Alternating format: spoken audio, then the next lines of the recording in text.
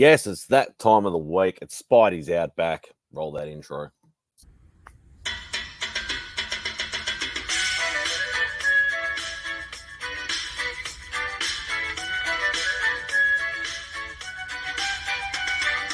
Say goodbye to Remy's place. Looking for my friends on a Saturday. Where's Fantastic Lady, Chip and Journey, Beckerman and Robbie Fatstacks? And they're like, don't you watch MadSpidey'S Outback? Where Lemmy shows up just like that. Live chat here with YouTubers. You better sub, bring a comic cover. Bow down, bitches. Gobble, gobble, whack, bitches. My best mate Lee Simon Sorrow. A Lee meme with some muscle. On here you better watch your language, or you won't get any of his Vegemite sandwich. Freaky Sid, I come from MadSpidey'S Outback. Talking comics and some smack. Welcome all to MadSpidey'S Outback. You better sub, bring a comic cover, yeah. So yes, it is that time of the weekend again. All on my lonesome, which is fine for the moment. I do know that Tony Commieverse is doing a celebration of his 300 subscriber giveaway. He is doing it, him and DVH, both 300 subscriber giveaway. So if you want to go win some free shit, go jump over there. That's fine. I will say a quick hello to the chat. It's pretty much Lascrucious getting in early as usual. Good morning, hooray, woohoo. Hello from New Mexico. I know he'll be over on Tony's thing. Hey, Mike. Hope you're doing well, mate. I will send Mike the link. Oh, there we go. What's going on, Papa? Hope you're doing well, mate. Just got to send out a link. I thought you'd be on trying to win free shit. On Tony Commieverse is doing a giveaway show for a 300 subscriber giveaway, so maybe have that in the background and just put your hashtags in. What time is it here? It is 11 a.m. on a Sunday. Yeah, 11 a.m. Well done. Yeah, there we go. Obviously, time change. Did that. Hang on, I'm just gonna send link to Mike just in case he's not busy. I thought you'd be doing the Band of Brothers auction, Popper. Or is that not until a little bit later? Yeah, where are we, Mike?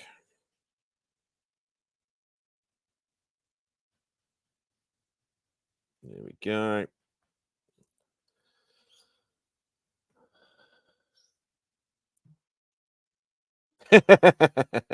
He's probably watching wrestling or something. Is there any wrestling on? Nah. Okay, well, he's got no excuse then. So, nah, it's all good. Okay, cool. No worries, Mike. I sent you the link, Mike, so got it on your IG.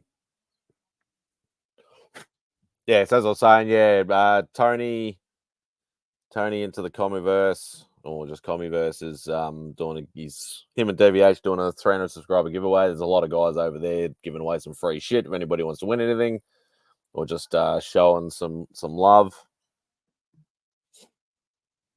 Nice one, Flo. Nice. That's right. You're in trouble with Papa if you're not on here in exactly 20 minutes from when you said you were going to be on here. So, yeah, obviously everybody's talking about bloody X-Men 97 at the moment. Talking about apparently there's some spec going on with some books involved in the X-Men 97 world, like Trial of Magneto, all that sort of stuff. There has been a link. Hey, Brother Joe. There has been a link or a link or whatever you want to call it into the actual episode listings. I noticed it was in one of the group chats. I had a quick look at that. Not much of a synopsis, but it gives you the titles of the episodes. So it's going to be interesting to see. I've watched the first 2 episodes.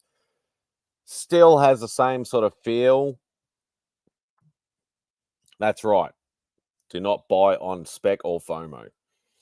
That's exactly right. Everybody has done it at some point, though. You've learned. If you learn your lesson, that's great. If you haven't learned your lesson, well, you buy what you do anyway. You do it. You're going to buy something on spec at some point. If you get it for a good deal, then good. If you don't, then lesson learned, hopefully. Flo, if you know me, you know I haven't read a book in a long, long time. I don't know whether Poppy is reading a lot of comics or stuff. He's probably too immersed in collecting pops and watching wrestling and sticking his finger up at CJ every moment he gets. And by the way, I'll do this in seeing Papa's here. Fuck you, CJ, for running a bloody Insomniac tonight. You fucking asshole. But no, yeah, it's all right. We can live with CJ. Hey, Rich. I know you're probably still on Tony's stream at the moment, but thank you for dropping in. But yeah, I enjoyed the first 2 episodes of X-Men 97. Obviously, no spoilers or anything like that, but still had some of the same feel. But obviously, people are a little bit worried about obviously, there's some different voice actors, some are the same. Obviously, it's been 20 years, 30 years, whatever, to between them two. My pop collection used to be top tier. Then I had a kid, and it happens. A lot of people have gotten in and out of the pop vinyl scene. I'm still collecting all the Spider-Man pops. I got dragged into the comic cover pops, so I get all the Marvel ones of the comic cover pops. That's still a rabbit hole in itself. My reading comics consists of only reading my Back to the Future comics. Hey, well, you're still reading. I haven't read a comic in a long time. No, Flo, I'm like literally, like no exaggeration. If I was to play catch up with my comic collection, it would take me probably 20 years to probably catch up because I've been in and out of comics like a lot of people do. Tried to get back to reading. Life gets in the way. It's very hard. But yeah, it's I've literally become a collector. I still love comics. I still love the art. I still look inside the books and things like that. Obviously, if I'm buying a bigger book, count the pages, check everything's there and all that sort of stuff. But reading them, unfortunately, I'm way too far behind. Reading Army of Darkness of Forever on this rainy day. Yeah, it's a little bit overcast here too, surprisingly enough. I'm actually good in the colder weather. I hate the hot weather. In Australia, you guys have Marvel Unlimited or DC Infinite. I don't know, to be perfectly honest. I'm assuming we might have access. I know there are some US-based sites that you cannot get into. Like, I know, for argument's sake, like I want to have a look at Shortboxed. I know that's for buying comics, not for reading comics, but you can't even get access to it. You can't even look at it. It's pretty much. I know UK can now, but you can't even get into it. Like, it won't even let me have a look at what the site looks like. It just literally says this is not available in your region. So, Jane, get your shit together. That's why I do a lot of my reading. Yeah, I know a lot of guys do the digital stuff. They'll try and keep their some old Hulk Hogan goodness there for the wrestling fans. No reason issue 2. I think you mean I'm reading. I was half tempted to pick up the Night Thrasher series, but I thought it's just another mini series, another lot of money that I don't really have. I know you're gonna hate me, Mike, but the covers look really cool though. Damn, those are where I read a lot of comic stuff and do my research for podcasts. Yeah, and that's the thing. I don't have a lot of time to do research for things. Like a lot of the stuff that I show on my channel tends to be stuff that I already have, I've bought. It's the stories behind what I bought, whether it be the art, the statues, so on and so forth. No,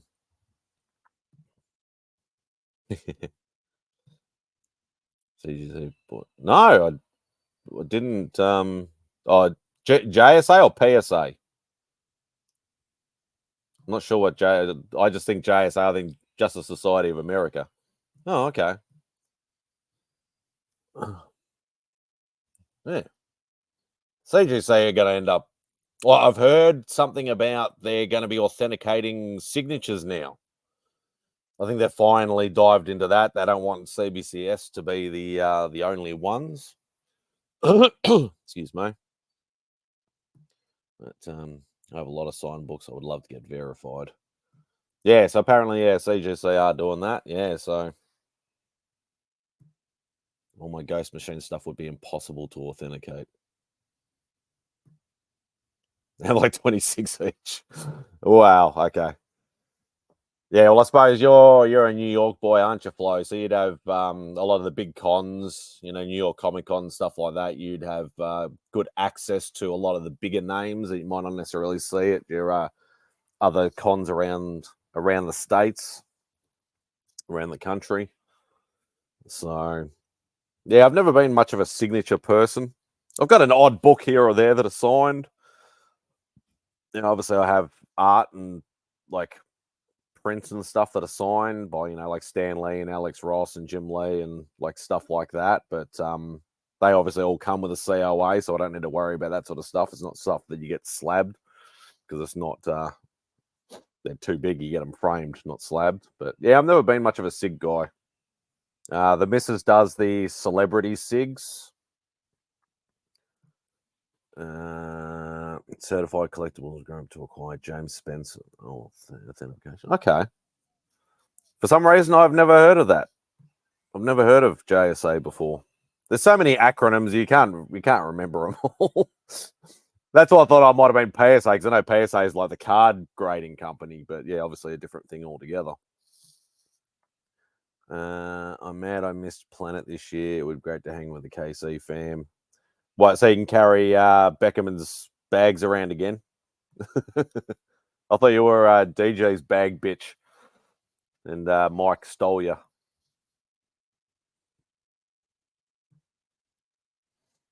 Yeah, that's what the JSA I was thinking about.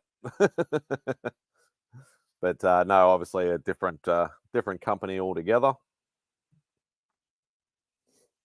Let's have a look. What's Papa put up here? He's chucked a link in the James Spence authentication follow. CG said to acquire JSA, the world leader in autograph authentication. Yeah, so that's on that line of I'm proudly DJ's bag bitch.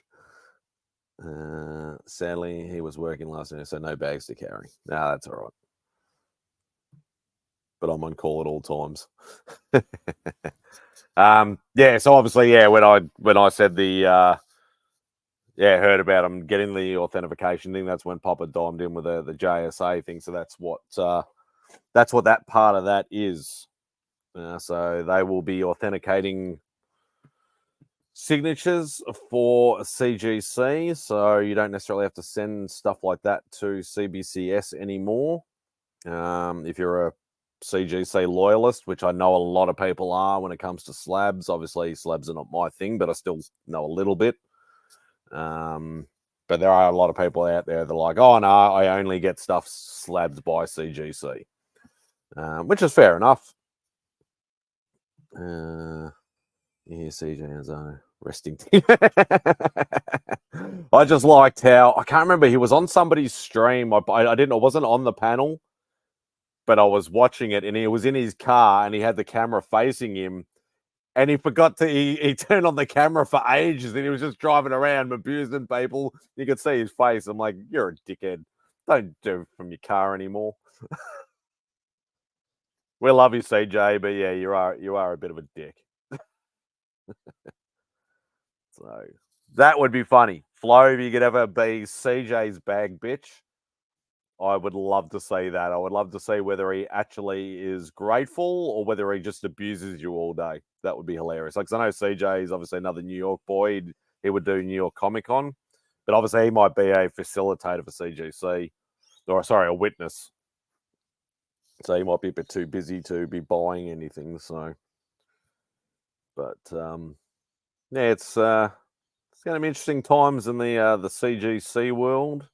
See how much business CBCS actually loses when it comes to signature stuff. Of course you can, Siko. You're always welcome, mate. It's in the Insomniac chat, mate. So I'm assuming you're still in the Insomniac chat. You can certainly jump on. You're always welcome. Funny enough, I have met CJ in person before I knew he went on YouTube. He approached DJ as I was working as his bag bitch. Oh, God.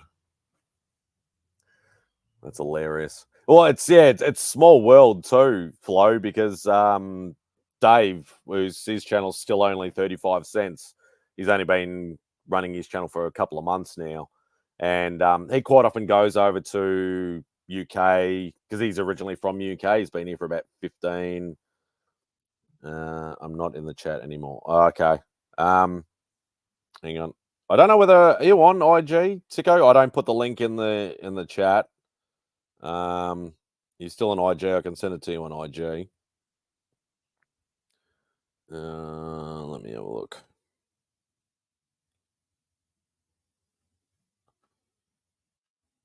Oh yeah, there you are. Cool. Message. Paste. All right. Check your IG, Siko.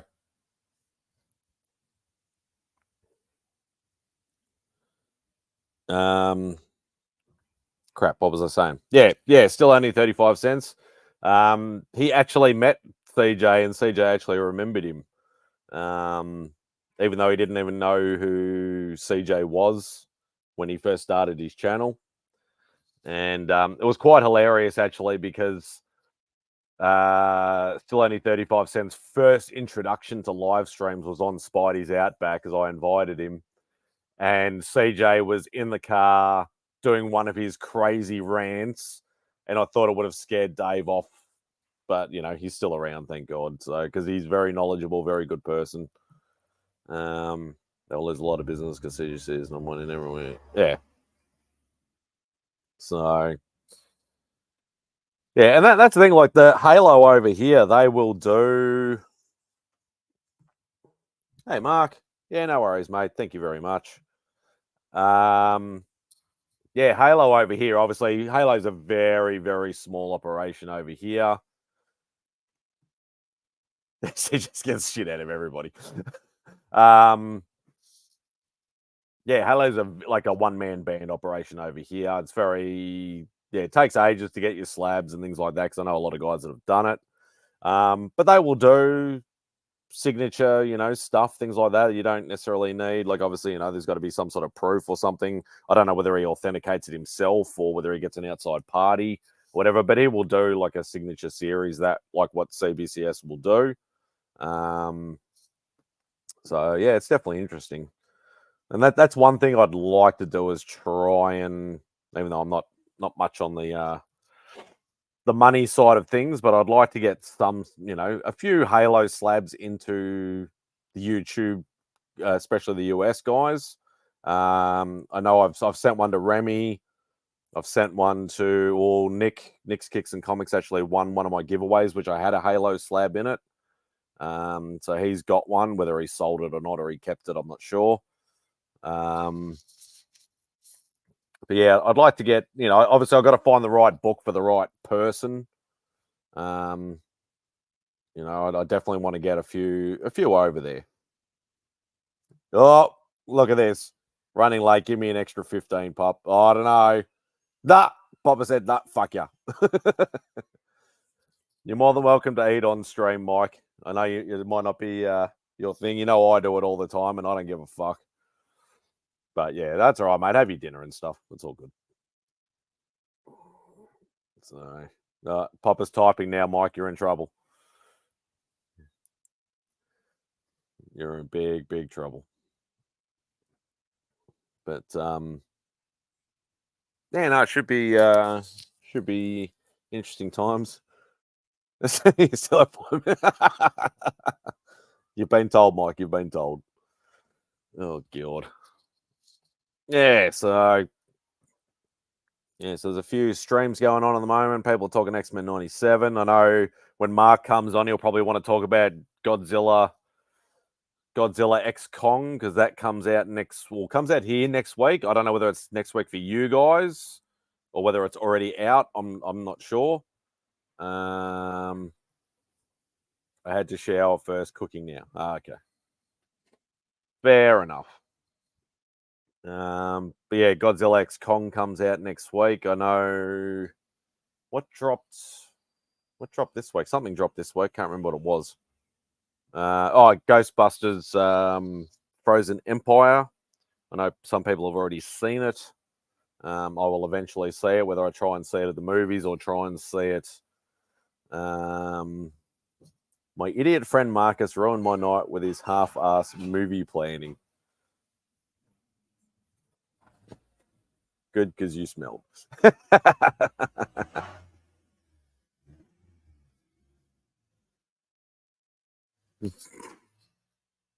I'll be interested to see Frozen Empire. I hope it's good. I really enjoyed Afterlife. That was awesome. Ghostbusters Afterlife was awesome. I did catch up a little bit on my shows and bits and pieces last night. So yeah, as I said, so X-Men 97. I'd always watch Hot Ones. I love watching Hot Ones. Gwyneth Paltrow was on that. That was a good episode as well. And I watched Roadhouse, the new Roadhouse with Jake Gyllenhaal. It's on Amazon Prime. I actually really enjoyed it. Obviously, storyline was loosely based on the same sort of principle as the original Swayze Roadhouse. A little bit different. Is that you, Timmy? Tank 10. That's got to be Timmy. If it's you, Tank, hope you're doing well, mate. No, there was not Popper. Yeah, I know. It sucks. Yeah, because the blonde one in the original one had some nice ones. But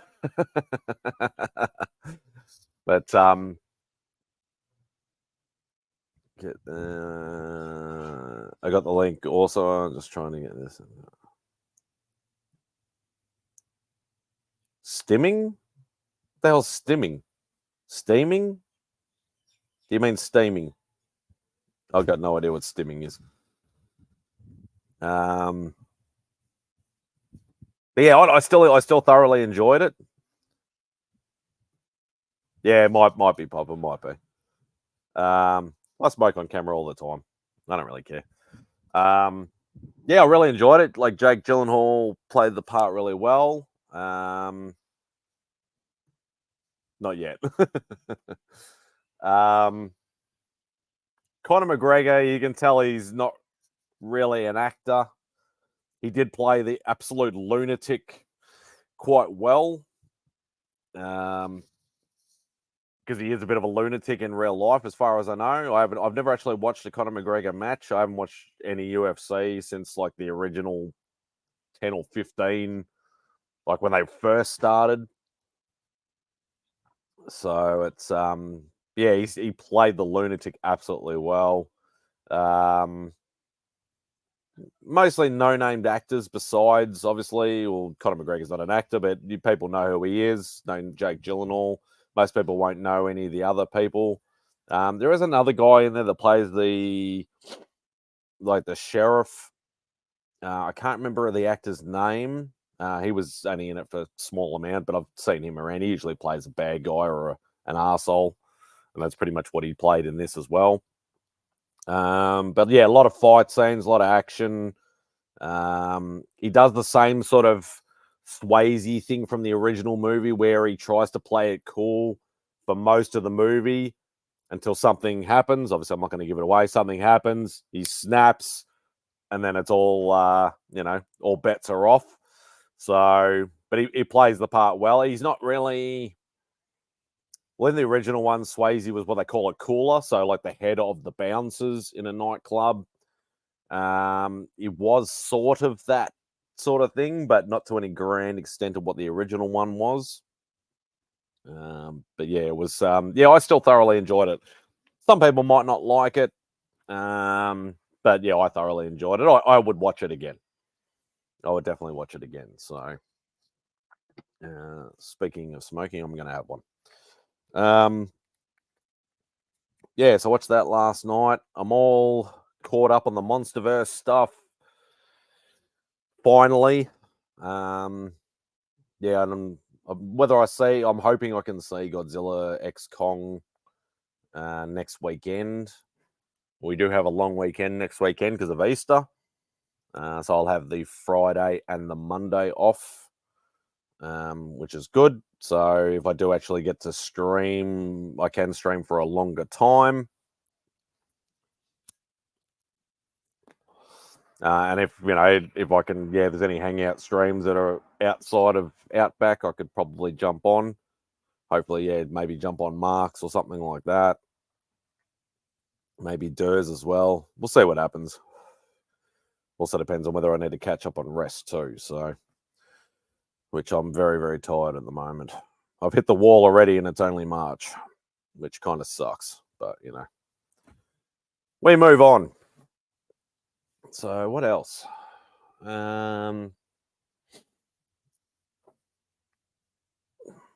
What else? Just trying to think of what else is going on. I'm sort of lost now. I blew my load early and I just talked about everything and anything straight up, and then I've run out of things already. So, but there are as I said, Tony's probably still going into the Comiverse giveaway show. I know Band of Brothers auction will be happening on Blake's channel. I'm pretty sure Whodat's going to be on there. I can't remember whether you said you were going to be on there, Popper.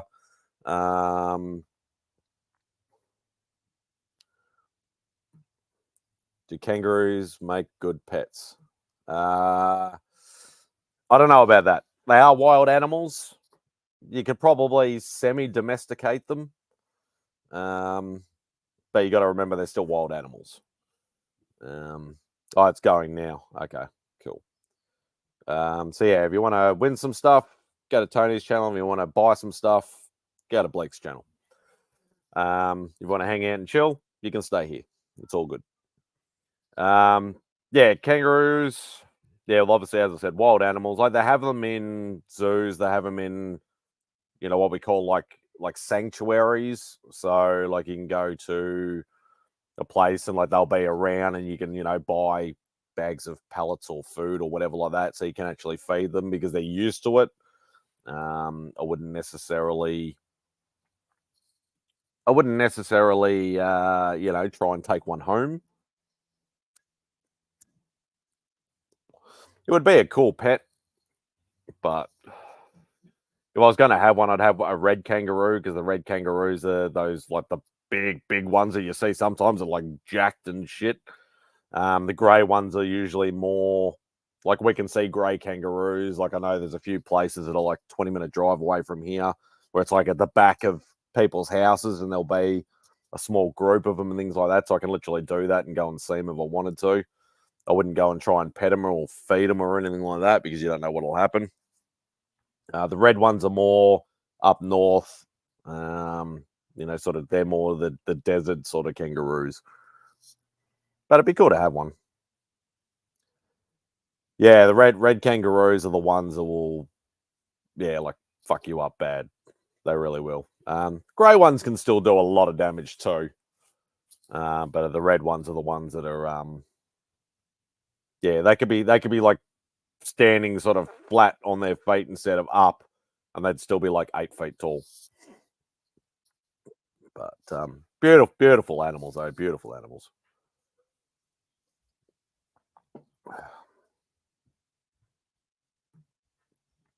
What wild animals do you get around? Not much, Papa. Unfortunately, it's like you can see an odd thing here and there, but it's nothing special though, because I'm in the suburbs, so you don't get much. Like everybody's like, oh, you're gonna see kangaroos, going down your street. You're gonna have koalas in your trees. You're gonna have snakes and spiders and all this. That's all bullshit. You'll see an odd kangaroo in the suburbs. Might have just got lost from the pack from out the back of the bush sort of thing. You might see one. You won't see koalas. Koalas are always further out. Snakes. I have never seen a snake I've been in the same house for 35, 36 years. Never seen a snake. Seen quite a few lizards, mostly little tiny skinks and geckos and stuff. Seen an odd blue tongue lizard, and they're pretty decent size, but as long as you don't let them bite you, you can pick them up and play with them or whatever, which I've done before. But yeah, it's not as dangerous as everybody thinks it is. So kangaroos are like deer or elk here in the States. Yeah, more out in the sort of the woodland areas and things like that. Yeah, huntsmen's are very, very common. They bite you. It'll be a little pain, but there's no venom or poison involved. They can get pretty big, so they can get as big as my hand. But yeah, literally most of the time they'll just run off when you try and catch them or kill them. They look scary, but they're not really going to do much. So that's probably about the only thing you see commonly is huntsman spiders. So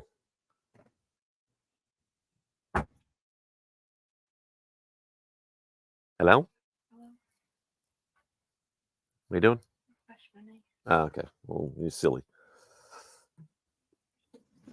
Yeah, lot of spiders, Papa, but most of the deadly ones, you don't really see them as much. Like there's the two main deadliest spiders we have here in Australia is the redback and the funnel web. The redbacks I've seen in suburban thing, but you don't see them very often.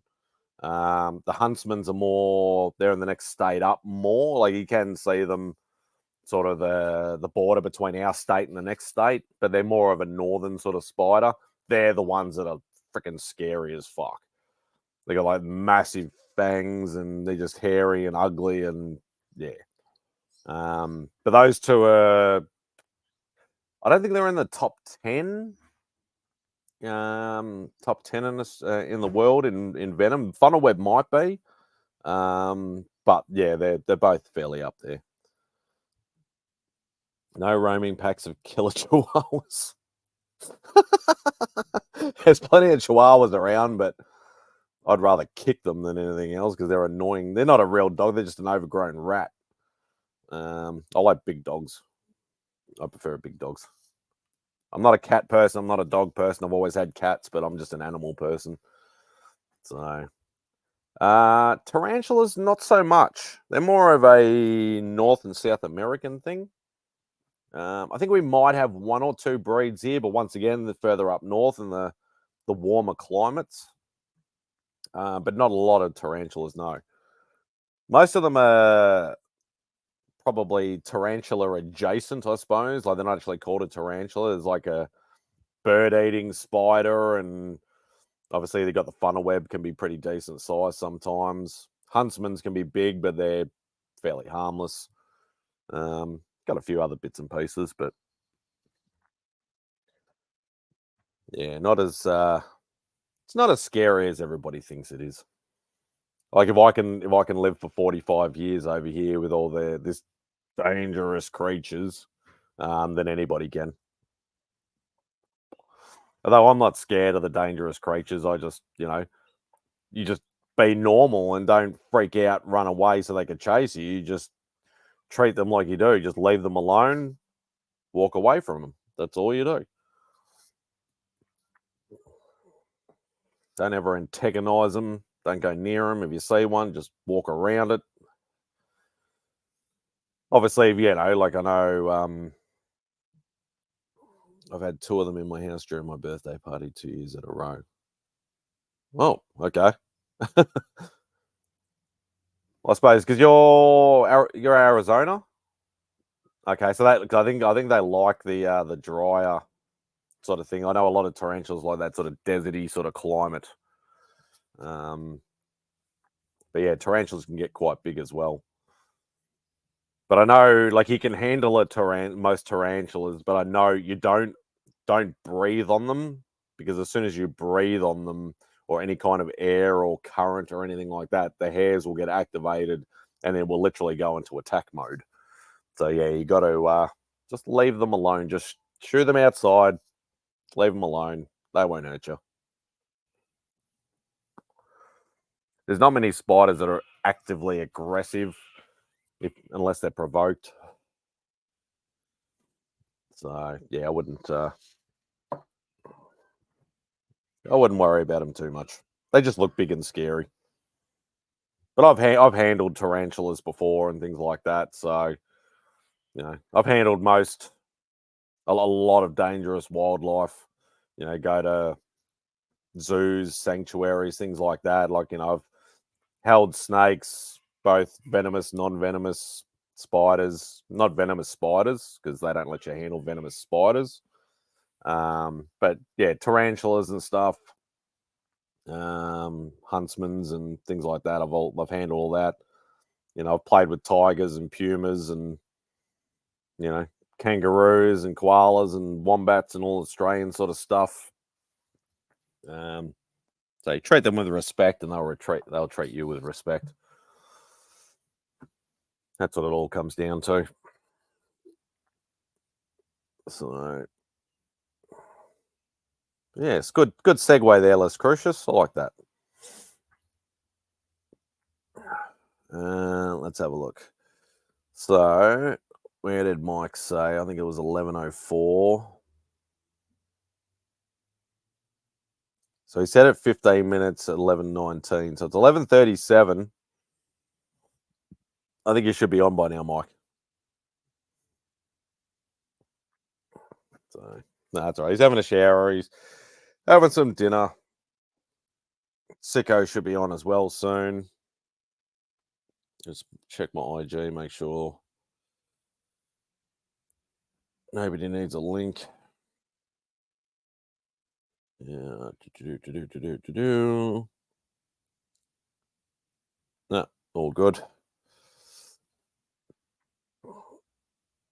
So yes, we all know whether Biggie pops on or not. We don't. Biggie doesn't need to pop on and do his weekly 181 update, because he now has his 181, which is fantastic. Big shout out to Biggie. Congrats on getting that 181, mate. Hopefully I can get my 181. It's, I don't know, if hell freezes over. It's a book that I'm trying to. I'd love to get the 180 like Popper's got, and the 181 like Biggie's got. 3 books. That's it. 3 books is all I need, Les Crucius. That's for the entire. I did my collecting goals for this year video, and people kept saying, "Oh, you're only 3 books off." I'm Mike. I only need 3 books off all volumes, Les Crucius, not just volume 1, but all volumes. So all I need is number 1, number 3, and number 4. So 3 ginormous books to try and get, which, yeah, maybe one day. Hey, Pops. Hope you're doing well, mate. And Sicko, what is going on? You've been the YouTubes for a little while? Yeah, I took a break. Yeah. Yeah, you need to do that occasionally. Definitely need to do it. It was a good time. What did you guys get up to? in the time you've been away? Mm-hmm. No, just the usual shenanigans. Just, YouTube, work, life, crap. Just the usual stuff. So, sorry, I'm just replying to Rob. Rob's not jumping on today. He's got his anniversary. So it's good to see he's actually taking some time off to spend with Mary. So I hope you enjoy it, mate. I was afraid of spiders until I saw arachnophobia, and then I was cured. I would have thought it'd be the other way around, Pops. I saw arachnophobia when it first came out on the movies. And like I'm not scared of spiders. But like through the movie I was like, oh, get a bit of an itch. Oh, I'm just like this because actually, I saw shit that came out when I was a kid. What's up, Durs? Spiders scare the shit out of me. Absolutely terrifying. You got a bit of arachnophobia as well. Yeah. Like it's a healthy fear to have. A lot of people have it. Like not necessarily debilitating, like, you go into a ball and sort of like that sort of arachnophobia, but most people have a healthy fear of spiders. Not spiders around here. I mean, they make my skin crawl, and how they move. The smaller ones, you're just, there's a couple species that just scare the crap out of me, and I want nothing to do with them. I don't want to see them. I'm not interested. They could all just die, and unless you had like a really scientific reason as to why we should keep them around. But tarantulas always kind of interested me. That I am scared of them, but I think like I've been conditioned enough through like National Geographic YouTube stuff is that like, I'd be interested in facing my fear holding a lovely tarantula that's been in many other hands. What I'm not, yeah, just, let's make this quick. I'm in, I'm out. I'm satisfied. I've done my dash.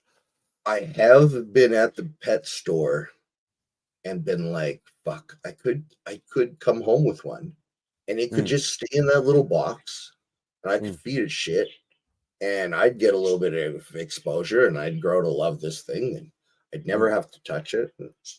Camel spiders, no, just no. Yeah, we don't get camel spiders over here. They're more of a America's thing. If I see one of those, I'm leaving. Like, I don't want to be in eyesight of a creature that resembles something that would like invade us from another planet. It's called a camel spider, bro. Look at the size. I'm not a camel. We got to go. And I was hiking with a buddy, and there were all the I live in Canada, and there's all these signs.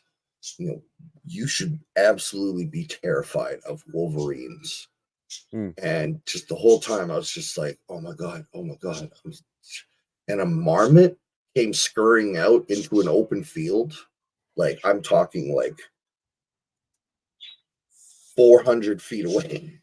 And I saw it, and I was like, no, I'm done. And I started running back to the car. And my buddy was just like, bro, it's a marmot. Because wolverines aren't even really that like physically big, are they? They just, they just can be ferocious and quite intimidating. They're only about like 2 or 3 feet tall at the most. Yeah, I thought they're like, like ankle biter, chihuahua things that are gonna like, piranhas are scary. They're tiny too. How big is a wolverine? But yeah, I did run away from a marmot that was running in an open field from about 400 feet away. Oh yeah, so yeah, it's only about like what does it say? 26 to 41 inches. I'm assuming that's probably length. excluding the bushy tail. Oh, yeah. So they're not overly big. They're just ferocious looking with the teeth and shit. And yeah, so they could probably take your couple of toes off or your foot off or something. But I had never actually seen one other than like wait, the wind in the willows. What are those things? I wouldn't think you'd get Yeah, too many spiders in the colder weather, though. I know a lot of spiders like the rainy weather, but not necessarily the cold. So I don't know whether you'd see much spiders up where you are. no, we like you see a daddy long legs or Oh god, honey badgers are more badass, but wolverines get the rep. Okay. yeah, they oh, I did so. There we go. What do we get up here? Like, I don't know. We were always told as kids that there's this rumor that there might or might not be what do you call them? Black widow spiders. And if Okay. you ever got bit by a black widow spider, that you just up and die. But I've never seen a black widow spider. Yeah. Wolf spiders, plenty. And they're just hairy motherfuckers that lose. Oh, excuse me.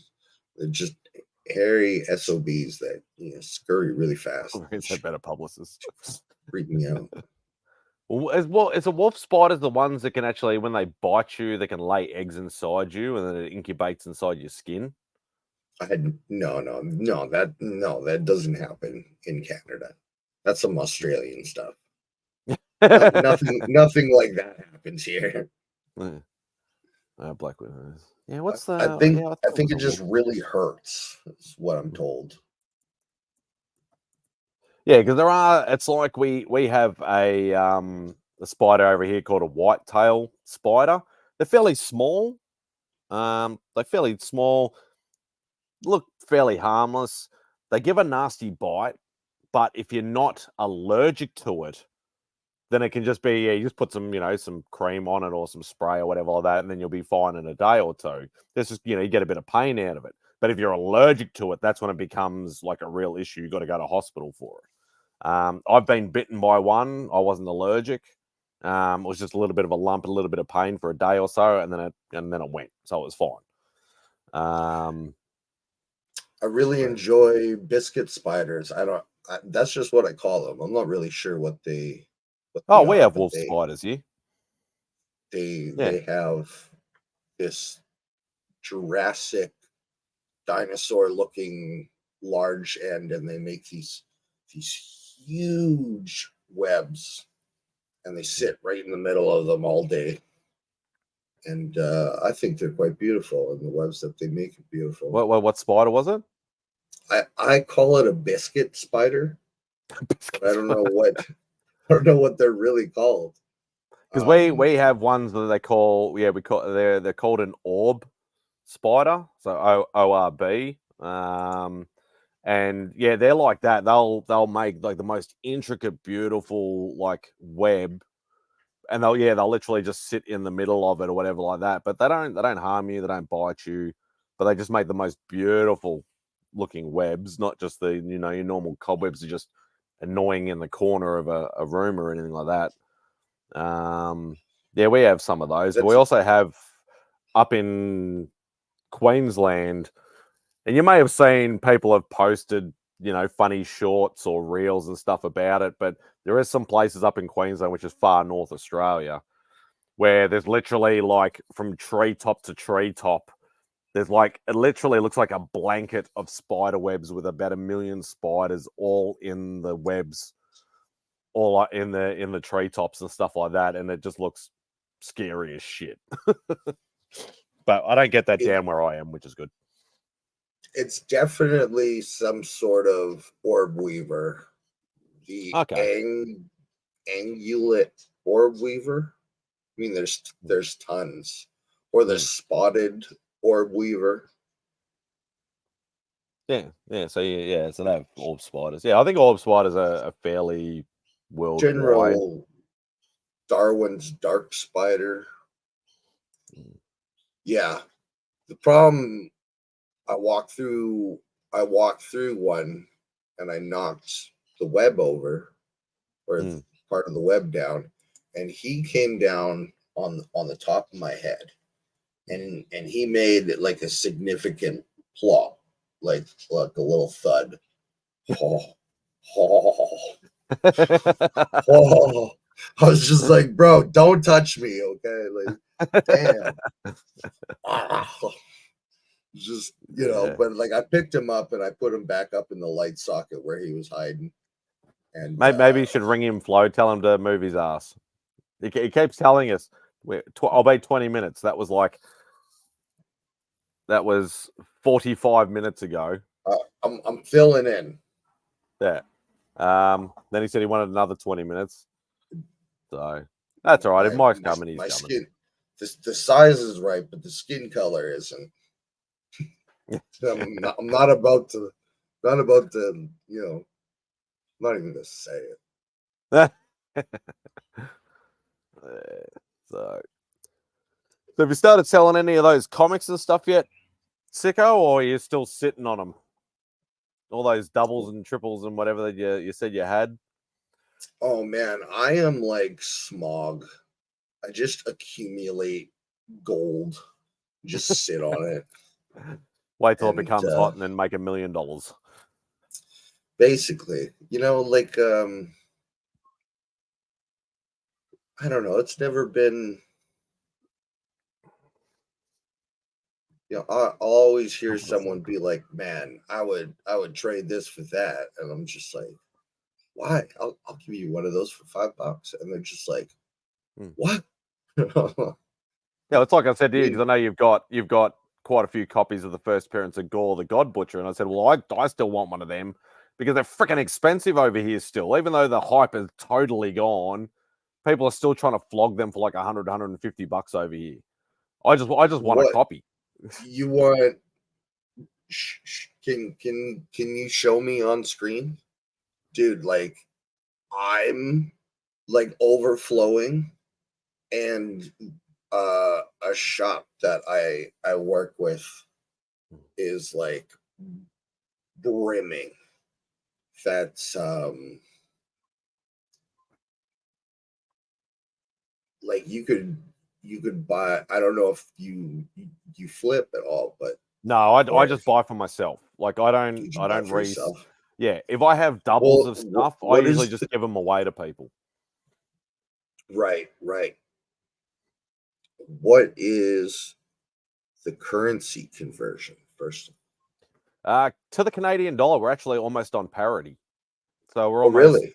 Yeah, at US dollar it sucks, but Canadian dollar is actually quite good. It's like I think you guys it might be like 94 cents or 95 cents or something like that. So if I like buy a $10 comic, it might cost me $11. So it's actually quite good. Okay.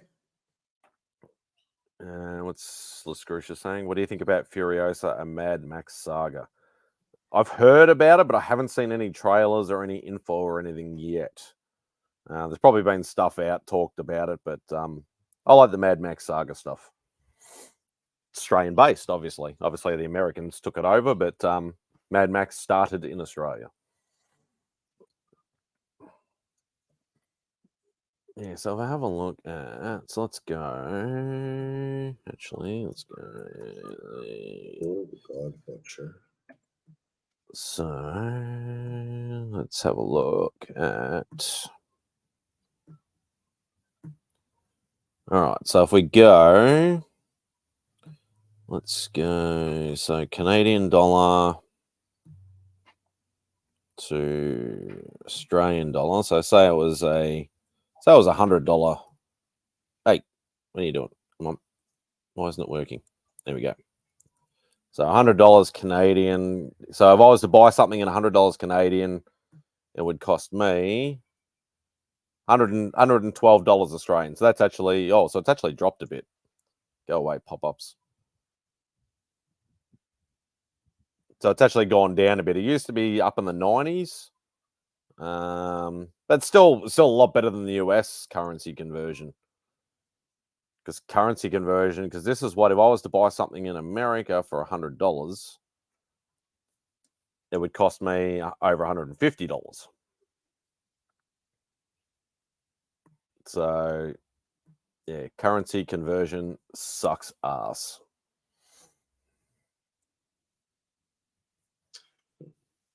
What's the other guy's name? No. Oh, that'd be, what's that, Venom 3, I think? Oh, no.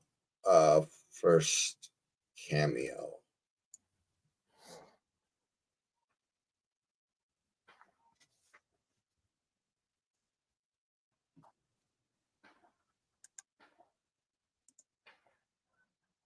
I think it's Venom 3. Well, Venom 3, I think, might be first full appearance.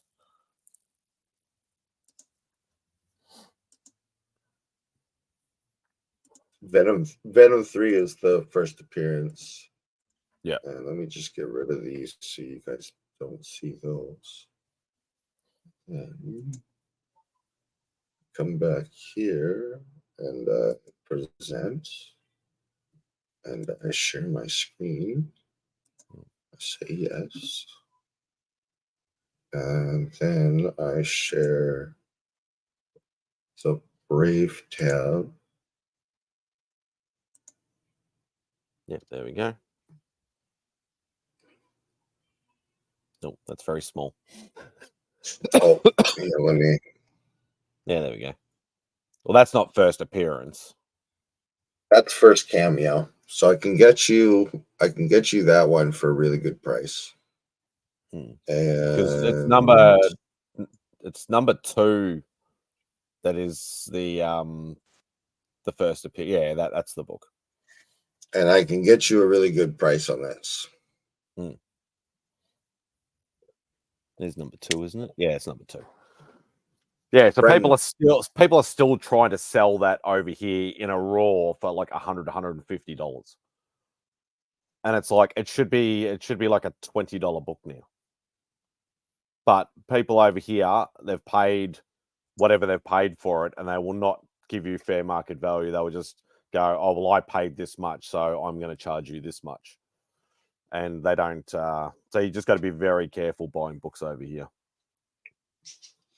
If the value of our that's currency the keeps case, dropping, we will have to pay you to take stuff.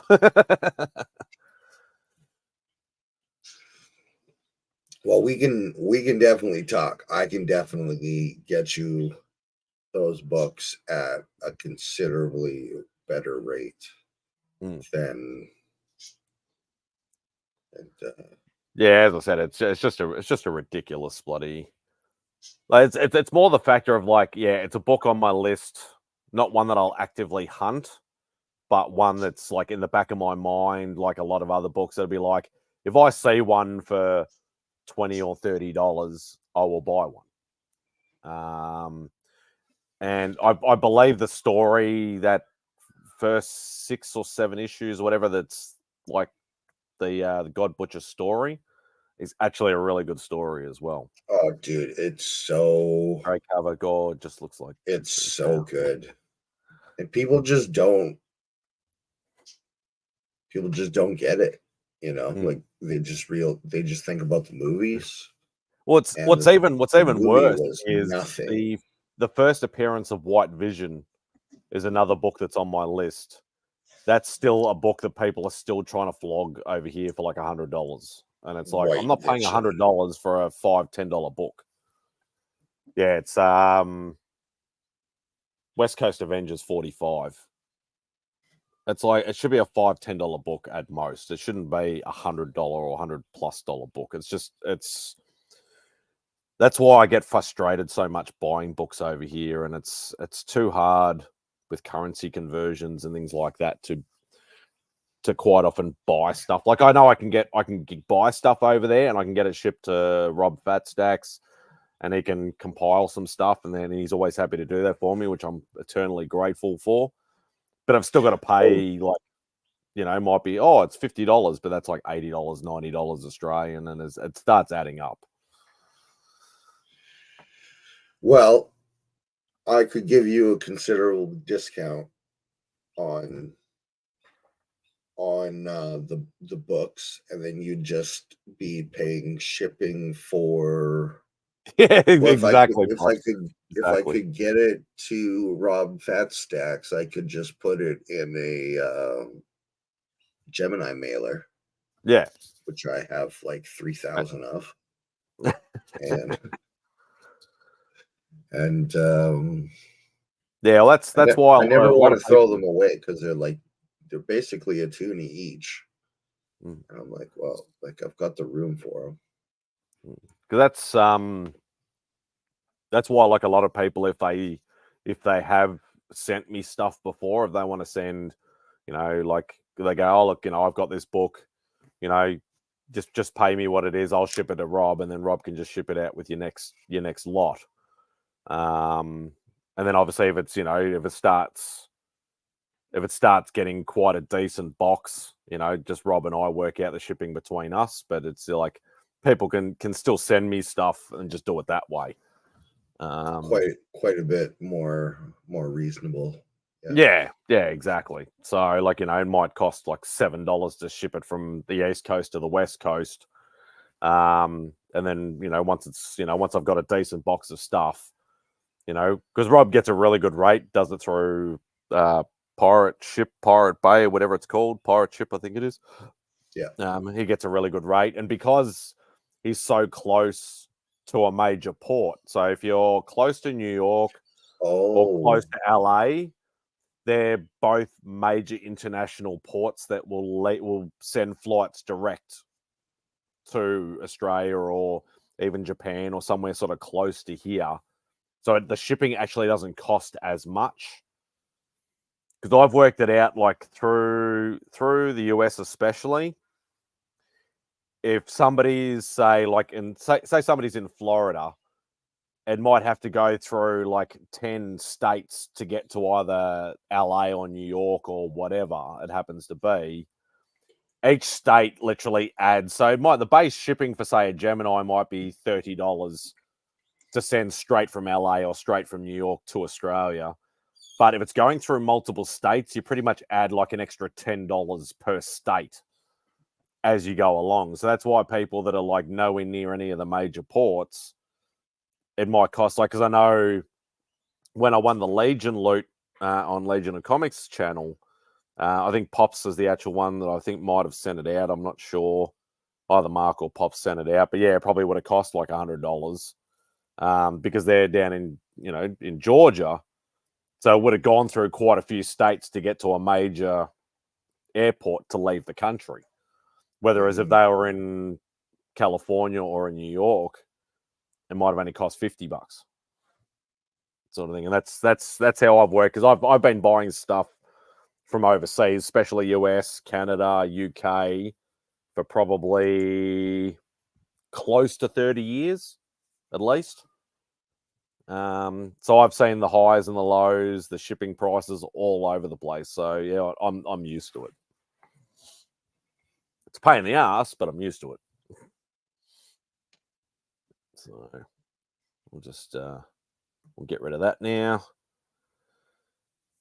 Yeah, like definitely to go, because like, how much would it cost to send from? Do you reckon from Canada to? I think it's about $30. I think a Gemini, $20 or $30. I think from Canada to the US. A Gemini, I've sent bigger for like 20, 25. Oh, okay. So it might not be too bad. Like I've sent slabs for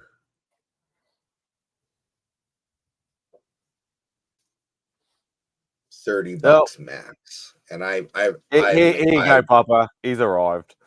That right when I said I'd be here.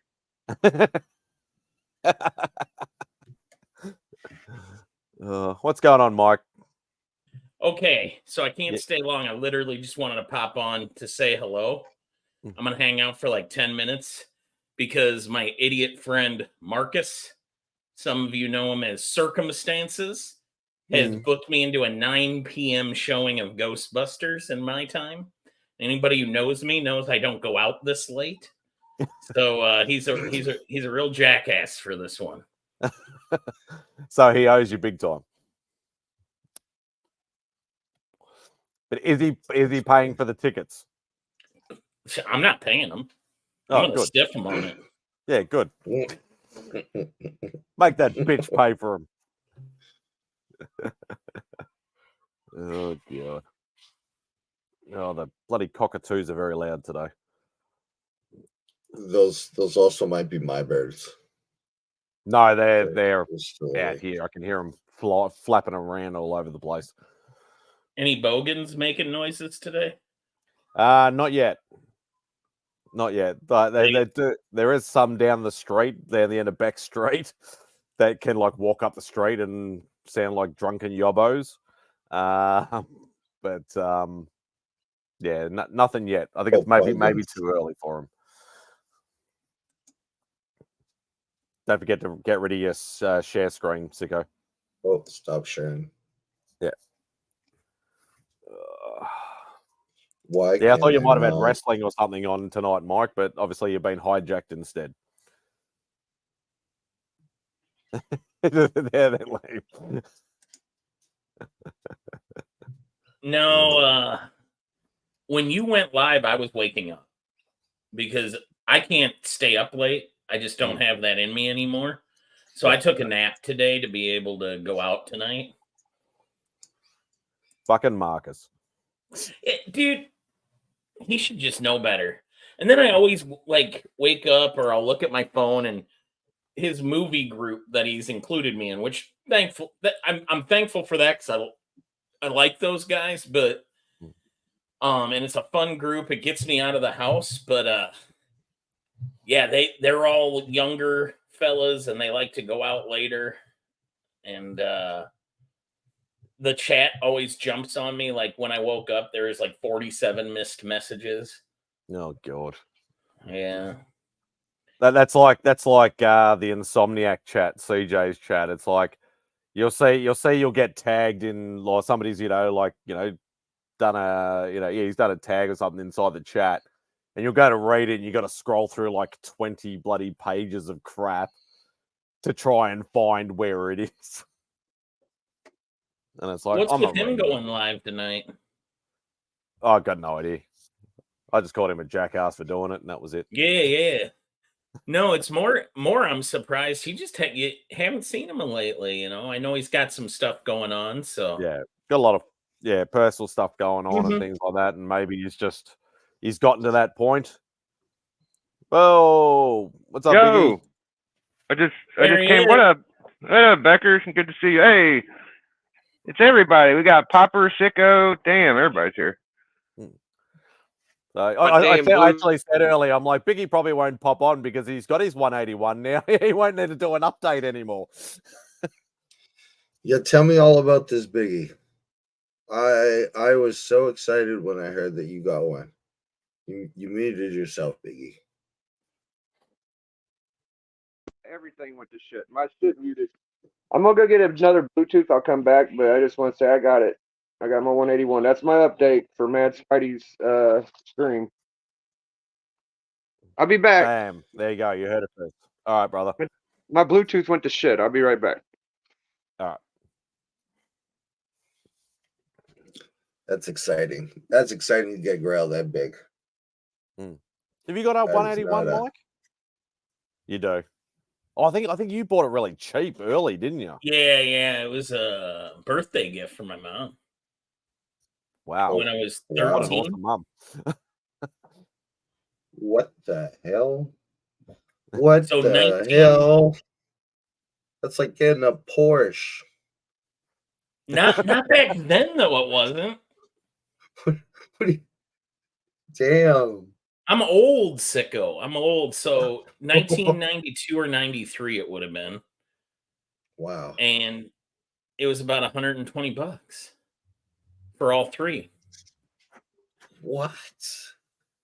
Damn. Yeah, I suppose that's like when you look at those old what was the old Overstreet guides and stuff like that from like the 90s and stuff like that. You're like, oh, I could have bought an AF-15 for like $200 and and shit like that. And you look at it and just go, I'm more horrified how many times I ate pizza and read it. But you still have one. Oh my god! I have one, yes. Yep. A prized possession. There we go. I thought your FF5 would be your prized possession. No, because my mom gave me that book and took me to Disney World, and that was like a really big deal. That was like probably one of the fondest birthdays I ever had. Yeah, so there's Hell a story, a memory attached to it. She took makes like it a week better. off work. She took me to my favorite comic shop. Then we like hopped a plane. Might have been the first time I was ever on a plane. Damn, no wonder you're such a good kid. Your mom did a bang up job. A week off work, Walt Disney World. Holy crap. Yeah, it took me out of school. It was a very special birthday, and it was kind of a celebration for her because she had moved up the ladder at work to where she was up till that point. I never saw my mom, like she was a single mom working in a very professional field with long hours. She was an assistant county attorney that worked her way up. Wow. And single mom. So like it wasn't during the work week, I would see her for a few minutes in the morning while I was leaving for school. And then if I was lucky, she was home by 6 p.m., I had a pretty good later. So yeah, I was used to microwaving my own dinner and be back in a minute. Got to grab a drink. I had a pretty good Christmas once. I got a Shaq autographed basketball, but no Disney World or none of that stuff. Did have like the PlayStations when they came out. That was pretty cool. Do you see Pop showing you his Hogan figure? No. Hogan. I've learned to ignore Pop through the years. Oh, okay. What is that? Damn, that must be like an elite figure or something. I don't know what that is. It's really good. I gotta get some more Hogan figures. Is that an old one from the 90s, Papa? No, that's a new one. Or is that a new open one? Oh, yeah. Good. Check out my Hot Wings. Boom, bitch. What? Yeah, that's a nice one. It looks like the 3-pack that just came out, maybe. You got the other 2 that came with it, maybe? Am I tripping? No. No. Yeah, they got like just the Hogan. Okay. They got one with like Hogan, NWO Hogan, and then the new like last WWE Hogan. Damn, 180 and Disney World. Shit, Mother of the Year, man. Holy shit. She indulged me. Really did. Only child. My sister used to get spoiled like that. I was always the happy-go-lucky sibling, but my sister was like, I want everything now, and I was just like, whatever. I didn't want to worry about it. She was a little younger. We had a little more money when we got older, so whatever.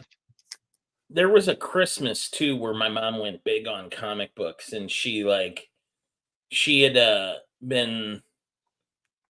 that birthday book thing, so she got me like all my favorite titles the month I was born. Damn, man. I never did get the help like that. Another one where I was like, this is really cool. So like, and for the coup de grace, she got me that might have been the year before or that year. She got me every Incredible Hulk that came out in 1979. The year 79 was a good year. And then she got all my other, so like my favorite titles back then that weren't New Warriors, obviously, were like Thor and you okay, baby? I know she would have gotten X-Men. She would have gotten I can't remember, but I remember the Avengers. It was an Avengers book. It's a pity you didn't have hindsight, and a lot of people go through this. Didn't have hindsight back in there. Maybe grabbed an FF1 when it was like nice and cheap. Yeah, and she would have had the budget to afford it, Yeah, and now you're like, I can't afford 20 grand for a 0.5. No.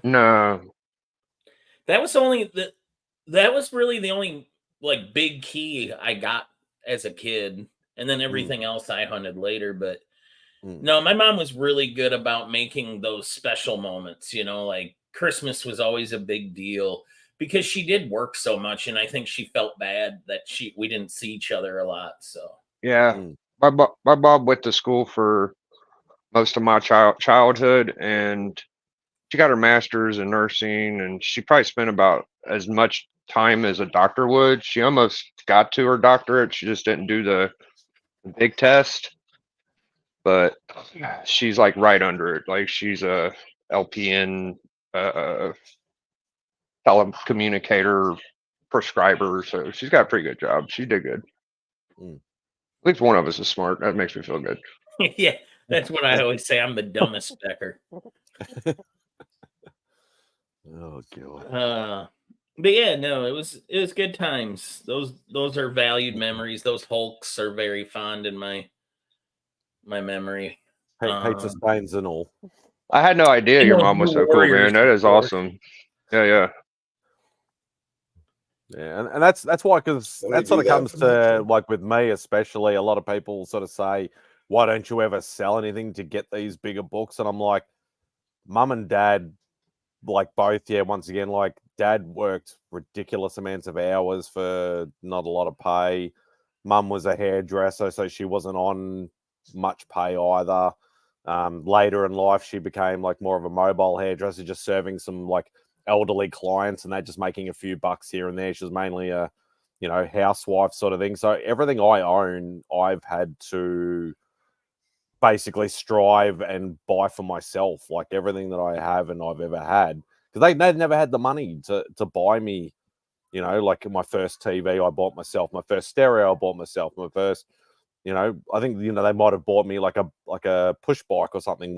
Yeah. The 90s was different, man. Yeah, that was a big thing, to get one of those for Christmas. They would have had to save like the whole year just to sort of get me a decent push bike sort of thing. So as soon as I started working, I just started buying my own stuff. So, and that's part of the reason why, like, I see that as the journey of me going on, earning a couple of dollars and buying a comic or buying, a TV for the first time or stuff like that.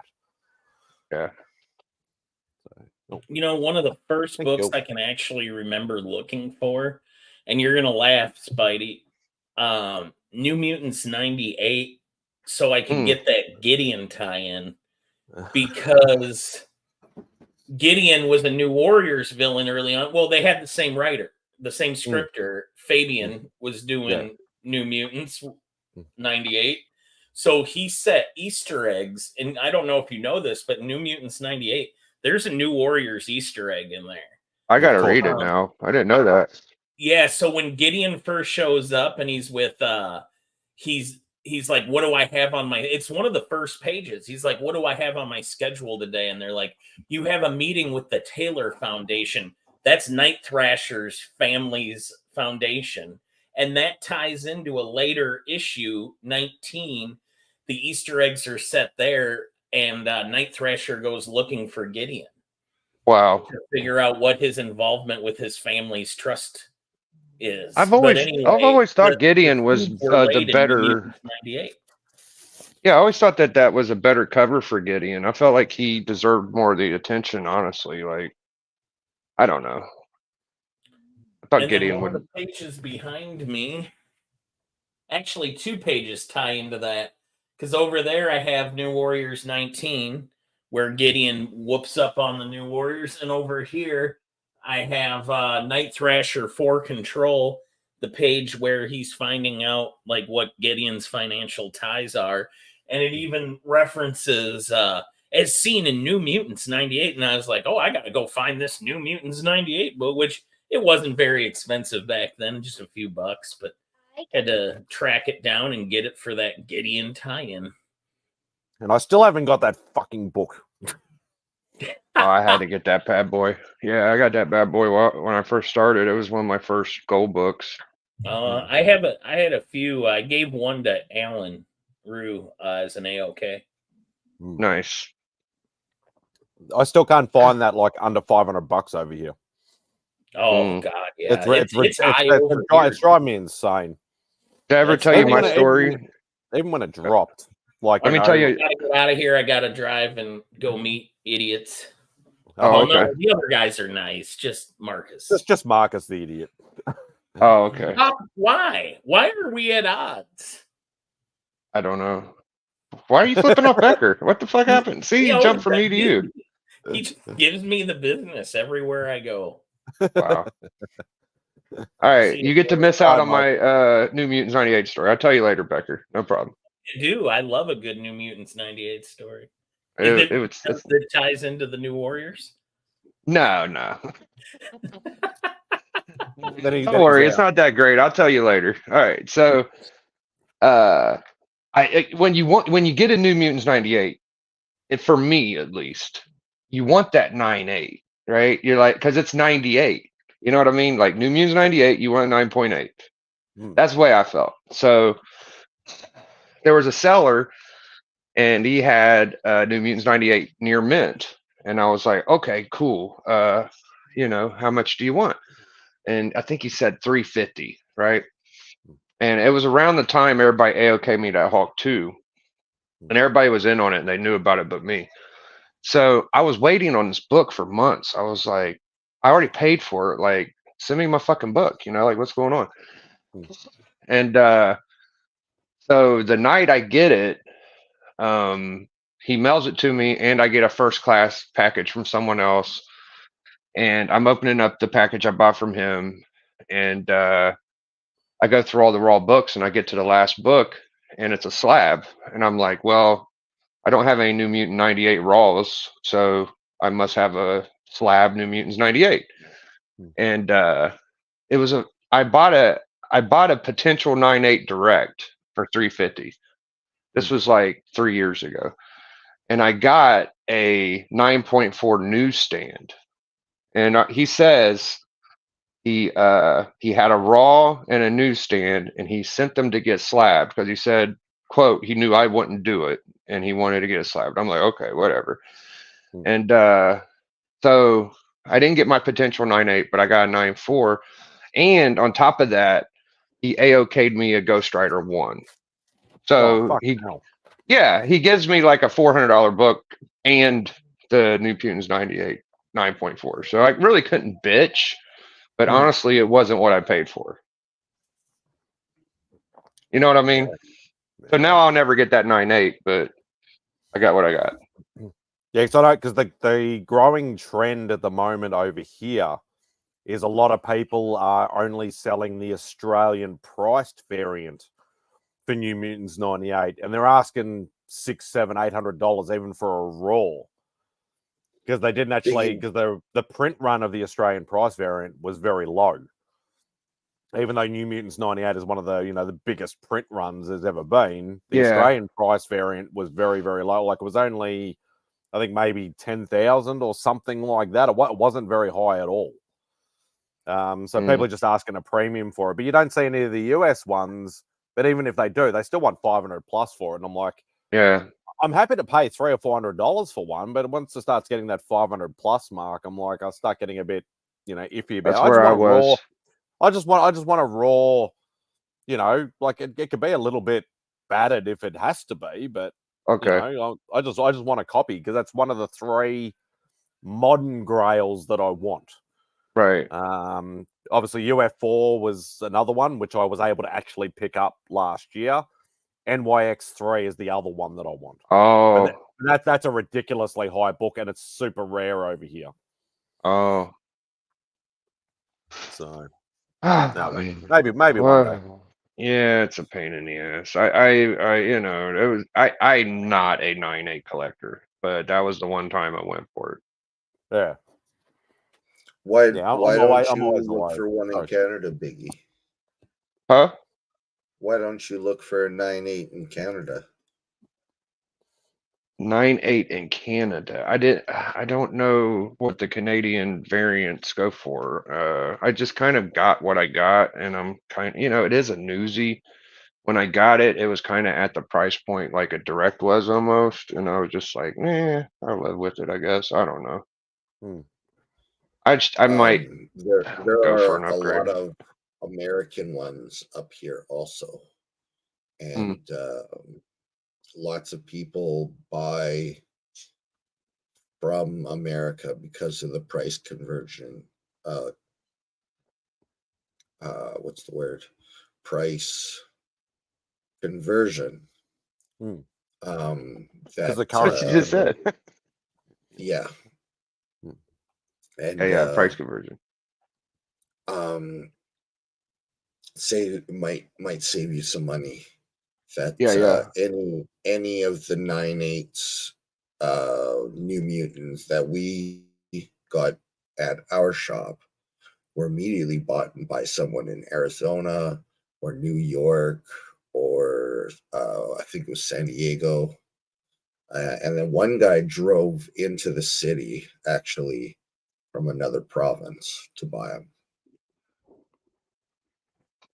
Yeah, I saw Dope did a stream or a little clip, and he went to some place to buy books, and there was a Hulk 181. It said something about the stamp. I don't know if it said it had it or it didn't, but it was $1,400. You know, to get that without tax would be nice. I don't know if the LCS there would have done it without tax, but you could even like in front of you talk them down. But it would have been nice if I'd known about that book. I didn't. You know, maybe Dope could have sent it to me if I sent him the money, but. I got what I got. It was pretty cheap. It was like $1,200 for the book I got. So I'm pretty much think, out of the hunting. I think the newsstand Deadpool, I think honestly is I see the 9/8 reasoning, and I never thought about that before. And now I want a 9.8. Yeah. Also. You know, I don't give a shit what grade it is. I don't care if it's direct or newsstand. I just want the book for the book. I've always been interested in the newsstands because they do have that, you know, they were bought off the newsstand, you know, so a little bit more historic, especially in the comic book world, you know, yeah, but you're paying for it extra too. So I just don't see the point buying a newsstand if you're paying a couple $100 more just because it's got a freaking barcode on it. Yeah, I mean it's kind of nice now that I have it, but I wasn't trying to pay for that. I was trying to just get the direct and hope it was meant, you know. But yeah, sometimes the cards you get dealt or what you get dealt, you know. It was better than nothing. Hey, I would have taken the taken the lower grade and a Ghost Rider 1 for that price and fucking care about the newsstand. I wouldn't give a shit. What I would have done if I would have had the option, I might have took I'm such a Deadpool mark, dude. Like I might have just said, I want the book I paid for. You know, I'll get the Ghost Rider. Like, but I'm weird, you know. No, people like what they like. Yeah, it's a little unsettling that poor Biggie paid for something that he was seeking and did not receive. That's it's a little annoying. I mean, does that taint it for you a little bit? It doesn't make it great. I mean, the theoretically, I can't say it. The Ghost Rider kind of made up for the 9/4 to 9/8, you know, kind of, but. I don't know. I'm a Deadpool fan, so I wanted a perfect copy. So it maybe one day I'll get a perfect copy. Yeah. But is there any 9/9s or 10s of that book? I think so. I think there is. Maybe a 9/9. I don't think there'd be a 10 at that sort of age. There might be, but I don't know. I wouldn't think so. I think there's 10s about everything now that they started doing it. I saw a Punisher. That was a 10, I think. 129. Are you opposed to having 2? No, not really. I'm quite happy with I'm not really a high grade collector. I'm pretty happy with the 9/4, but if I got a deal on another Raw under, see, I'm kind of like Spidey. I got kind of a price point on it. About $400, I would go. In your fandom list, is he top 5? Oh, dude, I've gotten every solo series Deadpool since I started collecting, like every issue, and Gwenpool. I don't have all of the runoffs or whatever you call them, but every time Deadpool has a comic, I buy it. Okay. So he's number 1 favorite modern character. Maybe he's not my favorite ever, like Superman and Captain America. and then maybe Hulk, and then I don't know. Deadpool and Hulk's really close, but Cap and Superman are usually the two guys I say are my favorite. Oh, so you got the Hulk more for the Hulk and Wolverine. So many Yeah. get it People just because they're a Wolverine fan. Right. People think that the Hulk 181 is like an X-Men book. I think of it as a Hulk book. I don't think of it as just an X-Men thing. I feel like it's very important Hulk book. And I do collect very good Hulk books. Like I got a Hulk 2. Now I got a Hulk 181. I feel like besides Hulk 1, those are top 3 or 4 Hulk books, so That's even more exciting to see like a true Hulk fan get a Hulk 181. Yeah. I mean, it's a big book for the Hulk volume. Like I don't even know. It might be the second biggest or third. Oh, an ASM3. Yeah, I love that book too. It's always going to be a top 5 experience in your whole life. I'm pretty sure getting the Hulk 181 in your collecting experience. Yeah. Unless you're like a millionaire, then you'll have many other adventures. You're a big Biggie. Venom guy. Hey, Bob, what's up, man? Hey, man, I hate to make you go through all that, but I just had to hear what happened. I mean, I got that. Was it a New Mutants 98 and somebody lied to you on the grade? Yeah, well, you remember first edition, bro. Yeah, Paul, right? Was his name, I think? Yeah, Paul. I paid for a direct near mint New Mutants 98. I gave him like $350. Yeah. And it was around the time everybody sent me that Hulk 2, and he kind of bundled it in with the day or whatever, and sent me some books, and I went to open them, and I got a 9.4 slab newsstand instead of the book I thought I was getting, and he AOK'd me a Ghost Rider 1, but I was kind of wanting that, potential 9.8 direct. So did he? I mean, did this just happen now? No, hell no. This was like 3 years ago. Okay, I know he's still out there, so I didn't know if he was kind of resurfacing or anything. So I saw you picked up that 181, man. That's boss. I love it. Oh, congrats. Thanks, man. You're a big 181 guy, and I know you're a big Wolverine fan. And, yeah, my son's a big Deadpool fan, so having those two, it's a really good 2 books. Like they go well together, I think. And like you said, having a Hulk 1 would be awesome, but having a Hulk 2 is pretty good too. And you got first Green Hulk, so that's pretty. I think that's a nice. I don't know. I guess I'm partial addition to the Hulk.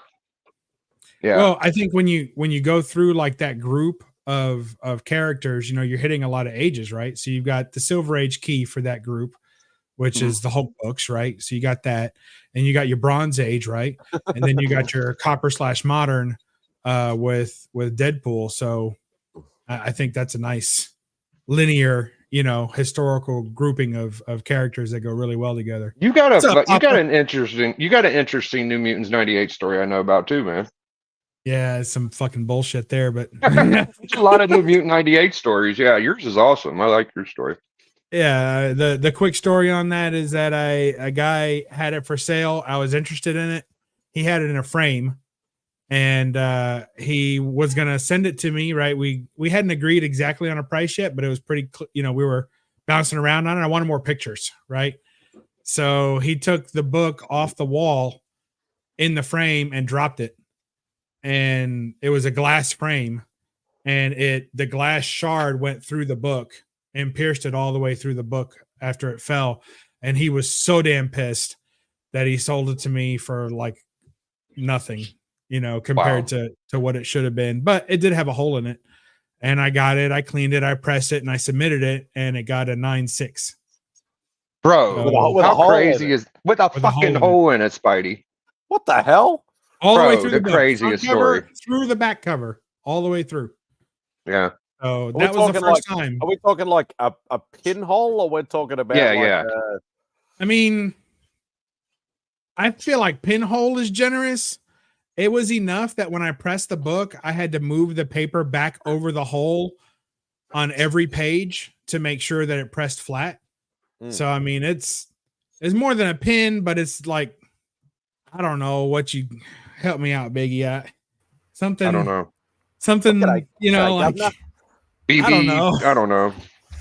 Evening, bigger, gents. not as wide as a pencil, but probably as thick as a pencil. Does that make sense? I don't know. It's round, so it's a pencil still, wide or thick, even for a pinhole straight through the book and get a 9.6. I mean, I'll that's show you. 9.6, bro. You can barely see it in the slab, but I'm telling you, when it was raw, you could definitely see it. That's pretty fucked.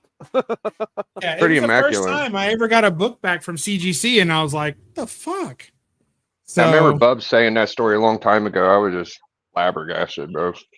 now the front cover is really hard to find because it's in a perfect place for the front cover. So in the front cover, it's right in this chick's glasses, and of course, I'm gonna try and actually catch it in the glare, but so it's right there. No way. And it's pretty damn long. But the back cover, there was no excuse. The back cover is super obvious, and of course, it goes through the whole thing. But let's see if we can. There, you see it in That's that where. brick. Okay. No, I didn't see it. Very Yeah, now I big do. spot. You see the I white couldn't say it on outline? I couldn't say it on the front, but I could say it on the back. Yeah, but it's the same hole going all the way through the book. And I mean, it's not even mentioned on the graders notes or anything. No. It's a 9.6. They just Yeah, It's if like they would have saw missed that, it. it would never got 9.6, right? I understand that. I'm just saying, like, they like if they did some bizarre math and went like, oh, If they did that, they would have gave it a green label or something, which they're not prone to doing for a damage like that. But if anything, if they had mentioned that it had a hole throughout the entire book, every book interrupts story and art on every page. Like it's not even on the edge, like it's pierced right through. I didn't expect to get a high grade on this. I expected to get a low grade on it. And I sent it in, relative for a modern book, low grade, not like gold and silver low grade, but for a modern book, I would think a 7.5. Like I was going to be happy with a 7.5 or not even an 8 or 8.5. Definitely not an 8.5. I would have said 7.5 for a hole that size and through the whole book. And yeah, now you're kind of stuck with it, but I mean, it's not a bad story. It's like you got a great grade. That's exactly what sucks about it. Is that now this book is not a real 9.6, and if I ever try and sell it, someone's going to be like, "That's bullshit," right? Because it's not a 9.6. Yeah, 100%. You can't sell that. Like, I would have to crack it out, sell it raw, tell everybody it had a big fucking hole, and then everyone's going to want to pay the 4.0 price. It's like I'll give you $100 for it. No, but that's pretty close to what I paid for it. So 105. Damn. Last what's the odds? Crazy. Poor bastard that dropped it. He had to have been so mad. Pissed. Oh, you know how it is when your heart sinks about something and you're looking at the book and it just pisses you off every time you see it. What was the original price? You don't want to have it no more. Yeah. It was under market, but it was closer to market. At the time that book was really popping. It was after the first movie came out, but it was after the first movie came out and was a hit. Because everybody talks about, the time to sell a book is when the trailer drops, but that's when you're selling to like other flippers or other dealers. But the time to sell a book when the movie's actually good is after the movie comes out and it creates a fan base, right? Yeah. So it was during that time. And so I was like, you know what, let me pick up a decent copy of that book. My son is a huge fan. And really, if there's any book in my collection, that's the one he would want.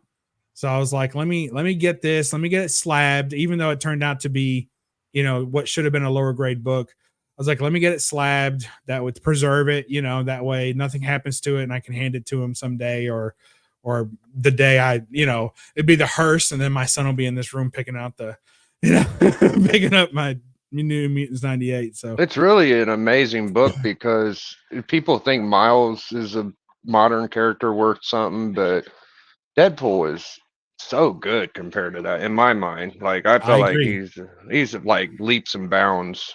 Like if Miles comes out with Yeah, if he comes out with a live action movie and it does as good as this or whatever, maybe I'll start. But, well, I'll get a little warmer to it. But as of now, dude, he's had one good game. Like, I don't even. I think the difference is that Deadpool, as a comic book character, hasn't done what Miles has done as a comic book character. He made Spider-Man variant decent. Like, yeah, that's what I mean. Like, it's the reason Deadpool is wanted now is because of those movies. Like, and Ryan Reynolds. Like, it's like if it weren't for that, then it would still be sort of a decent key, but not crazy money that it pushed up. Yeah, I feel like Harley Quinn's even bigger than Miles. Like, it should be Deadpool, Harley. I agree. I mean, Harley. I agree. Yeah, I think that's a very good point. But I do think that they're both up there above Miles. I would think that they are. And I think that because there's an entire section of collectors and readers who couldn't care less about Miles Morales. And I don't think that there's a section of collectors or readers that dismiss Deadpool or Harley Quinn that easily.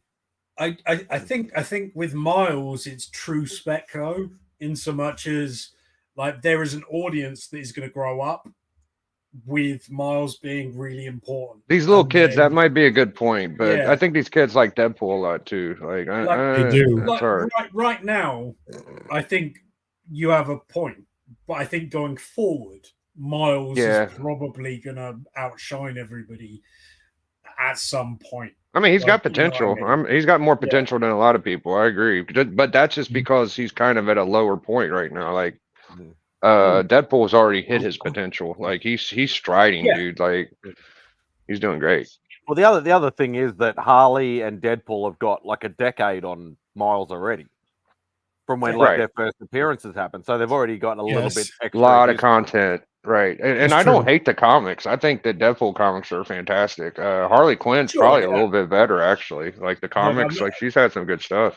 I didn't want to seem like I'm knocking the Deadpool comics. What I'm saying is like from too late. We already heard you, Doc. People. Yeah, you didn't. You've been gentle. It's okay. Yeah, I'm trying. Yeah. I think Harley is probably the one. Yeah, like, she's got some good content. Because of how that original book is a little bit sort of gold dusty. I'll be back in a minute. It's hard to get. Like, I mean, it didn't do a million print run or anything. So like it's hard to get. So it's gonna, and that character is really important ongoing. Yeah. Oh man. My favorite female superhero is Gwenpool, but I'm a big Deadpool guy. Gwenpool's fun for me. Yeah, I do think that first Gwenpool is like seriously underlooked at. I think people, like including myself, I keep thinking about it. Like I really should get onto that. But if I'm looking at it in a sort of spec perspective, I think Gwenpool is they're gonna get round to it at some point. Like if Deadpool carries on going big, at some point Gwenpool is gonna be right. It gotta be at some point. I mean, you see all these characters that pop up in Deadpool movies, and they're cool and fun. But I feel like if they just put a little bit of energy into Gwenpool, that shit could pop hard, bro. Because that's that what's that Secret Wars book or whatever, where she's on the pool or whatever. Is that the first? That's the first. But yeah, I don't have that book. I think that's the first cover, and then Howard the Duck is her first appearance. But people really like that cover a lot. If you guys are looking for that book, I have 2 of those, and I'm looking to move them. $10. I don't know. I don't even know what it's worth. They're about 50. It depends on which one he has. You got the Howard the Duck or the swimming pool one, Siko? The swimming pool. Oh yeah, those are about $100. Those are tough. Like I'll give it 20. Canadian. You're rough, man. Damn. Hey, I'm in a harsh environment over here. I need some charity. Good golly. Look at you go with the first Batgirl. Oh wow! Whoa! Oh, whoops, wrong one. Hang on, over there. First Batgirl. Holy smokes! I'm sort of super proud of this book because You I should got be, it, dude. I got it like half FMV, and also Are you more of I a never DC thought person? I wouldn't. Yeah, I sort of am. For as a reader, I definitely am. Like I lean that way, but Marvel, I always loved as a kid, so they're like super special. But I sort of don't want to keep reading them much. Like it's the whereas with DC, I have similar I- feelings. Yeah. it's great. I love DC, and to me, this is really DC are undervalued. great. It's a tremendous cover too. Like I love it. Well, And that's why a lot of people are chasing older DC keys, is because they're still very undervalued. You know what Yeah. pisses me off about that book though? It's like first Supergirl's $1,000 1.0. Like that book should be just about as big as the Supergirl in my mind, because Batman Yeah. is just as cool as Superman. Yeah, I mean it's way under that. I think the FMV on a 2.5, which is what that is £400 ish. Like Right. it's that's the around ish, and It's about entry I- value for that. Yeah, that's pretty. it blew my mind, and I was so happy when I got it. This is never going anywhere. Like I'm not. It's a great value. I didn't buy that for spec. I bought that because I couldn't believe I could get that book. You see what I mean? Like to me, Barbara Gordon's as an important character as anybody in Batman. So it's an immense one. I'm really For sure, proud of it. dude. I have a question Definitely a for banger. Papa. He was clearly playing his video game. He does that a lot. That's what happened, man. So he's sitting over there, clearly not paying attention to it, and he turns around and he goes. I was like, man, I've watched enough sports to know what that was. So That's finally the beat comment that damn level. Yeah. Well, Ever since Papa got his finally 180, that he's been a damn little more level. cocky. What's Papa playing? Do we know? WWE. Yeah, WWE. Disney 24K Racing. or something. Mhm. No. You shouldn't have PGA wasted his money. golf. You should have got the AEW game instead. WWE 2K. 2K24. Mhm. I see. Have I you see. You guys got your watched one friend. of Papa's content? I'm on Pop's channel a lot. Yeah, I do a show with him every week.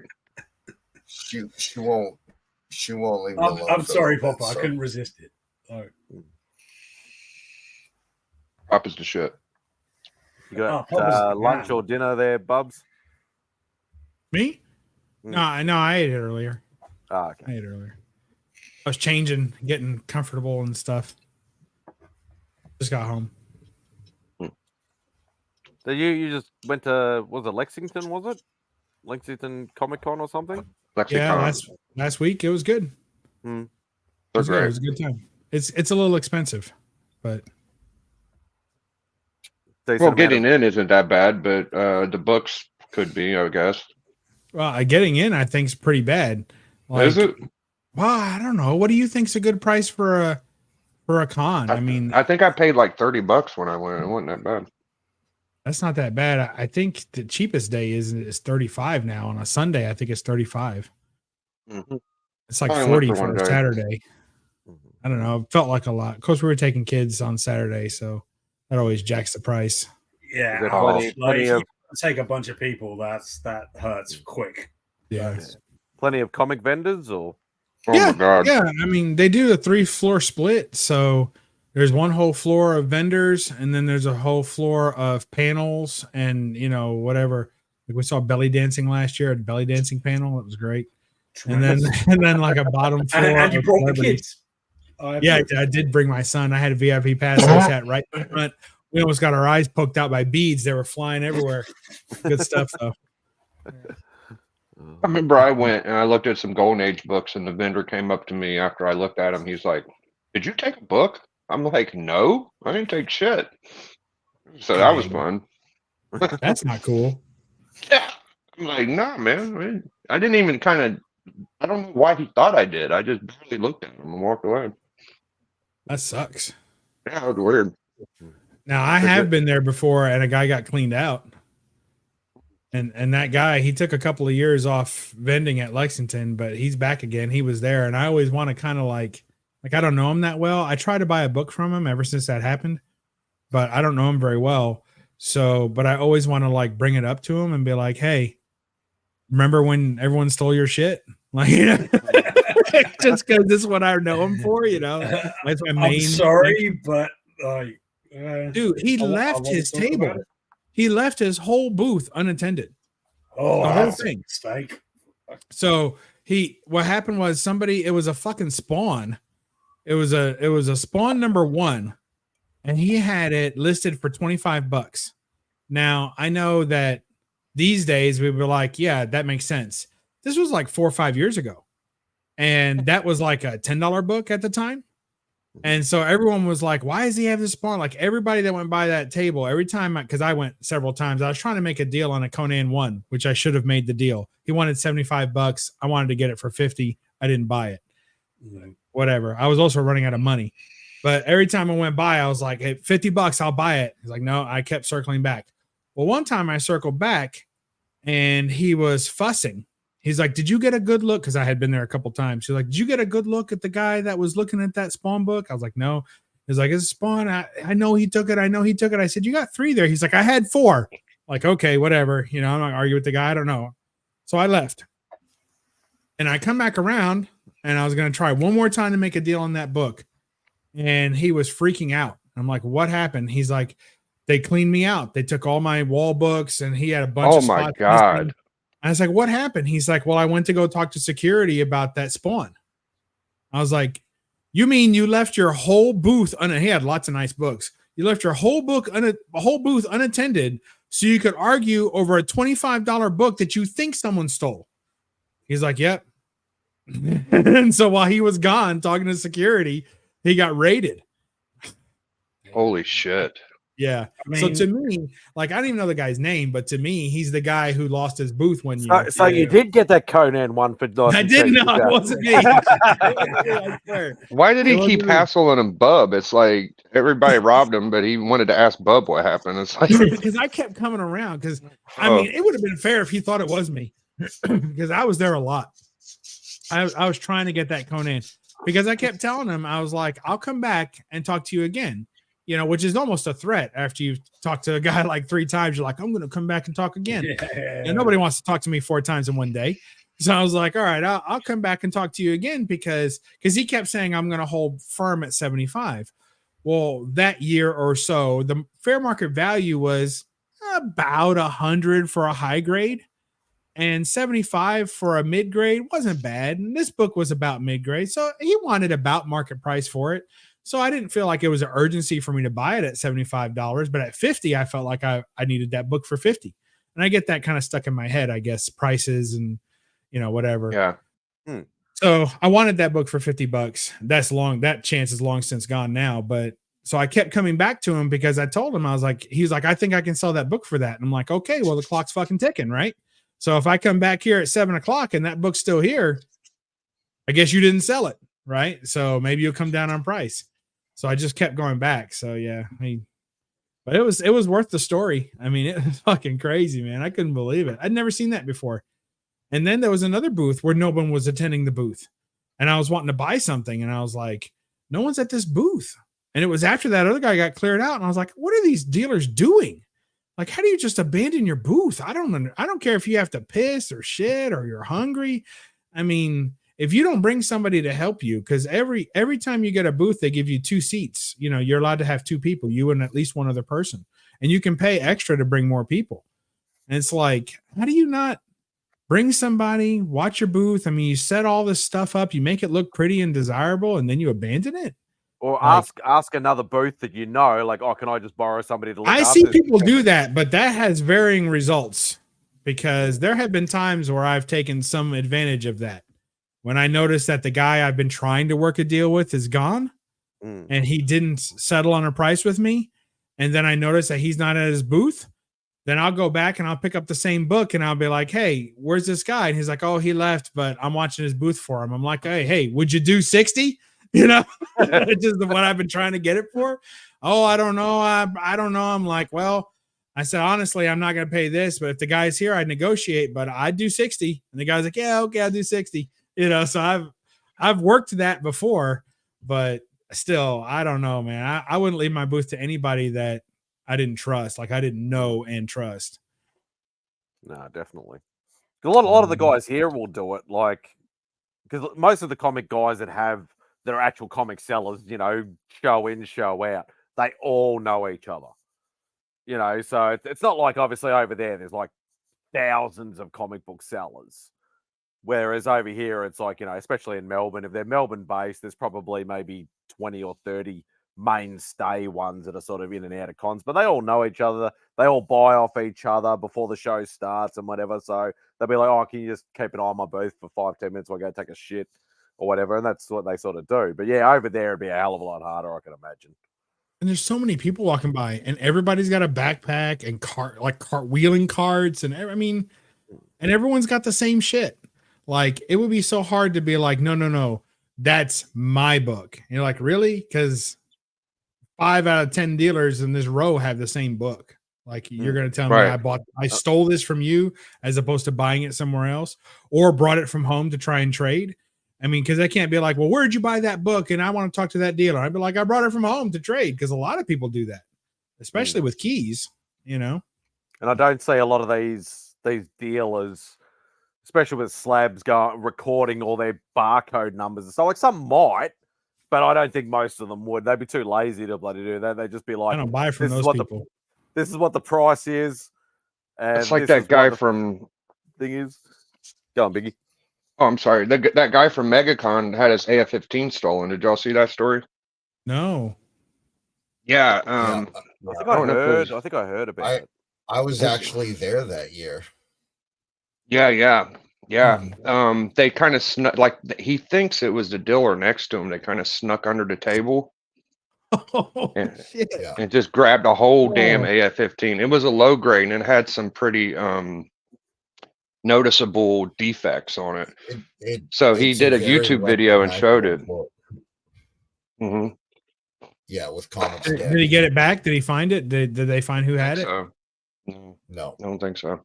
That'd be like trying to steal the ex-girlfriend ASM book. It'd be like that's so well known. I've seen that book. They had that book at Lexington a couple years ago. Oh, did they? Yeah, the dealer had that book. That book is hilarious. He had a crazy number on it, and a bunch of people were just taking pictures with it. Like, I'd be charging people $10 just to take a picture with it at that point. That's what it should be, honestly. Yeah. Like, it's sort of super famous, but like I don't want to buy that shit. No, I wouldn't. No. Would I be tempted to take a photo with it? Yeah. So there was a guy one year that had an Infinity Gauntlet, like one of those what are they called? Not Marvel Selects, but what do they call the Marvel Legends or whatever? Infinity Gauntlet. Oh, the real yellow and plasticky looking one. Yeah, the big one. Like it's like $100, $200 one. So when it first came out, everybody wanted it. People who wanted it real bad. And there were not enough of them, so it was a very low supply. So the price was like 2-3 times retail was what everybody was selling them for a while. Now I think they've come back down. But there was a guy at a convention who was selling pictures with it. So you could put the gauntlet on. He'd use your phone. Like, you didn't even get an actual picture, right? You just can put the gauntlet on and get a picture taken with it. And then take it off, and it was $10. Yeah, like, oh shit! Like, Jesus, you've got to admire the hustle. Like, I mean, if some people were doing it, that, oh, for real, man. Parents were lining up and with their kids and their giant freaking gauntlet on the little kid's hand, had to hold it up with their elbows. It was great. That was funny. I would never have the balls to do that. But me neither. The hustle of doing it. Like, he barely had a booth. Like, the booth he wasn't even really selling anything. He just had this fucking gauntlet. Like, his whole make me money scheme was to sell pictures of kids and gauntlets. What's up, CP? Well, that's like they go through those gimmick phases. I remember do you remember that the Wookiee lady? She did a Oh, yeah, with video the of mask. with the Wookiee mask on, and she just kept laughing and laughing in the Wookiee voice through the mask. And they ended up inviting her to cons to like sign stuff. And I'm like, seriously? I mean that's on the con owners. Yeah. Type Yeah. shit. That's all. What's up, Austin? Hey, Austin. Hope you're doing well, brother. We're gonna see you again at Heroes this year, Austin. Most likely. See if he's coming this year. Well, I think he's gone the last couple of years, I think. No, I missed 2 years ago, but I was there last year. Be there this year. Try and make it. Yeah. Biggie, you gonna make it? No. Biggie's out. Biggie's incommunicado. Oh, Austin's going. That's cool. Austin will be there. Yeah, I have my mic muted. No, I don't think I'm gonna make it. I'm open to the idea, but as of right now, I don't have any plans. Are you far away, Biggie? I'd say about 7 hours. I don't know. Yeah, I mean that is a fair distance. Like you can drive across the whole of my country, like in that, Right. in that journey. Like, so yeah, that is. Is your country Hooterville, Yeah, Doctor? it is. Yeah, You No, from it's Hooterville? in the title. It's the spiral dimension. That's That's what I thought. Yeah. thought. I actually got to Let me- excuse myself. I'll catch y'all on the next Spidey. Everybody's conked out at my house, so I'm gonna tear out. But I appreciate the conversation and you having me on, man. Thank you, All right, sir. brother. Good to see you, Always brother. welcome. Later, guys. All right. Yeah, there'll be 3 Aussies there this year. I know still 35 cents is going to be there. Sean's going to be there, right? And Lee's going to be there. Oh, Lee's going to be there. He didn't Yeah. come last year. No, it was. Lee's he's never been, as far as I know. So, but I think he's staying with Tyler for a couple of weeks or whatever, and which the Tyler? supposed Whack Comics Tyler. Okay.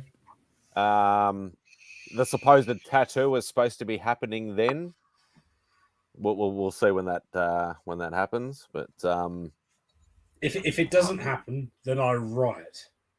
yeah, because you're waiting on their tattoo to happen so you can fulfill your end of the bargain and get your tattoo. I'm going to get mine no matter what. But I also sort of would appreciate it. Like, Little solidarity there. yeah. Yeah, I understand. You Hey, make it Siko, I don't know if you knew it, but there's a parakeet on your shoulder. Don't move. No sudden movements. Oh, you froze. Oh, Now she's you're back. attacking. Oh God. Steady. Going If you straight- want me to straight to the call animal jugular. control, you just let me know. I've Blink seen twice the if bird, you're but in I know danger. this doesn't end well. Like, it's, Siko's. Hey, Dave. What's up, Hope you're Mark? doing well, mate. Everybody calls him Dave. I still call him Mark. Sickle the pirate. Is it a parakeet or is it like a cockatiel or? It's a She cockatoo. is a cockatiel. Yeah, cockatiel. She is scared of everything. is that different to a cockatoo? A cockatoo Well, is like about A 10 times cockatoo bigger. would be like, Yeah. yeah, it would be like. And it takes more drinks to have a cockatoo cockatoo would on be your like the shoulder. size of a chicken. You would And, think the Mao guy would be up on his birds, but not a clue. One cool thing about cockatiels is that you can tell if they're male or female because the females wear blush. They have the orange circles on their cheeks and the males don't. So you can always tell a bit because otherwise it can be difficult to sex birds. Do you have a hard time sexing birds, Dr. Von Hoot? No. All right. Well, that's Is the good. answer to that, yeah. Good. For me, it's a bit of a fitting problem, but for you, if it works out, it works out. One specific bird, it's pretty easy. Yeah, is that cockatoo or you can? I was just checking. All right, well done. Oh god. Well done. Well done. Invite Bubs on, you will get the silly jokes.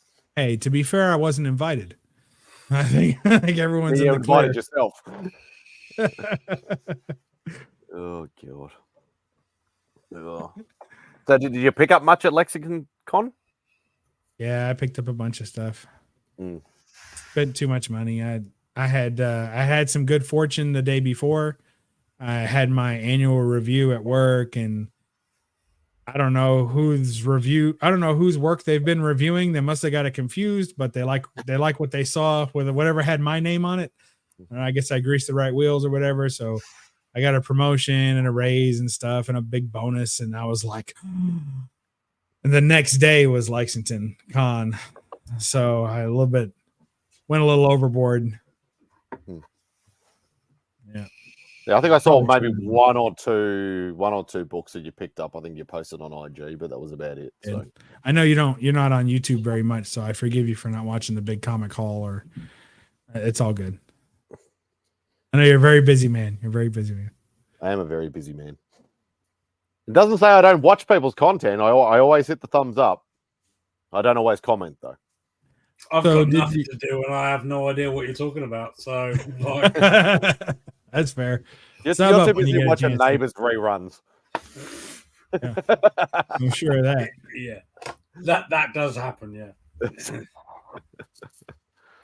Oh God, it's good. Yeah, I picked up mostly Golden Age books and a couple of moderns, if you will, but mostly Golden Age. Nice. What I was after. Good girl stuff. I think so. I think so. That is your forte. Seems to be. I was in Brian's little chat this morning for the Breakfast with Brian thing, and he was saying he doesn't know what category I would ever possibly fit in on the CBCS awards or whatever they're called. So I was like, yeah, I guess that's fair. I don't know. I've been nominated a couple times for random stuff, but usually it's just small amounts of. I don't think I've ever made it past the first round of nominations. Nothing that involved voting. Like I never got past any voting rounds. I don't know what I would be brought in for. Hey, there's Mark. What's going on, Mark? No, the other Mark. Oh, yeah, that one. Yeah, hey. I got him. Hey, what's going on? Nothing much. Living the dream. Just got done doing the next DC deep dive with Paul. He posts on his channel every Monday. It was a blast. It was my favorite one yet, I think. Which Paul is this, if you don't mind? Sector 2815, the guy who co-hosts with me on Sunday. Okay. I co-host a DC deep dive he does on his channel. We kind of just keep up with like whatever big event is happening with DC at the time, He's tremendous. I highly recommend him. Yeah, so seal of approval. A lot of people don't really keep up with DC compared to like a lot of the other stuff these days, and it's a fan. Like him and I both are like big DC heads, so it's just a great way to put content out there that's not out there, So we typically just walk through an issue of what's going on, and when events happen, we hit all the tie-ins and stuff, so other people don't have to invest in them if they don't want to. Can I ask you again the name of the channel so I can sub him up? Yeah, Sector 2815. He's a big Green Lantern fan, and instead of doing Sector 2814, I'm subscribed. Okay, yeah. Cool. But we did since Godzilla, Kong, Justice League issue 6 came out this weekend. It's kind of like a bye week for event stuff. We just kind of recap the event and deep dived in number 6 and just leave the finale up to someone's decision if they want to go read it and find out how it all ends for themselves. Yeah, he does the Guess the Key show, right? Yeah. Yes. Okay. Yeah, I've seen him. Okay. We'll have John's Comics with Kids and Ryan Sargent, Fire Guy Ryan, who co-wrote Crashdown that's coming out right now. Okay. So we can skip that episode, right? Because John's a little overexposed at this point. John, there's no such thing as I'd like him to expose himself more. If you pay him enough, he will. I would watch that. Yeah, but he had you sign what's called a gag order, so it's up to you if you want to accept it. Yeah. I know this is a silly question, but I'm going to ask it anyway. What night are you going to? Thursday premiere. He knows exactly where I'm going with this. First question. IMAX showing that goes after Finn's out of school. Hell yeah. Yeah. Yeah, it was a perfect week to do this. It was a bye week, so this will post Monday. Mention the movie, release it on the week of the movie. I am actually going to attempt to see it at the movies. It's really not that hard. If you just go there and sit down, the movie does all the work. Yeah, you're about a millisecond ahead of me, Mark. But I'm like, It's called. is It's called this your first time going to the movies? Timing, money, all that. What time? What time is it where you're at right now? It is 1:10 p.m. on a Sunday. So it's 1:10 in the afternoon, and you're telling me you have a hard time finding time to see a movie. This stream's been going longer than that movie is. I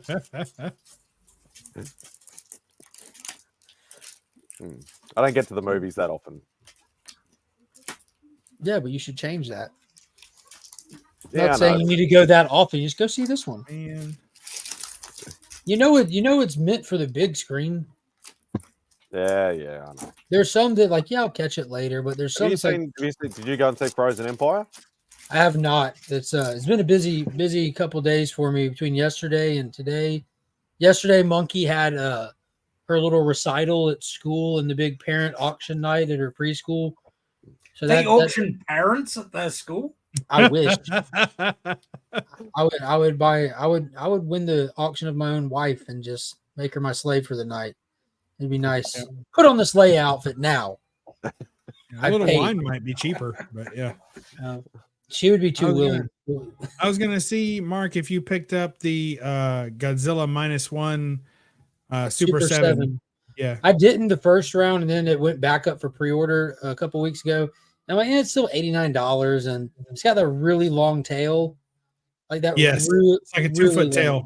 Yeah, I'm like, as much as I think that's awesome, like Finn is I'm glad I didn't, because like right now he's had me like shopping Shin Godzilla toys, and like the cheapest one is like $60 for one that his mouth is fixed open, even like in that wicked, like they're those expensive ass hobby. He has all like the plastic basic ones, but you can't find like a good Shin Godzilla in the $25 range, and he'll end up with all of them when he wants it. I'll get it for him. And you don't want to start going down the sideshow route, because that's a really expensive way to do it. Well, Finn will break them. Yeah, exactly. Banging them together. Yeah. I picked it up. I picked it up on the first pre-order. It's not. And I think it's going to go here somewhere, but I may have to make its own stand for it because it's so long. Yeah, and I don't want it just facing the corner of the wall. Like I want it coming out at me if I can. So I'm gonna maybe have to build a stand for it. The whole issue with collecting high-end Godzilla toys is it's what is it called? It's dimensions are terrible. Terrible. You can't front face any of the figures. They all have to be profile. And it's just a pain. Yeah, it is. Well, I'm going for it. I got it on the first pre-order, and I'm hoping it shows up sometime. I think it's supposed to be like, I don't know, October or something. Yeah, it's in the fall. Yeah, it's a fantastic figure, and it was an amazing film. It was the best Godzilla movie I've ever seen, and it's the only way to get a figure at this point. So I'm going for it. You know, I don't blame you. I still go back and forth with it. All right, yeah, I'll be back. Well, bye. Bye. Yeah, I still haven't seen -1. I've still got to see -1. Hang on. Did he just say that Shin Godzilla? I want to show you something. Movie he'd seen, or -1, because I think it's the new figure. I think for -1. Okay, that's fine. Yeah, yeah. I think that's the pre-order. Yeah. That movie is so good. Yeah, I still haven't. I caught up as Mark's been pushing me to catch up on all the. Well, I was going to say, like, you, if you don't go to the cinema to see this movie, then you're letting yourself down, aren't you? Like, you've done the whole thing. I've been a Godzilla thing. fan for a long time. I've been a Godzilla fan. Like, I'm not a die-hard Godzilla fan, but I've been a Godzilla fan for a long time because I've watched like all the old Japanese movies and stuff like that. Not so much King Kong. I still like King Kong. I'm with you. But yeah. But I hadn't actually seen a lot of the MonsterVerse stuff. So Mark put me on the steps of how to watch them. Mm-hmm. I've watched them all. I did the free trial of Apple TV. Yeah. So I watched Monarch. I just binged that all in one day. Oh wow! I'm on episode 3. I want to say, like, I love it. Incidentally, I think it's one of the best tie-ins to anything ever. Like, it's a really, really good show. Yes. So pretty much, yeah. So now all I've got to do is watch the new movie, but then I've still got to watch. -1. I know it's not part of the MonsterVerse, but it is still very highly acclaimed movie. It's going to be difficult for you to see it until it comes out proper. Like it's, I think coming out in June or May in Japan, and then it'll be 6 months after that until it gets a US release with subs. And then 6 months after that till we get it over here on any kind of format. Yeah, pretty much. Like well, I mean, it was really big in the US, so it might be the case that we get a digital release worldwide at that point. But because Japan is really funny about how they do their rights. Oh, we might get it. We might get it on Crunchyroll.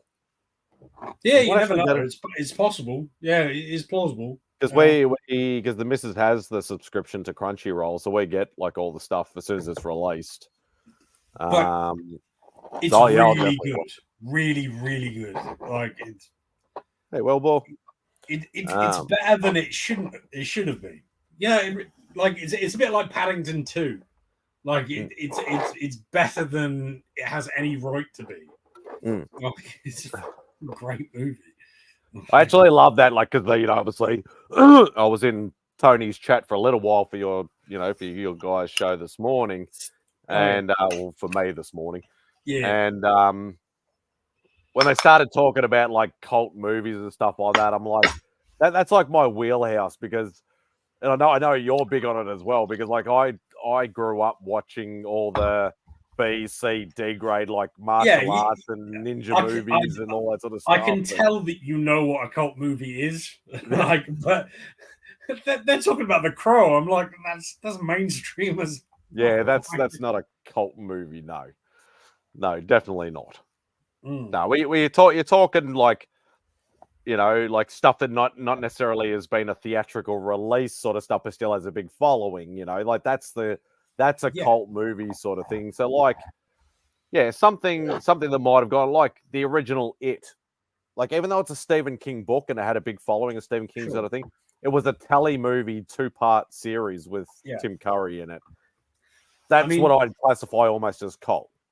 I'd say Bad Taste is a cult movie. Like it's from a like huge director, but at the same time, has everybody seen it? Probably not. Like, no. Have I seen it? Oh, I've seen it many times.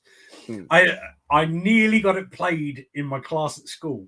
Like the teacher was just about to put it in, and then it was like, oh, maybe not.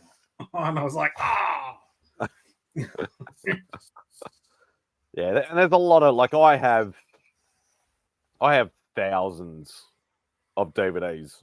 And Blu-rays and stuff like that, and like I can guarantee you, if I went around the shelves to like a lot of the movies, most people would not have heard of most of the movies that I have. And I know you're the same because you've shown like a lot of like real like D-grade horror movies that nobody's ever heard of, or even one actor from them. Yeah, or anybody wants to hear of. Like, I just heard. I'm interested in what's on your shelf now. Yeah, well, I'm not at home. I'm at the missus' house, but many things. I heard recently that they're doing a box set in the US of Bruce Lee knockoff films, like all the Bruce Lies and the Bruce. Are they going to add? They still call me Bruce in there? Yeah, I'm pretty sure. Like it's going to be all sorts of stuff. Like that was hilarious back in the day. It really it was just one of those movies that's like so dumb that it's good. Yeah. But yeah, there was a lot of those. Like Jackie Chan got a little bit of that treatment, but not as much as Bruce Lee did. Like they right at the start of Jackie Chan's career, he was essentially hired to be a Jackie Chan replacement, and it didn't work at all. Like if you look at like because he's in New Fists of Fury, which is, Yeah. you know, it's got nothing to do with Fists of Fury, and No. like they were just trying to build a guy up, and then as soon as they let him be Jackie Chan, he became one of the greatest actors and action heroes of all time. Like it's crazy how cool he is. But I've got a bunch of his early films, and they are quite, you know, hit and miss. Like it's not all roses, as it were. Well, a lot of people don't realize that Jackie actually got his start really in playing stunt doubles in Bruce Lee movies. Yeah. I mean, you can clearly see him in Enter the Dragon. Yeah, like Enter the Dragon. He's in the nunchuck scene. Yeah, and he was also the guy in The Big Boss that got kicked through the shade. You know, I can never think of what they shoji blinds or whatever they call them. He got kicked like about 1,000,000 miles through it, but he was the guy that actually went through that. He was also in Game of Death. I can't remember the scene, but I think he's in briefly as a stunt double in Game of Death, the first one. So he was in quite a few of them actually as in stunt doubles. So I love The Big Boss. I think it's sort of a little bit ignored by people that really love I mean, I don't know. I've never been that big of a fan of Where the Dragon and Fist of the Fury, which I always muddle up what they call them in the US. The Chinese Connection and oh yeah, I know where you. That's the problem with, especially for me over here, and you find it the same, that there's a lot of big old school martial arts movies like Bruce Lee, Jackie Chan, Jet Li, and that have about 10 different names depending on where you live in the world. And then it's very hard. Cause I have bought like 3 copies of the same movie because it's got 3 different titles. Yeah. And it's rather, but they've also done it with like Donnie Yen. They've done it even with like Cynthia Rothrock and like some of the American actors that have broken into the Hong Kong movies and stuff. And to be fair though, those movies are great. They're just like they do double the names up, and it's almost a bit like they're public domain, but they're not public domain. You know what I mean? They got released on so many different VHS tapes. What was the Van Damme movie? Well, in America, it's called Lionheart. AWOL.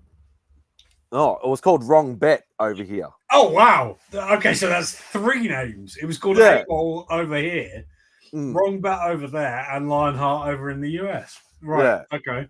That one always springs to mind because I'm like, I went to like a secondhand, like, because I used to buy a lot of, when I used to buy VHS, I used to buy a lot of secondhand stuff and things like that from secondhand places. You know, because instead of paying $30 in a shop, you go to the secondhand places. It might have been watched once or twice. Sure.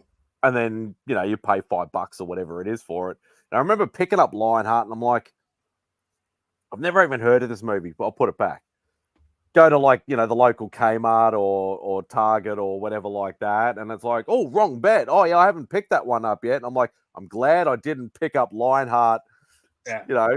And back in that time, I didn't have a multi-region player either. So I wouldn't have been able to play it anyway until I learned, oh, there's NTSC, there's PAL, and, you know, and all that sort of stuff. Well, so the funny thing is I learned about NTSC really early.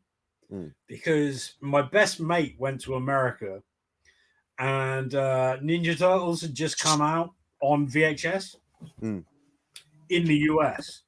It had just come out in the cinema 2 months later in the UK. So he came back with the VHS tape of Ninja Turtles, TMNT, the first one that we're talking about. And like it would only play on certain VHS players. Like when he came around to my house, it wouldn't play. On his parents' video player, it would play. And then on his bedroom's VHS player, it wouldn't play again. And we were like, what's going on? Why is it different? Like, because we're 10. Like, is the gist of it. So because you would have been PAL over there as well, wouldn't you? yeah, it was we Yeah. were PAL, yeah. So Yeah, it was- his parents America was had a really good NTSC. VHS player, and it would play. And yeah, so I got to see Ninja Turtles before it came out in the cinema in the UK because of that. Yeah, and then obviously when DVDs came out, it was all region locks and stuff like that, and especially companies like Sony and I think it might have been Paramount or something like that would not let it play in a multi-region player, even if you knew how to do it. The thing with the DVD was that I was well on top of that from the get-go. I was the same. I had loads and loads of multi-region stuff. Like I was all. I think for my 17th birthday, I got a multi-region Blu-ray player instead of a car. I was like, I was all over it. Incidentally, the first film that I no, I don't think it's a thing anymore. Yeah, I don't. I mean, it sort of is. It sort of exists, regions are still a thing. Regions are still a thing, but not as much because with streaming and everything like that now. I think it's sort of gone a little bit of the because they were trying to stop like pirated, people burning movies like back in the old days, and people used to sell burnt movies and stuff like that, and it was something to combat that. But now with streaming services and a lot of people not buying physical media anymore, it's pretty much gone a ways now. So yeah, I mean, Blu-ray is still an absolute ball ache for most people because you can't buy a US Blu-ray and know that it will play on your player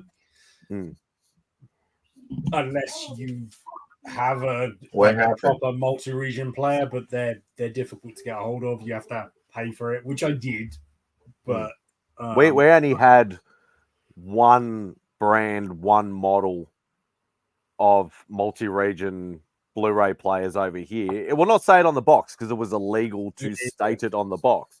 But you just had to put a code in. And the funny thing is, it was one of the cheapest on the market, and yet I've still got it today, like 10 years later. I had the same thing here. It cost me 50 quid, and it was really good, but wouldn't play Lionsgate discs for some reason. Like anything from Lionsgate, it wouldn't play. So I bought Machete when that first came out in the US because it was like a long time before it got over here. And it just wouldn't play. And eventually, I got a hacked player that was chipped, and it's all good now. Like, yeah, because I've had to do that with a lot of my anime series because they've like not necessarily have ever released them here, so I've had to go to outsource to get them, and because I've still got some old anime that's still on VHS that I need to replace on DVD. Sure, and that's what I ended up having to do. Was go and find Blu-ray versions because they've gone, okay, well, we're not going to release it on DVD, we'll go straight to Blu-ray. And that's why I ended up getting the multi-region player. But it's all fun and games. You ever thought about just buying a US player? Be done with it? Yes, I did think about that a lot, except that would be useless for all the other regions. So it's like, I guess you just have to commit to paying out the ass for shipping and like pre-ordering all your films from the US. But the films from the US would be great, but the films from the rest of the world. Yeah, that's what I'm saying. Like you'd have to just commit to paying out the ass to shop US stores. Because the shipping. I do that. Like there's like I import a lot from the US for certain films, but at the same time, then you look at like the Japanese, the Chinese, and the French. Yeah. You are right. The bulk is from the US, but what I found was that when I went to look for the price of importing the player from the US, it was about the same as buying a multi-region player that would do all of it. That makes Like, sense. is the gist of it. I guess Like, that's something that we don't really suffer over here because like everyone caters to our market. So like if we want Chinese movies, like we just buy the Chinese movie at Best Buy for the most part. Like you're gonna like there's a for the vast majority. sort like- of. You're gonna get it, but it depends when you're gonna get it. Yeah, absolutely. And like you have like God, what was the name of it? Something Dragon Dynasty went on like a Yeah, I bought a Okay, shit ton from like Amazon. a 10-year US. run of just licensing all of China's greatest kung fu flicks I've from got like I've got nearly 1900 the to whole current. catalog of Yeah. their stuff. Yeah, it's amazing, dude. Like everyone caters to people They- cater to the market eventually, but like you said, it's just a matter of when. Yeah, 88 films at the moment in the UK are nailing it. They've got like just. Is that a Kill Bill crazy- reference? It might be. I don't know that they've been around for a little while now, but At this point, if it's not a Kill Bill reference, I'm be. let down. It could be. They've got crazy films, and they were the ones that really broke Jackie Chan's movies. What do you mean broke? widely. Like Well, you as started snapping them? on Blu-ray, they were the ones that pushed them hard and remastered them more to the point. Because if you like, Jackie Chan was really, really underserved on Blu-ray for a really long time, and it drove me insane because like I wanted those movies.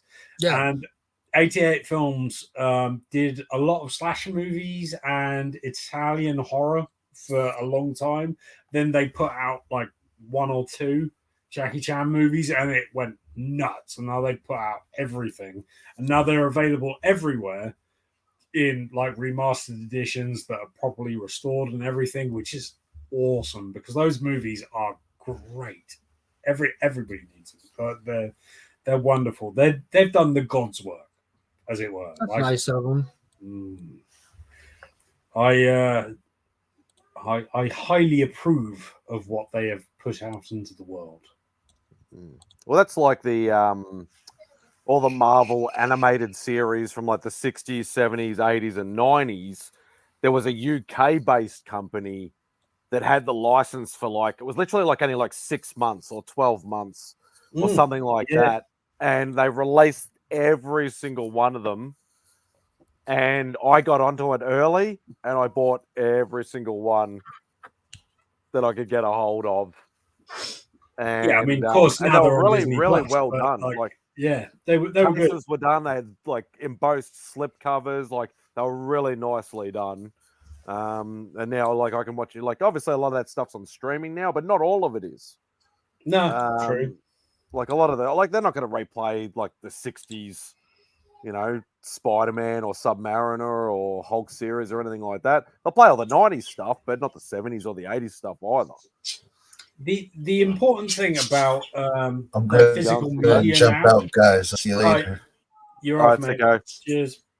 What's that? Thanks, brother. What's up, Siko? Like physical media now is boiling down to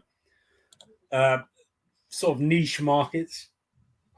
And Unfortunately, it's working really well. I mean, it shouldn't be. Like it will come back, I think.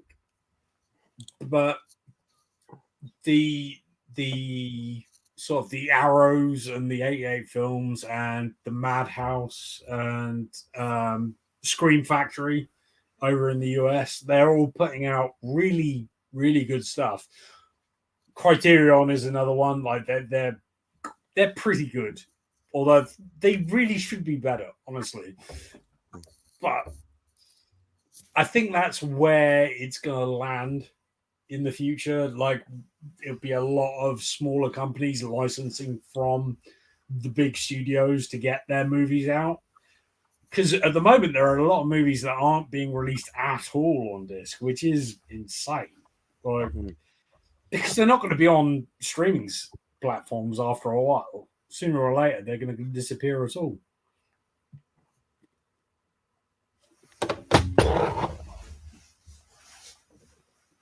That's not streaming anywhere. It is not, and like for the same reason, that's why I got that. And this is a difficult one as well because the rights of Are split. yeah, I think that's going to be a real pickle to get them sorted out as well. Which is a real shame because this is a hell of a series. Like it's really good. You would assume it just Warner Brothers would own it. It came out on HBO. Yeah. But no, not the case. It's never been streaming anywhere. They released it on the individual Thick Boys as they released, and they did this, and that was it. Yeah. It's a great series. Really, really good. It's a real shame that we'll never get it remastered if nobody has a I don't know. I'm kind of okay with that. Like I've checked out some of the episodes, and sometimes that grit helps, man. It just I don't know. There's some stuff that really, really helps for. I've always been of the opinion, like if it looks as good as it should be, which is like because that was shot on film, it should look like it was shot on film, and it doesn't yet, which is a shame. Because what does it look like? It was shot on stone tablet. Oh, I mean, it looks like it's a video recording of a. It's a bit like watching old episodes of Baywatch before they put that up. Like I don't know. I liken it to watching a good snuff film from the early '80s. Well, I mean that's the case. That's the case for any horror movie that you can find. Like it. Look, is that Dead Alive? It's Buried Alive, which is not good. Incidentally, this is not a good film. Like, Dead Alive would be amazing, depending on which one we're talking about, because there are a few of them. But yeah, I always lean towards it's better if it can look good. Or no, that's not true. I don't want to make it look good. I wanted to make it look like it originally looked. Yeah, I was about to say, have you ever watched Flash Gordon in HD? The movie? Yeah. It didn't. It never needed to be put into 1080 ever. No, it did. That was great. Like no, it didn't. And the best example of what I'm talking about is, you know, the big fight at the end when Dale does the cartwheel and she's wearing the garb that she was gifted by Ming. In the original, no big deal. In the 4K, you get a cooter shot because it's cleared up and shows stuff that was intentionally not noticed because it wasn't there before, kind of thing. But that's not true because when that was shown in a cinema, that's how it looked. Oh, like, you saw a cooter in the cinema? No, I didn't. No, but like if it was shown in the cinema on film, that it 1970 cinema, 1970 silver screen picture quality was not 1080 HD. Yeah, it was. Like the camera film quality is far better than 1080p. Now, like if it gets run a bunch of times, you're limited by your projectors and everything too, though. Like the lenses and all that. Like if you're watching it in a terrible place, then yeah. But I would be curious to know because like right now, if you go like how people are like, oh, I'm gonna watch it at home in my 4K. It's like the theater. No, it's fucking not. Because going and watching one of these IMAX high def like laser projectors, you're watching what's like the equivalent of like 20K. You know what I mean? Like it's nothing close to the same to get it that big, you know. But I get what people are saying. They're used to that. They're, you know, like if you like when you went from VHS to DVD, you're like, damn, that looks different. But when you went from DVD to Blu-ray, you're like, holy shit. And when you went from Blu-ray to 4K, you're like, yo, is this even fucking real? Like, what am I looking at? But you just don't really. I never got that experience in the cinema. It just has always just been bigger than life. I've never got like that. I mean, that's detail thing, though, isn't it? Like, in the cinema is the ultimate experience. So you want to recreate that because projecting film which is the highest definition so far, is the best way to encapsulate it. So, in theory, what you want is the exact thing on the exact day that it debuted. Now, that doesn't always happen. I'm not unrealistic about that. You just can't get it. Sometimes it's impossible. But in the Flash Gordon scenario, that would have been bang there in the original. As long as the aspect ratio was kept original, you would have seen that, because that's what high definition is. Like it's that is what film is. You're definitely limited to your film too, because like how Nolan's bragging about 70 millimeter and stuff like that, and caps like film isn't film. Like there's different kinds of film, and yeah.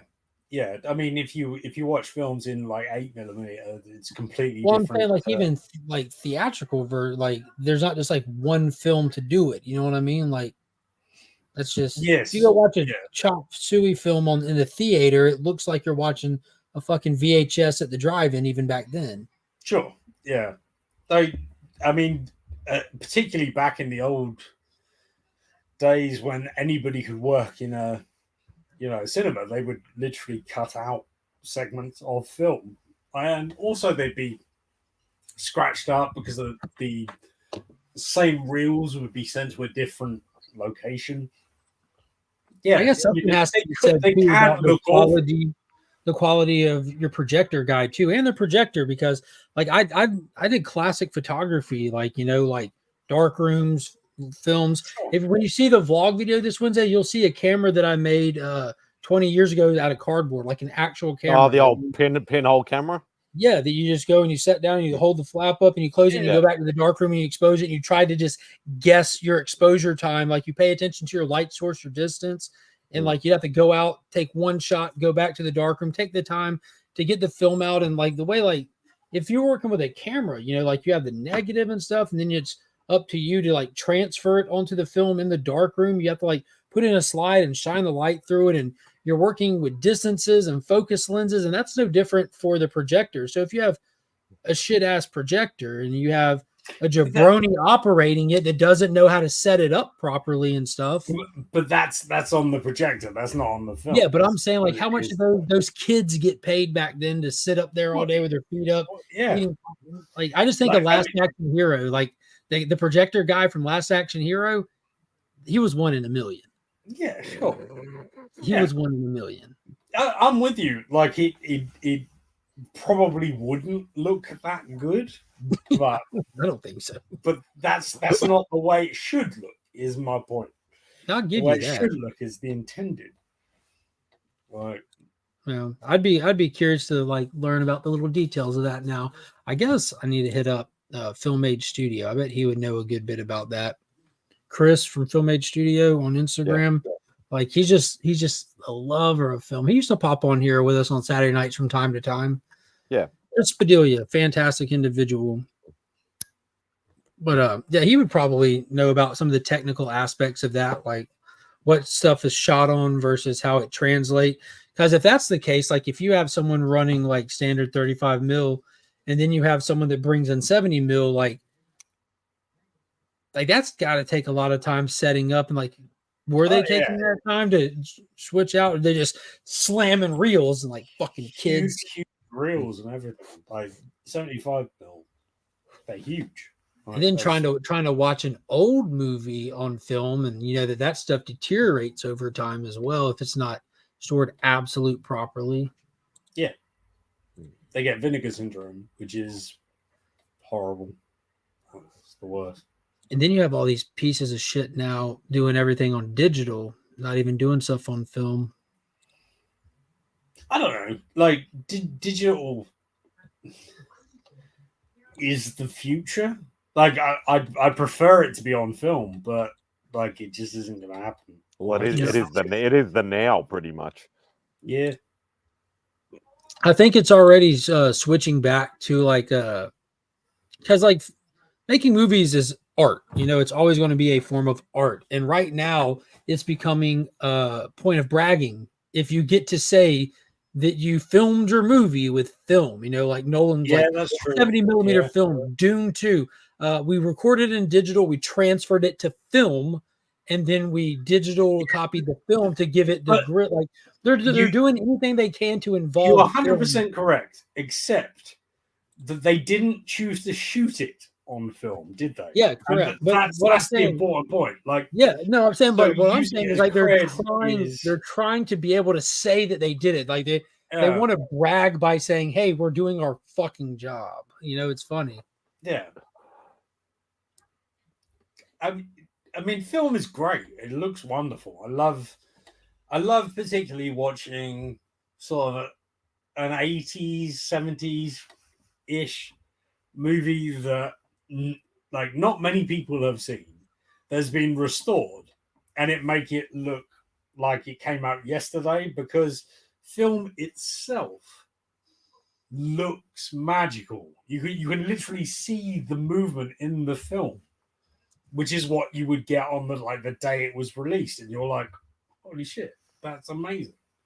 Like it's I love film. It's Dude, great.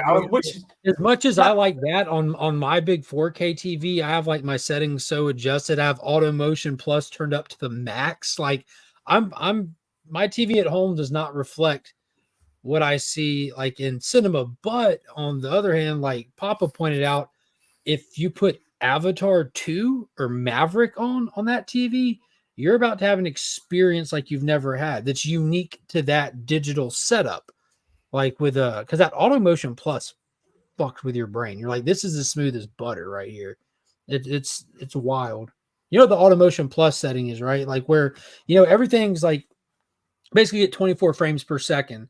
The high frame rate stuff that they filmed Top Gun Maverick in Avatar in, it runs up to like 40 frames per second. So it's already more smooth. If I put in Lois and Clark: The New Adventures of Superman on DVD into my player, my 4K player that upscales it with my TV that's running like this powerful Automotion Pro software, it took that 24 frame rate and ran it up to 30 something frame rates without those frames even existing. It's like this technology in there that is doing anticipating stuff, and it's filling those voids where it's now like Lois and Clark. I'm like, dude, I feel like I'm on the set with them. This is amazing.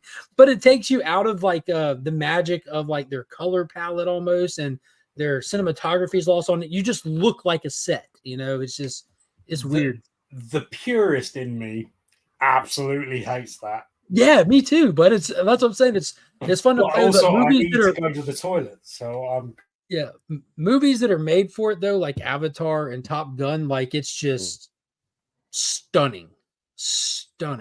I do miss the old days of you'd go to a movie and it's a very small and weird little thing that I have, but just getting towards the end of the credits and just hearing that ticking of the reel finished from the projector.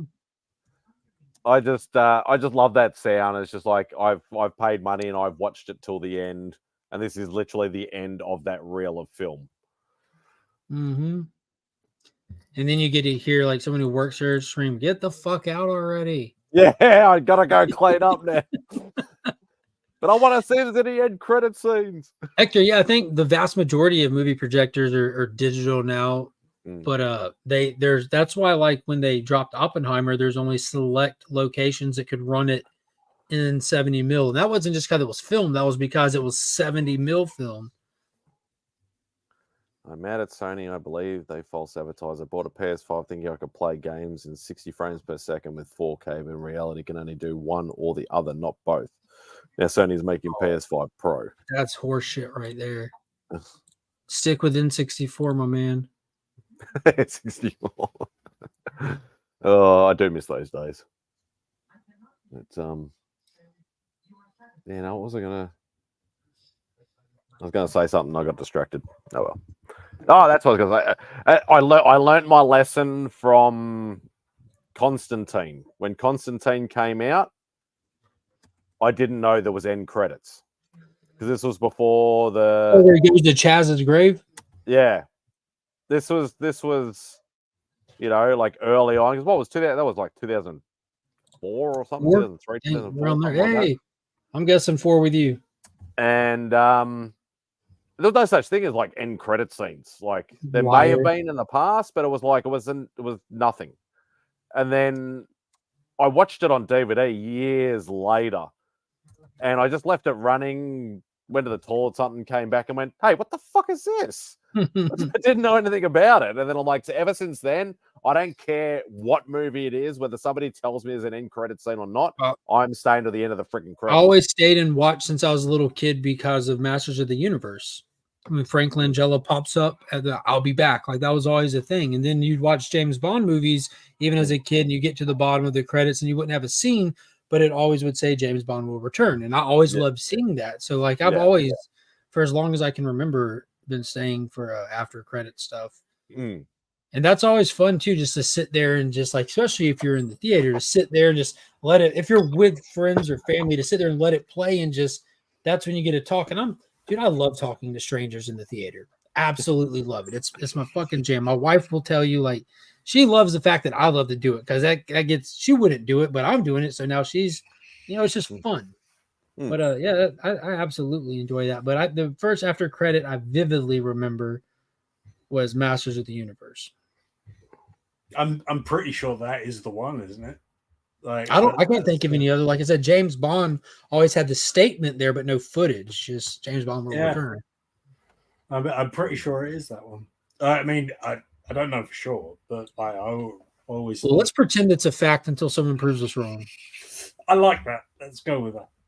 Yeah, well, because I saw Master of the Universe in the cinema when I was a kid. So I would have been very young, and you wouldn't even know what after credit scenes even meant back then. So I don't think I actually noticed that until I actually bought, and I had to import it actually from Amazon US, because they never released it here until like 10 years ago on DVD or anything. Silencers. You heard of that one? The Silencers from 1966. Interesting. No. What is The that? comedic spy Jim, directed by Phil Carlson, this pioneering movie, cleverly spoofed the closing message of James Bond films. So they were spoofing James Bond, but did the first after credit scene. No, that's intriguing. No, I've never heard of that. The movie does sound familiar. Yeah, but like, there are so many movies that sound like things. And like a lot of people, I have seen a lot of Dean Martin. Ooh, interesting. And it's funny you mentioned James Bond, because it always brings me back to my favorite Bond movie is not even an official Bond movie. And that's Never Say Never Again, because it was done from a different studio and it wasn't technically a licensed product, and it was the one that Sean Connery came back to play James Bond. Yeah. But it also had like Kim Basinger in it, Barbara Carrera, and things like that. And that is still one of my favorite James Bond movies. Favorite Bond movie? Yo, I forgot dude, Night of the Living Dead. Remember after the credits they show like them piling up bodies and stuff? Oh shit! Yeah, that's I probably haven't watched that movie in like 1968. Yeah, I haven't watched that movie in like 30 years. Oh, it's great. Yeah, that holds up. Like, it's really good. I've got the Criterion Blu-ray somewhere, and it's the funny thing is that the first time I saw Night of the Living Dead, I saw the I want to say it was the 25th anniversary edition, which George Romero added a bunch of scenes to, shot on video, and it completely ruined the flow of the film. So I've already seen Dawn of the Dead and Day of the Dead, and I love those movies. I've heard a lot about Night, and I watch it, and I'm like, why does everybody love this movie? It's terrible. Like, that's because they added a bunch of scenes to it that I didn't know that they had added a bunch of scenes to it. And then when I saw the original, I was like, oh, I get it. Yeah. This is a great movie. Like, And slightly on topic, slightly off topic. Are they doing a director's cut or a like unedited version of Rebel Moon? Yes. I finally got to watch it. Finally made the time to watch it, whatever you want to call it. And I'm like, she's like slicing them up with knives. Where's the blood? So It's the a thing com- with it's- Rebel, go It's a ahead. complete joke, more or less. like they're trying to like triple dip on it. Like is the gist of it.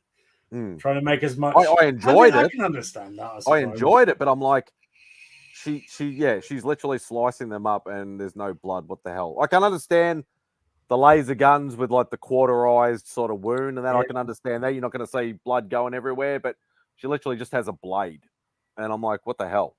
Yeah, it's completely. It's bollocks. So what Snyder made was an extremely R-rated for violence and sexuality sci-fi epic that's 8 hours long. What Netflix decided to do, instead of cutting it into 2 parts like you wanted to do to release it, they wanted to cut it into 2 parts condensed down to roughly 2 hours to make a PG-13 cut. Then he said, whatever. So what they're doing is they released part 1, which is literally half the film chopped up and presented to you. And then they're going to release part 2, which is literally half the film edited down and released. And then a couple months after that, they'll release the actual movie in one go. So I'm skipping part 2. I refuse to watch this one. I thought they were doing 3 parts. No, it's 2 parts. The third part is the release of the actual film. This is literally watching half a movie that's been edited down, like to make it the length of half the movie. So you have an 8-hour film, but they're giving you 4 hours of it. And what they're giving you is you see how it starts, you see some plot points, and you're going to see how it ends. And then they're going to go and show you how it plays out. Like, why would I want to watch that? Like, it's going to ruin the movie. It'll absolutely, you'll know who lives, you'll know who dies, you'll know and you'll get none of the investment of it that way. Like, the hell with that. I regret watching part 1. I enjoyed part 1 enough, but I massively regret watching it. Part 1 was fine. Yeah, it was fine, and that's what it is. Like, so I'm sort of with you. I don't think I'll watch part 2 either. It's going to be so hard to refrain too. It's going to, because like I'm a sucker for Snyder. I'm a sucker for sci-fi. Seeing that trailer with Jimmy just going ham, the robot going, I'm like, oh my god, I want to watch it now. But I know what they're going to give me isn't the movie. It's not fair. And Snyder even said in that long sit down with Rogan when they talked about it, he said, oh, part 1, that's not my movie. He even said that's nothing like my movie that you'll see when it comes out. And I've seen how much 10, 20 minutes can alter the flow of an entire movie numerous times. Daredevil director's cut, Batman v Superman Ultimate cut. So to get 2 hours more, no. You can cut 2 minutes out of a movie and completely fuck it up. Yeah. I mean, like really, really fuck it up. Like, look how different the Snyder cut is from the theatrical cut. Like, mad different. Like, you have if you had to boil it down to 3 or 4 plot points, yeah, you can do it the same, but massively different. Like no, I don't want to ruin this. I'd rather go into the real movie and have. I mean, Batman versus Superman, like that movie didn't make any sense. They edited out all the context. Yeah, they edited out all the context. That's what they chose to make him take out the context. Make it where no one knows why they're fighting. No one knows Luthor orchestrated it. No one sees how it. Like, what did y'all do? Oh, what Clark is a journalist. It's still not the film that I want it to be, but at least it makes sense. Like, and I understand what's going on. This is insane. Like you said, 2 minutes can fuck up a movie, and then they go all in. For sure, yeah. But obviously, we're going to be waiting a while. When people hear like it's been cut for 30 seconds, for instance, they don't think that's a lot of time. But they're not taking 30 seconds in a chunk out. What they're doing is they're shaving little bits out of the entire film. And that's what when I say I grew up with in the UK, because the BBFC, the certification board, weren't legitimate really until about 2000. Before that, they would cut whatever they wanted to cut, no matter what it was. Could be utterly ridiculous, and it could absolutely ruin a film. So I've literally grown up with people snipping stuff out of films for like very small amounts of time that really fuck up a movie. Like it can really ruin everything. And the movie that we got with Rebel Moon, I have to admit, I'm really intrigued to see the big one, which is sort of the point, I think. Like, I think Netflix really want to drive people towards the mammoth version of it. And if it's 8 hours, that's insane. But they kind of know the trope that they're playing with. It's plagued Snyder's entire career. It hit him back when the days when they were like double dipping for physical media sales with making everything like Dawn of the Dead unrated cut longer. Sucker Punch, maximum movie mode, massively longer. They took out the context. Batman v Superman, same thing. Then like all of his movies have suffered that. Like, and that's that he's known for that. Like Watchmen, director's cut. Has he released a movie like that has entirely this should have been that should have been their selling point. They legit should have been like, here it is, unrestricted. Like that's what we're getting, unrestricted, unencumbered, full on. Zack Snyder gets to do what he wants, but you have their idea is to try and get somebody to watch it over and over again, so they at least get 3 hits in their heads. That in their heads they're like, if we tourniquet it again, then we get it 3 times. I get that, but they have to know what they've, because like, I guess I just see how much like public perception drives the success or the failure of so much stuff. And Zack Snyder's negative public, like social drive that goes against him is this trope in a massive way. This trope. And then they're going to lean into that when you get him to come over. Like this is first, they should have championed it as we're going to be the ones to do what all these studios wouldn't do. And then after it comes out, we're going to go even better. Yeah. We're going to give you the 2-hour version afterwards. Like still do it the other way around. Depending on the brief in the first place. Like if they because I don't know, like if they were expecting an 8-hour movie at the start of this deal, then you're right. But that's fair. Like nobody has ever been like, you know what? I want to finance an 8-hour movie, because they don't work. They're ridiculous. They're insane. It says who? It says every 8-hour movie director. Name one. Well, there are very few for a good reason. Peter Jackson's one. But mate, he didn't release one 8-hour movie. Yeah, nobody ever has. No, think of the true, longest movies out there. What are some of the longest movies? Gone with the Wind, total failure. The Lord of the Rings trilogy, those definitely fucking flopped. The Snyder cut, nobody watched that. The Strawberries trilogy, I think, is ridiculously long. How long is each film? You said trilogy. Yeah. I'm looking it up now just to be sort of pedantic. Lawrence of Arabia, almost 4 hours, total fucking failure. Ben-Hur, almost 4 hours, total fucking failure. Gone with the Wind, Once Upon a Time in America, 4 hours. Godfather Part 2. I'm listing the longest running films. The Irishman, that Oscar winner, fuck that movie. Cleopatra, no one remembers her. Titanic, never float again. Avatar 2, flop.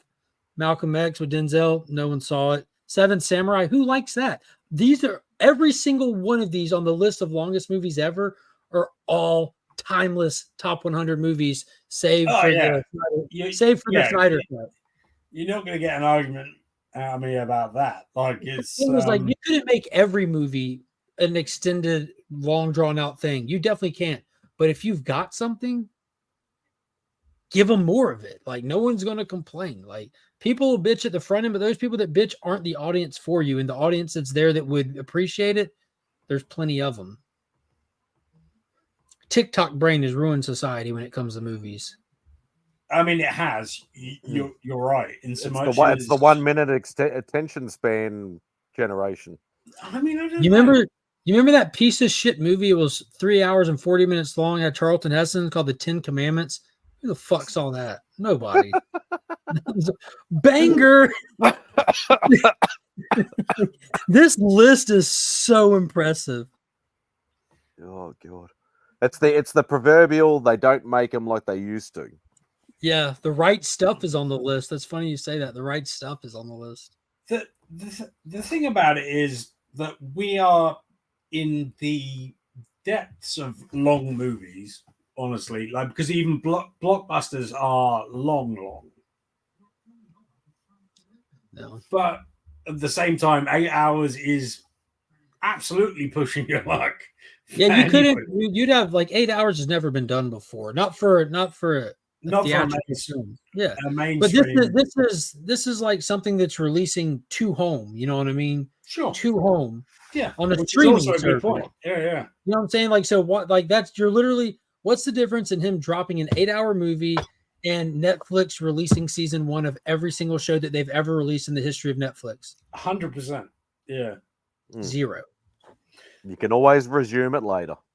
Unless they're and you know what's good about doing Act 1, money. Part 1. Like, is the thing is, like, that movie cost a lot of money. And they were willing to put that money up. But I don't blame them for being like, maybe we can double dip on this situation. I mean, it's and fair play to them for putting the money up because the budget for that 8 hours, $166 million.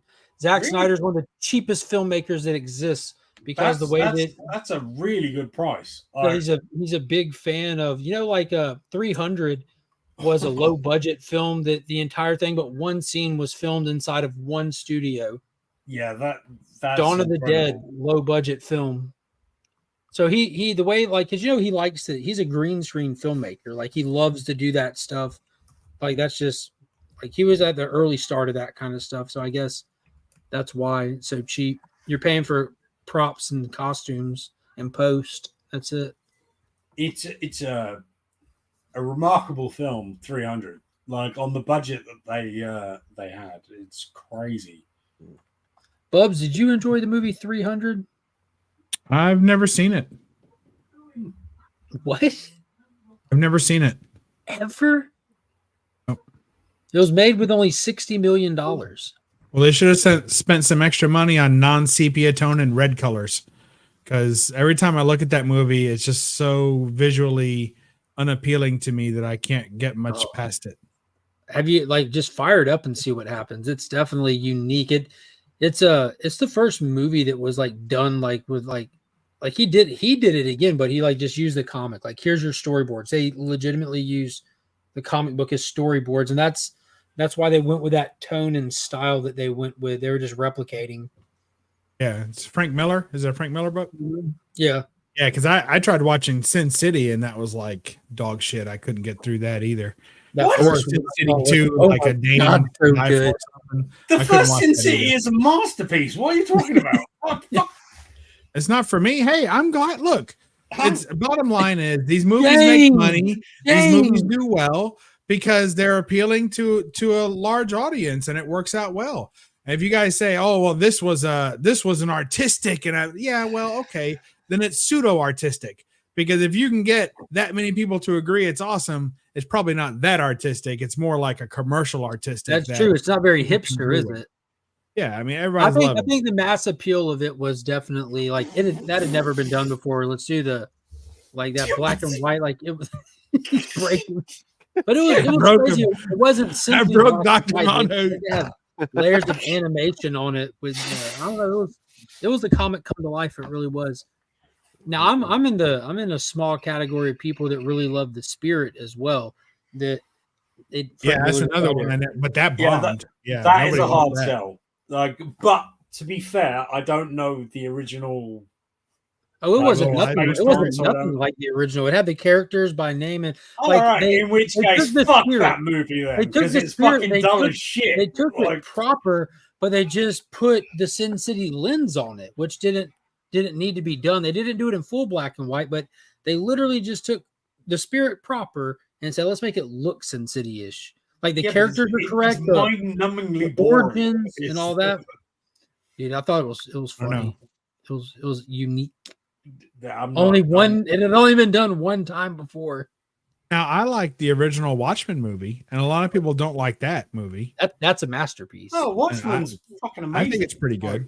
No, it's beyond pretty good. I'll give you that. Well, you know how we're talking about, like you're saying, really comic accurate and the purest comic. A lot of people that didn't like the ending of that movie or didn't like some of the artistic liberties taken with babies. it. I think it's a great movie.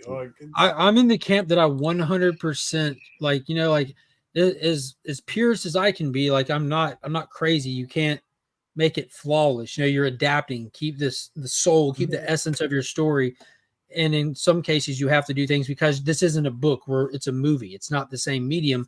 I think that it played out so much better. Like the whole thing was setting up like the way they didn't we'll just make it a bomb. Well, it wasn't just a bomb. It was an explosion that put Dr. Manhattan on trial. Like it just like, dude, that's fucking genius.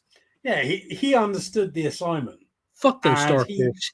He won it. Yeah. That's why Alan Moore hated it, because he's like, fuck, why didn't I think of that? Yeah, but like Alan Moore will argue about anything.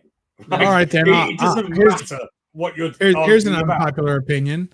I like The League of Extraordinary Gentlemen. Who didn't? I love that movie. The masses. That movie is an uncategorical bomb. That was literally that and Alien vs Predator were the first Blu-rays that I got. So in all in one weekend, like the first Blu-ray I bought was Michael Mann's Public Enemy because I hadn't watched it yet. So I went home, I fired it up, and I saw how he intentionally did it in like this grit scale. I'm like, nope. I just got this set up. I'm not, nope. So I turned it off. I went back to the store, bought Avatar, the first one, which I had seen. That's why I didn't buy it off rip. Came home and just let my eyes get wet watching that. And then went right back to the store. I'm like, okay, I can't afford to keep buying these new releases on Blu-ray with I'm like, all right, well, this Alien vs Predator, which I love, I've seen 1,000 times, was $10. And look here, League of Extraordinary Gentlemen, $10. So I got both of those, went home and loved every minute of it. Still got them. Good stuff. I love League of Extraordinary Gentlemen. Alan Quartermain, he total badass. I reckon I've seen that at least 10 times. Another Alan Moore book. Yeah, you know what I'm saying? Another Alan Moore comic. Okay, I like Cowboys versus Aliens. Check my IG. I watched that like 3 weeks ago with Finn. A lot of people don't like that movie, though. It's so good. John Favreau killed it. Yeah, it's good fun. It's hard to believe that John Favreau made a bad movie. I've not seen it. Have you not seen Swingers? That's pretty hard to watch. Yeah, I have seen Swingers. John Favreau's made more bad movies than good movies, but the good ones are really, really good. Yeah, I have seen movie. His 90s were. He was in a weird place in his 90s.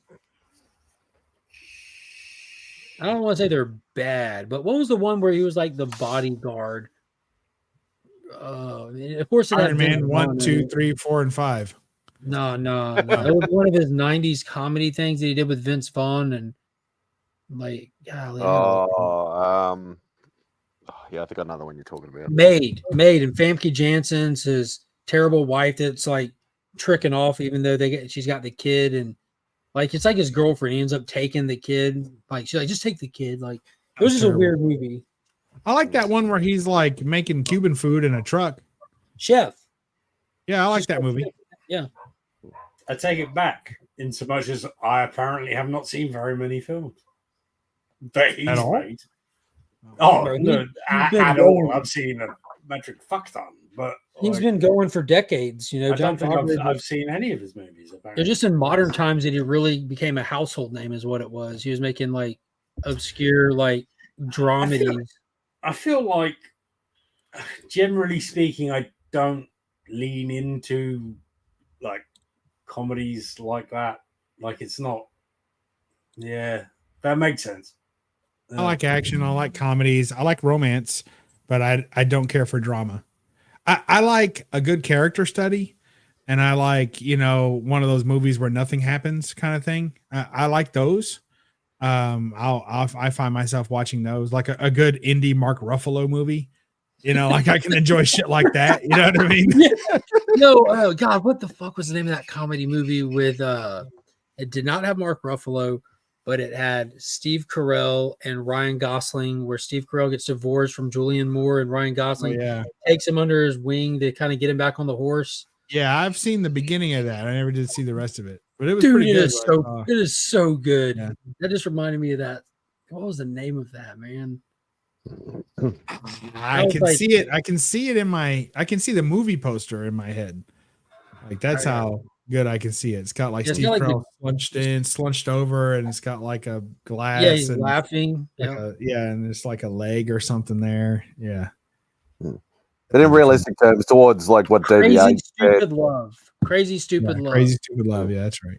From what Davey H said, there's probably movies that all of us could probably name that the other ones have probably never one either seen or two never heard of. Oh, for sure. Like there's loads of movies that I haven't seen that I should have seen. Like, and that's the beauty of movies. There's tons of them. That's why I like always saying that I've never seen Avatar because it riles Mark up. Well, I just don't believe you. That's all. Hey, look at the puppy. Hello, buddy. Like I've never seen The Abyss. Like that's a movie that's on my list. Oh, I love The Abyss. Made Mark ashamed. Yeah, but who doesn't watch James Cameron films? Like, the director's cut. The regular version kind of sucks. The director's cut is great. Yo, with the actual wave and everything to it too. And like, oh, aliens, my God. In all the clips I saw as a kid, I saw this really shit looking CG blob. Blob about the CG, the water effects. And nobody was doing that shit back then. You know who was? Yeah, and it's still Papa knows. So I was just like, I don't care. But then when I grew up, I realized it was cut in this country because he murdered a bunch of rats or something. So like it just never came around. Like so I've never seen The Abyss. Like it's never happened. I highly recommend it. I've got a lot of plot holes in my like I'm a big movie buff too. There's a lot of holes in my watching thing. Like I've never seen Avatar as one of them. There you go. You know, like it's just that it never interested me. It never got me. The Last Airbender Avatar or no, the Blue People Avatar, that one, the one that Mark never stops talking about. I owned a 3D TV for a while, so I've seen all those 3D movies and owned all the 3D Blu-rays there for like a good 6-7 year period. So Avatar got caught up in that. So pretty good in 3D. I'm trying to think. So when those 3D TVs were rocking from like what was like 2008, 2015, they were really pushing. They because combo packs came out like before. Like, I was a manager at a movie shop for years. So when people would come in, they'd come up to buy a new DVD. I'm like, no, get the Blu-ray. It comes with the DVD because the next time you re-up, you're going to be buying a Blu-ray player. Watch it now, have it later. And I did that same thing with the 3D stuff. Like if I go somewhere and homie's got it, because I watch movies religiously. So like I had it if someone wanted to do movie something, like I'm bringing it kind of thing. And John Carter 3D was awesome. Yeah, that's a good one. There's some of the kids movies too, like Rio was in 3D and it was really good. Yeah. That's Ringo. That's Ringo. No, Rio is the birds. I don't remember who Rio. God, get stuck in your head. It's just pretty. Ringo was good. It's a shame that 3D is dead in so much as like they're not producing the TVs anymore. It's annoying. Like it is. I still look. I always check to see is there any manufacturer making one, because if I don't care, I would trade right now. If I get a 3D TV right now, you just can't find one. I love that movie. I didn't know it was in 3D. Ninja Assassin. I've never seen that. Ninja Assassin. I didn't know it was in 3D. Yeah, that's one of the most bloody movies that exists. Really? Easily. Sounds like the name lends itself for that. Mm-hmm. And Ninja Assassin always gives me like 80s vibes because I was a big ninja movie like Shokasugi fan back in the 80s. Oh, Papa, you're crazy talking. 3D's great for in-home watching. Now, If- not on a small screen, obviously, but if you've got at least 50, 55 inches going on, Yeah. then yeah, I mean, 3D is you, gotta be big you enough have to the come tech, at you. if it You better exists, be a bit why modest not there. do it at home? Yeah. Like, Huh? Nothing. I heard you. but like My Bloody Valentine 3D, for instance, or Piranha 3D. Yeah. Both I really liked, fun movies. But I liked also they are fundamentally better in 3D. I mean, like Abraham they're Lincoln making- Vampire Hunter in 3D was amazing. Sure, why not? Like I remember that movie. That was a fun watch. just like I mean, the it's not swords, and good, the but guns, yeah, and the blood I'm with It was, you. splatter. it was just a turn your brain off fun movie watch. Yeah. Or Tron Legacy in 3D. Yeah. Like that movie's meant to be seen Oh, in 3D or IMAX in 3D. Started. Don't get him started. That Yeah. movie is fantastic Yes. in 3D. Not, I not will just say- is it visually great, it's just a great fucking movie. Yes, it's a fantastic movie It's that is not, better but than the sum of its it's- You're parts. crazy, DVH. One of us is dressed like It Mal right definitely- now. Wait, which one is it? No. And I'm And not the crazy the other one. is covered in flamingos. Like, Do you it not has like a- Tron? It has a DVH, you great. don't like Tron? No, I do. It has a great soundtrack, but it's not. It's a fine movie. It's a fine. fantastic movie. It's fine. I you know Alright. what? I'll double down. I'll say that it's the best sequel. It's the best direct sequel to ever come out of a movie that had that long of a wait. Mm. I mean, you had to wait 20 something years for the sequel to a single movie. Not even the next in a franchise that's been going on is your 6th, 7th movie. You know what I mean? Yeah. But literally the Interesting. direct sequel to a movie, a second movie to the first movie. You had to wait 20 something years to get it. And it was rivaled the first one, and it was fantastic. So I've only ever yeah, seen Tron the first Legacy, one. fucking amazing. I think it's better than the first as well. I think the soundtrack pushes it over the edge. The Daft Punk, soundtrack baby. is amazing. Don't Bro, get me I wrong. was It's a listening great to the soundtrack. soundtrack earlier today. Like, I just opened my music app, Tron Oh, yeah. Legacy, sitting there waiting. While So was sitting I there working created on the my computer, own just- playlist of the soundtrack because the official soundtrack is missing a few tracks from the movie, including the Journey song that they play as they're going into the arcade is missing from the soundtrack. Someday So and there's a I'll couple of other ones that I've played. And The have you soundtrack ever is just the Daft Punk tracks. listened to Reconfigured? The soundtrack reconfigured. Yes. Mm-mm. So search up Tron Legacy Reconfigured, and that is other artists took the originals. It's green instead of blue. Yeah, that's it. Mhm. So Yeah. it has all the same tracks, but they're redone, they're remixed with other artists, and it's pretty badass. I've got you beat. I'm I listening. have a movie that is better for the time length it took. No, you don't. Yeah, I do. Here's my commemorative vinyl edition of Tron Legacy. Check that out. Yeah, that's awesome. And it's got the gatefold there showing Daft Punk as appeared in the movie. And this has multiple bonus tracks.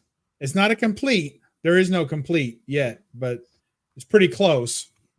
And then it also has the commemorative vinyl. Check that blue out. Isn't that beautiful? That's beautiful.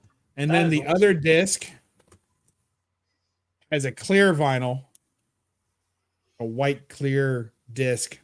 I just absolutely love this album. It's There very you go. cool. Go ahead, Doctor. What are you putting up for second choice? I'm listening. Top Gun Maverick. Nah. Bollocks. No. Bollocks. That is a much better movie. Let me tell you, it might be a better movie. You think it's a better movie than Tron Legacy? Yeah. Look, big time. I don't think so. Hmm. I don't mean- think so. But I tell you what, the Tron 1 on rewatch has issues. like just because it's a technical marvel for its day, so it doesn't hold up for modern audiences as well. Bro, and the soundtrack can be a little boring compared. Now, at the time, it was very amazing. Can you imagine, like, all right, having seen Tron Legacy, now they're traveling on the light train for a while when they're reconfiguring Korra and everything, and they're pulling into the station and seeing what Clue's up to. In the original, Flynn literally hops tracks with those things. Literally is riding on one. Can you imagine what that would have looked like if they did it in Legacy? They might do it in the next one. In Aries, I can't wait. I'm hoping that Jared Leto doesn't destroy the movie. But I mean, come on, the guy who played Charlie Hunnam, or is that the guy who played the? No, it was Garrett Hedlund that played. Yeah, Garrett Hedlund couldn't act his way out of a fucking paper bag, and he still couldn't bring that movie down a notch. So I think that the property is bigger and better than Leto can bring down. You know, dude, but that's kind of the thing with it though, is like when you get into like, I checked Tron 1 out of Blockbusters more times than any other movie, hands down, because we would always go on Saturday morning when they weren't busy. That means they didn't have new releases. So me and my brother always fell back on the same stuff we like to rewatch over and over. We should have just owned a copy, you know, but like we watched that so many times. So when Legacy came out, like so much of the concepts were just burned into my mind. And the way they explore those concepts of like the programs and the users and what it really means to be Flynn in this world. Yeah. Like it elevates the story. And the fact that like they lean into like it almost like a Jurassic Park level of Life Will Find a Way with the ISOs spontaneous. Like, dude, there's just so much spiritual depth to that movie. It is just phenomenal. And the visuals, you can tell that it had a true art director at the helm. And a lot of movies don't have that. They're just trying to push story along, or they're trying to piece together events and saying, okay, we're going to do a tracking shot. We just need to get from here to here, you know, but this movie, every time the camera even thinks about pausing for a second, you can make a picture out of that. It's absolutely gorgeous. And the colorway, the way that they redid the world, reimagined the world, it's just so amazing. It's just, and the fact that they brought Clue in. Clue itself was an Easter egg. Like, it's just, dude, Flynn, is it still my job to create a perfect grid? Yeah. Like, let's go, dude. And when Rinsler, the first time, like, you see Rinsler, like, who the fuck is this guy? And then you see the flashback of Clue, like, pulling the coup, and you see Tron tell him, Flynn, run. And he just posts up. I'm like, he's fucking Rinsler. Like, I freaked out, dude. I'm like, no. And then my heart broke when I realized, like, you turned Tron into a bad guy. And dude, but then the turn at the end and the after credits and stuff, like, it's just, it's a phenomenal movie. It's just so good.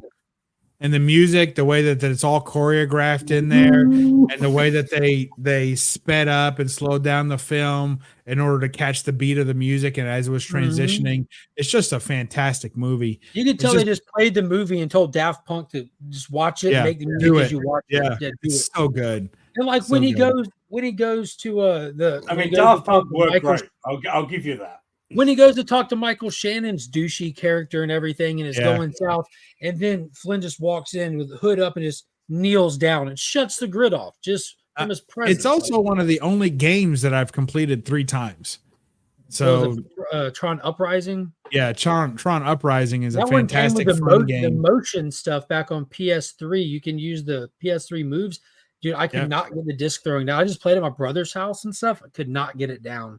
Yeah, the Wii had a version that was pretty fun too, that used motion controls, and pretty much any Tron game I always, try to play. So, and PSP had a version of it that's not too bad. So, I mean, there's a lot of good stuff. I think I have it on PSP.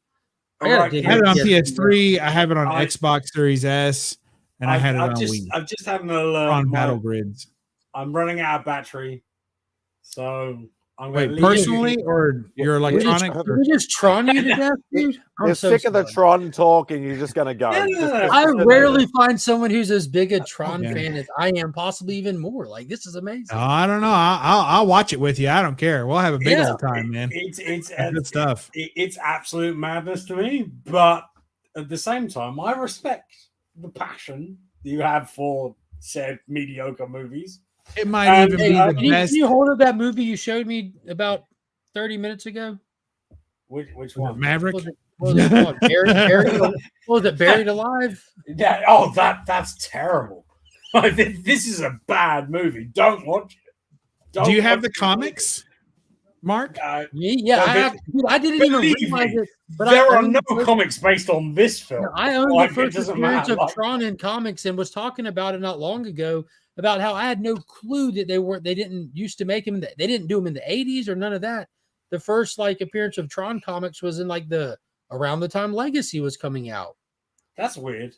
There are some older ones. No, there are some older ones. Check. No. I mean, I have them. I mean, there are some older ones. Do you? Because Right. we went into this one night on a live stream. We were all. No, we were all there's baffled by it. some that came out for the video game Tron 2.0. So there was an old game that came out in the 80s. I guess it was late 80s, probably early 90s. And it was called Tron 2.0, and there were comics that came out for that. I'll be in the chat, and I will You might as well disagree with stay your here. opinions Save about you these time movies. typing. Now, are they standard comics? Or are you talking about magazine things? They're I think there were inserts that came with the games, and they were promotional mostly.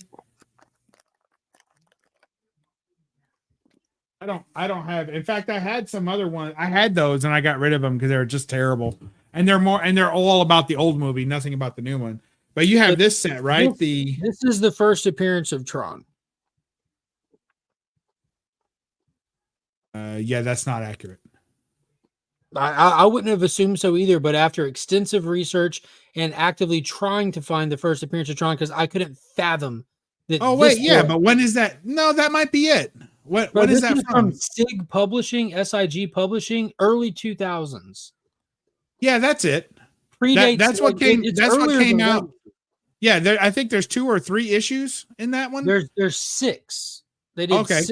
Yeah, that came out to correspond with the Tron 2.0 game that was I guess probably late 90s then. What sucks is it's damn near impossible to find the entire run. I have this one. I bought it from the shop when it came out. I have number 2, but I didn't. I had a few of them. I got rid of them because they're just terrible. Well, because of my age, running and gunning, I wasn't staying consistent. I was more or less, betrayal. Did you watch the TV show Uprising? I did. Yeah, that was with not bad. Elijah Wood, right? Voiced. So these, it took me a long time to find these. Are either of those movie photo covers? Or are they all computer? No, they're I love the art style on these. Yeah, but and then also, I don't know if you have the movie adaptation. Do you have the Greg Land one? Uh-oh. Oh, this took me forever to find. Super hard, but I don't know if they had no print run or whatever, but literally years hunting for this book to get a copy. And it's Tron, the original movie adaptation, and it's got a great Greg Land cover. Yeah, look at Master Commander. Oh, it's like a savage. I just love it. So, and of course, I've got the pops. You have the pops? No, I don't do pops. He's not a pop guy. It's worth it for Tron. I would rather buy the Marvel or the selects and shit that they've done of them over fucking pop. Yeah, to me that doesn't look cool. That looks like they wasted plastic. They should have made him look more realistic. The box is cool though. Hey, it glows in the dark. I was about to say that's a glow in the dark, right? Got to. The computer light's gonna fuck it. Oh, good catch. Good catch. Yeah, that's awesome. End of line, bitches. Let's see what else I got, Tron. Here was the commemorative light cycle that came with the video game for the PS3. Yeah. And it comes in a case, but the case is boring, so I just leave this out for fun. Yes. Sound effects as well. Yes. Oh, I just realized this thing had a button. Does this do something? Like it has a button on it. It comes. Oh, it's got a battery pack. This thing does something. Hold on, let me see.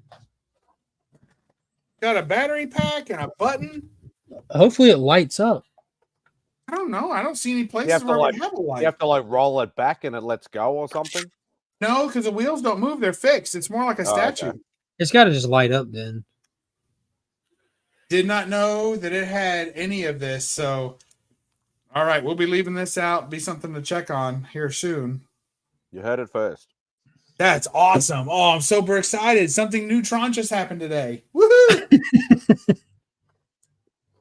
Time a Tron thing happens, I'm all about it. It says sound. It says sounds. Really? Yeah, oh, that's cool. Is that from Spin Master? I know it came with the video game, but is it Spin Master? I gotta be honest with you, my eyes aren't good enough to read it. That's okay. Yeah, here's the Diamond Select that I like. Like if I were to get Tron figures, those Diamond Select would be the way that I would go. Oh, I went with this one. So this one came with the Kingdom of Hearts. This is the Kingdom of Hearts version. It came with like some kind of dude holding a key, some kind of monkey dude. I have no idea. I've never played that game. But yeah, there's my Tron 1 figure. And at the time, the Tron Legacy wasn't a big hit. And and so my son was of the age that, I mean, I collected all those toys. So he played with all the Tron toys because they were in the discount bin, right? So I was like, yes, perfect. And we've got the full 12-inchers that have the light up LED faces and everything. They're in the garage somewhere. I'd pull them out, but I'd end up trying to take them and putting them all over the place. And then technically they're his. Bro, how amazing was the disc battles and the way people actually broke into cubes and stuff? Awesome. I got to tell you, I can't tell you how long and how many times I go back to having my whole phone themed in Tron, and then also my ringtone is I have that going. Ringtones. I used to be able to do it on flip phones. I've never figured out how to do it since the day I got a smartphone. I just downloaded an app and you can, but that one I made myself just by cutting it down and then applying it as a ringtone. I got Android. I don't know what you're rocking. I have Android. I'm a Samsung guy. Yeah, so it's pretty easy. I've got a Galaxy Ultra Mega 23 or 24? 23, I believe. Got it. I should do not it. This last Christmas, the one before. But Peter Jacksoned out. Oh yeah. Another 3-hour plus piece of shit. Yeah. Won multiple Oscars. I love that movie. I mean, it's a little bit. When they get the bugs attacking them, it's a little bit much for me. But other than that, I do like it. We're just talking about how long movies turn people away, but historically long, excessively long movies are all in the top 100 films of all time. Lawrence of Arabia, Ben-Hur, 10 Commandments. Yeah, I can see that. Epics. It takes a lot of time to tell an epic story. Yeah, Gone with the Wind. Oh, guys, just when I got my Tron on, it's bedtime. I gotta go to bed. Who told you that? Well, I saw my wife go into the bedroom, and I generally follow. Okay, do it to it. I Enjoy. Well, now I know how to start the conversation next time I see you. Sounds good. All right, Mark. I'll see you in a couple months, buddy. Yeah, I'm looking forward to it, my dude. Spidey, make sure you keep this stream going. I saw you put one of those pity old poor ass me posts up earlier. I don't know why I even do this anymore. Nobody comes. I did not say that. I just asked the question. What the fuck ever. I saw you whinging all over the fucking socials. And let me tell you, you better keep this shit going because every fucking week I attempt to get on here. And if it's not for UFC or family shit, it's where I'm headed. So get this shit. Keep it going. All right. I'll see y'all later. Good night. Hey. Thanks, mate. Where did you put this pitiful me post at? I did not. It was not a. I just asked the question. I just said I've noticed a downturn in attendance. Should I even bother keep going? That's all I did. I just did it on my community tab. That's all I did. It was just a curiosity thing. Yeah, I like this where I come to hang out on Saturday nights. Like I know it's not like the old school days when everybody was, stuck at home and everybody like let's just go on banter and there'd be like a queue of people wanting to get on into the 10 slots. And and obviously Remy's was the same, but then sort of obviously towards the end when he was having trouble trying to get to it and things like that, there was a bit of a decline in that as well. But yeah, I've noticed a lot more people seem to be doing Hangout streams Saturday night for you guys now. So it's almost like a competition thing, and it's like, well, Who else is doing them? Well, CJ's doing it right now. He's got like 20 viewers. Jigs is doing one. He's got like 10 viewers, and we've got 2. 2 strong ones. 2 strong ones. Las Crucius, appreciate you, homie. Always appreciate Las Crucius. Always. And Papa's like, fuck you, CJ. I'm staying with Spidey for the moment. If you finish, I'll go over there and stick my finger up at you then. What's CJ doing tonight? No, just his usual bullshit, insomniac, whatever. So he's got a few people over there. So no, I don't know. It's just one of those things that I just like to. I do this. I don't do this for me. Like, yeah, okay, I do it for me, and the fact that it's giving me, watch hours and all that. Well, I assume you like hanging out with people. That's the other thing. Like, I just like. I don't do Friday. I don't do Friday mornings as charity or anything. I just that's when I have an opportunity to sit down and do this, like on my terms, Yeah, and that's the thing. Like, I miss out on so much being in a different time zone from all you guys that. And I've said it a million times, the amount of times I'll just jump into somebody's stream and just say, quick hello, quick hello, Legion, quick hello, chat or whatever, because I'll be at work when you guys are running your nighttime streams during the week. So I miss a lot of stuff. So this is my opportunity to hang out with people that are, I enjoy hanging out with, and I still say it's open panel. Anybody, as long as I know who they are or somebody can vouch for them, I'm more than happy to let anybody on. I just want to, just shoot the shit and, talk about stuff we love. Obviously it goes off the rails sometimes, but that's usually when Pocan Joe's proper for that. But thanks, Les Crucius. I appreciate that. It's 7:30 my time. It's old after a while. So as long as I go for 3 hours, you can get up at 7:30 and hop. Oh god. Yeah, it's this thing. Like I was graciously passed the mantle from Chip to Remy, from Remy to me. I want to keep this going as long as I can. Yeah, as I said, like the bonus of it is giving me watch hours. And yes, I am a long way from monetization if I even want to go that route.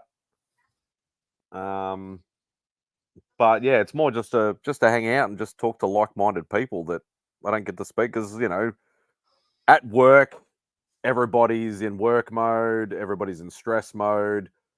They like to talk about sports a lot, which is not really my thing. We're talking with tradespeople, electricians and things like that. So they're all, oh, did you see the footy game on the weekend? I'm like, no, I don't watch that shit. I want to talk about nerd shit. Fetishes? Football. So no. Sports ball, talk, work talk, but that's about as far as it goes. Occasionally I might. There is one contractor, I don't see him very often, but he's a big Phantom guy. He loves Phantom. The Ghost Who Walks. He's actually has an in to the Fork family. I had to be very careful how I said that.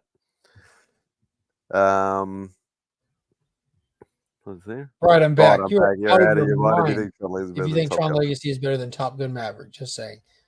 After that comment, DVH is an honorary American. Be proud.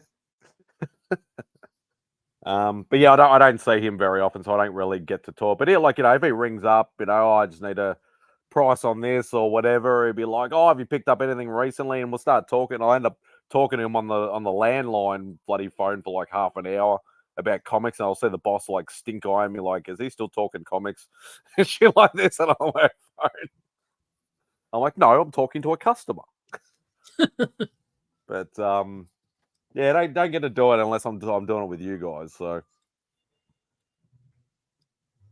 Jigs people different, fans don't come over. You said that way about that. Yeah, well, Perry quite often goes, no, I like Perry. Perry's funny. Yeah, Who there's is a few. Jig? Hmm? Who is Jigs?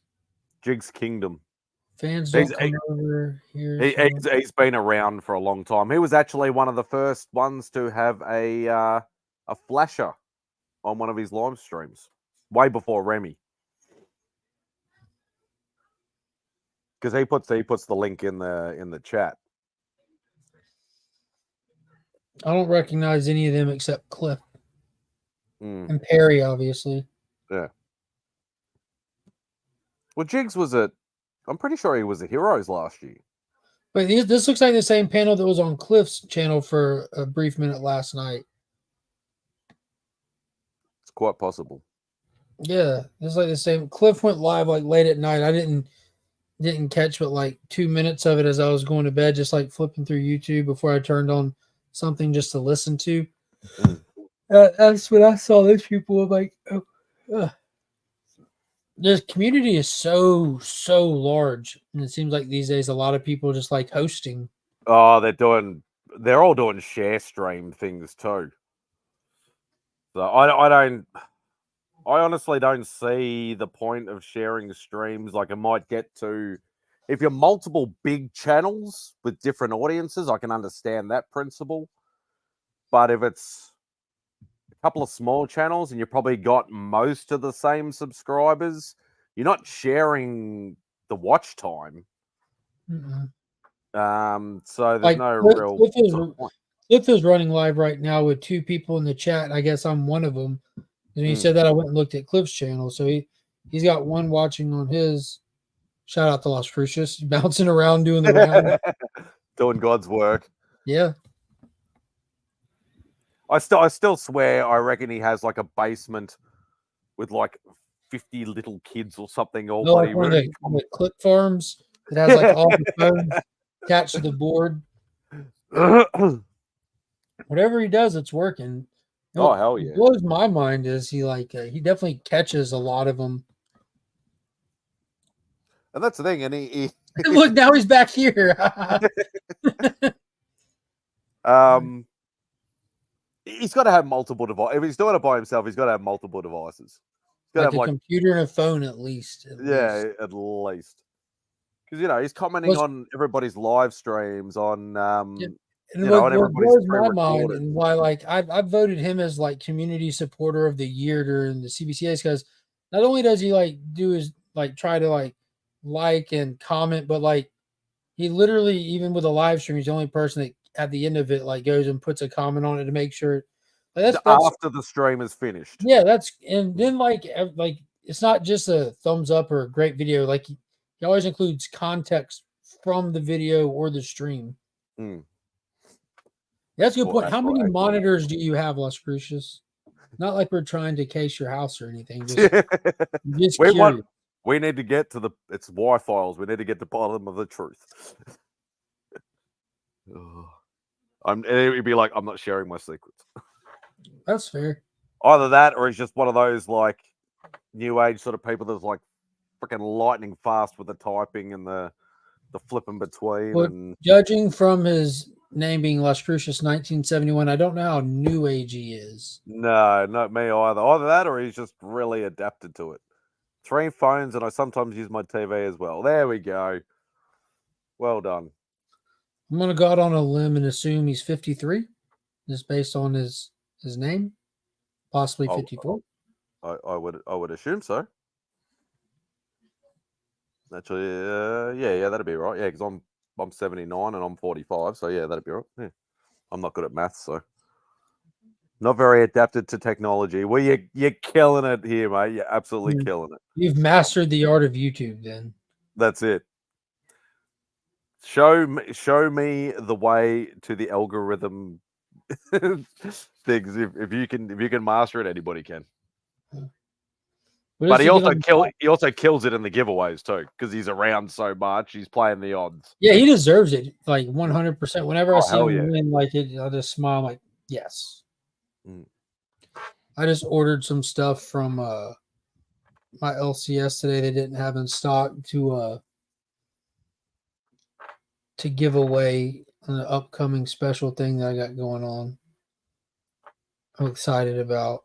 Is it this related? No, it's Ghost Machine related. I ordered the Oh, Geiger paperback and the Junkyard Joe trade paperback, and I've got extra 80-page giants. So it'd be like all of like the phase one. You know, it's all the Ghost Machine stuff before, or Mad Ghost stuff before they upscale to Ghost Machine. So it's all the phase one stuff that they did. Are they doing some sort of big release for all this sort of stuff? Because some of the stuff has already come out, though, obviously. Yeah, Geiger was a 6-issue miniseries. Then they did an 80-page giant after it wrapped up. They did one of these, kind of give you more context to some of the stuff you saw in Geiger backstories to some of the villains. But this is also where they first introduced Redcoat. Like you got like a small Redcoat story in here. And then they did Junkyard Joe. So that was all of it at that point. Then after they announced at NYCC that they've turned it into a full-fledged company and been recruiting top-tier talent, they changed the name to Ghost Machine to reflect the new company as a bigger entity. And they announced more titles and the ongoing universe that's coming. And then they did 2 months ago, they did Geiger Ground Zero, which was just a little 2-issue, almost like a refreshing of Geiger. And now April 3rd is Ghost Machine Day. That's where Geiger 1 of a new ongoing series releases. So is Ghost Machine the actual publishing company like Marvel, DC, Image? Yeah. Well, Ghost Machine is the company that prints its books through Image. You know, Image does have books that are owned by Image or printed under Image, but then you have like Robert Kirkman has his own publishing company called Skybound, and he prints them through Image. But he owns them. He can take his books, his ownership, and print them through Dark Horse, or if anyone else was willing to, print them himself. And it doesn't, you know what I mean? Like there'll still be an image. There'll still be an Image icon on the front of the books. Then, yeah, on Ghost Machine it will, unless they chose to take it somewhere else or just self print it. You know. So on April 3rd, Ghost Machine starts an ongoing.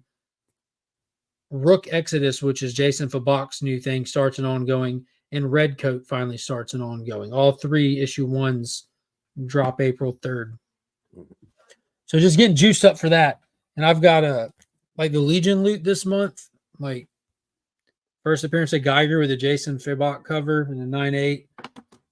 Geiger Ground Zero #2, which is the first appearance of the Northerner. I'll have one of these first appearance of Redcoats in there. I've been like pulling like so there's Geiger 6, first appearance of Junkyard Joe, Geiger 5, first cameo of Junkyard Joe, and of course all kinds of other stuff. But like the theme for the month will be Ghost Machine because I give it away the first Sunday of the month, so it'll be like the Sunday right before it all comes out. So somebody will get the opportunity. You know what I mean? It was just timed it right. And then I'm doing something else with the trades and yeah. For now. No, so if I win, I need a prize to tag somebody. No, if you win, I'll send it to you. I still have these damn rings that I forgot to put in your box. Don't worry about the rings. I'm just waiting to have to send you something again. I don't want to send just these because you don't want them, and that makes me want to give them to you even more. You're an ass. I just want to see you put them all on and take a selfie. That's even if they. Oh, that probably. I haven't got fat fingers, so I'd probably be able to put them on. Yeah, I think I need to do something with all these books that I don't want because I need to probably come up with a giveaway or something. But there's nothing really besides those Superman books. There's nothing really super exciting that I have that I want to get rid of. Anything Jeff Johns is epic. Geiger is tremendous. Yeah, big facts. Big facts. Couldn't agree with you more. I'm trying to agree more, but I can't because that's how much I already agree with you. Huh. Definitely. You'd have to be coming up on what 4K soon. Yeah, you'd be pretty close because I know you've dialed down your. I stopped doing shorts. It was growing too fast. Yeah, because it was. I'm not about that. I'm not about that life. I'm about organic growth. 3586 right now. You know what's crazy is last week, there's Godzilla X Kong toy shorts I did when me and Finn stumbled upon the wave.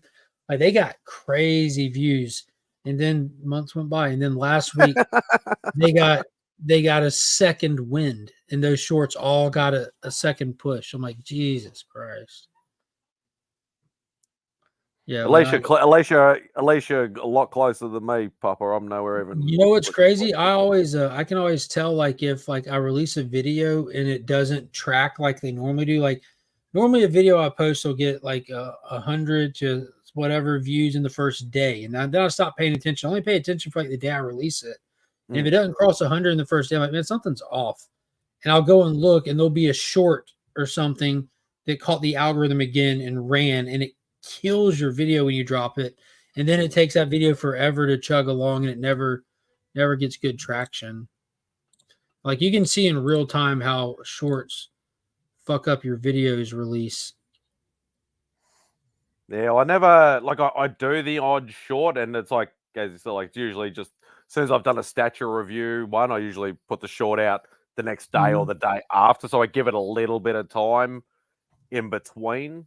But other than that, I don't really do that many shorts because I don't think it will do. As you said, I'd rather, even though my subs have totally dried up and I think I've hit my plateau for the moment, I'd rather still do it organically than do the thing where I'll get like 3,000 subs in like 6 months and the watch hours will be still fucking shit.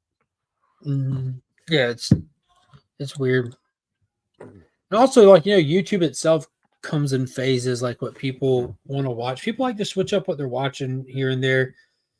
But the thing is, as long as you're doing it for fun, man, as long as you're having fun doing it, like the rest is just whatever. I mean, it's fun to have goals. Most definitely. It's fun to be aiming towards something, but I don't think I've ever gotten disheartened. Except when like I do a video that is just like ridiculously fun, and I'm just like, dude, I want people to see it just for the simple fact of like, dude, I want other people to have fun. Like, I feel proud of it. And I think like other people would enjoy it. And then there's some that like I feel like I got a video out. It wasn't bad enough, and then it performs well. I'm like, it's weird. Sometimes I wish that more people would have seen this one than that one. And that's not talking like with big numbers to begin with, but if you're trying to get views, man, it's easy as hell to fish for views. Easy as hell. Like me and Becker did it intentionally one time with a video. I'm like, dude, let's clickbait this and have fun with it. Like, Whatnot was a topic. Rob Liefeld was in there. Question the thing. What just happened on Whatnot with Rob Liefeld? Thousands of views, just like that. Like, it's too easy to do that, and then but it's not fun content for me. And that's the thing. Like I've always said, one, I'll always do the content I want to do. Mm-hmm. Two, I want to grow organically. Yes, I do get disheartened when I notice views are always the same. My subs haven't changed in a month or 2 months. Things like that. But I still want to do what I want to do. If people like it, that's fantastic. If people don't like it, then that's fine too. But I never want to do any of the cancel culture crap, the woke crap, any of that sort of thing. I do not want views from negativity. Yes, I will do an occasional video. Like I have some horror stories with some of my original art, but I'm telling the story. I'm not basing it on. You're not leaning into like culture war stuff, as Marcus accurately puts it. Yeah, you got the cancel culture side and the anti-woke side, and they're just two different extremes of the same coin. Yeah, and I never wanted to do any of that. Just interchange the words. Yeah, clickbait, basically. Like, okay, yeah, if something does get clickbait, but for the right reasons, for my right reasons, and then that I'm happy with that. You've been told to not leave comments by who? What's going on, Chris? I'm glad you guys allow me to leave comments on your videos. I've been told more than once to... What? Give us a story behind that. As a matter of fact, hop on stream and tell us about it.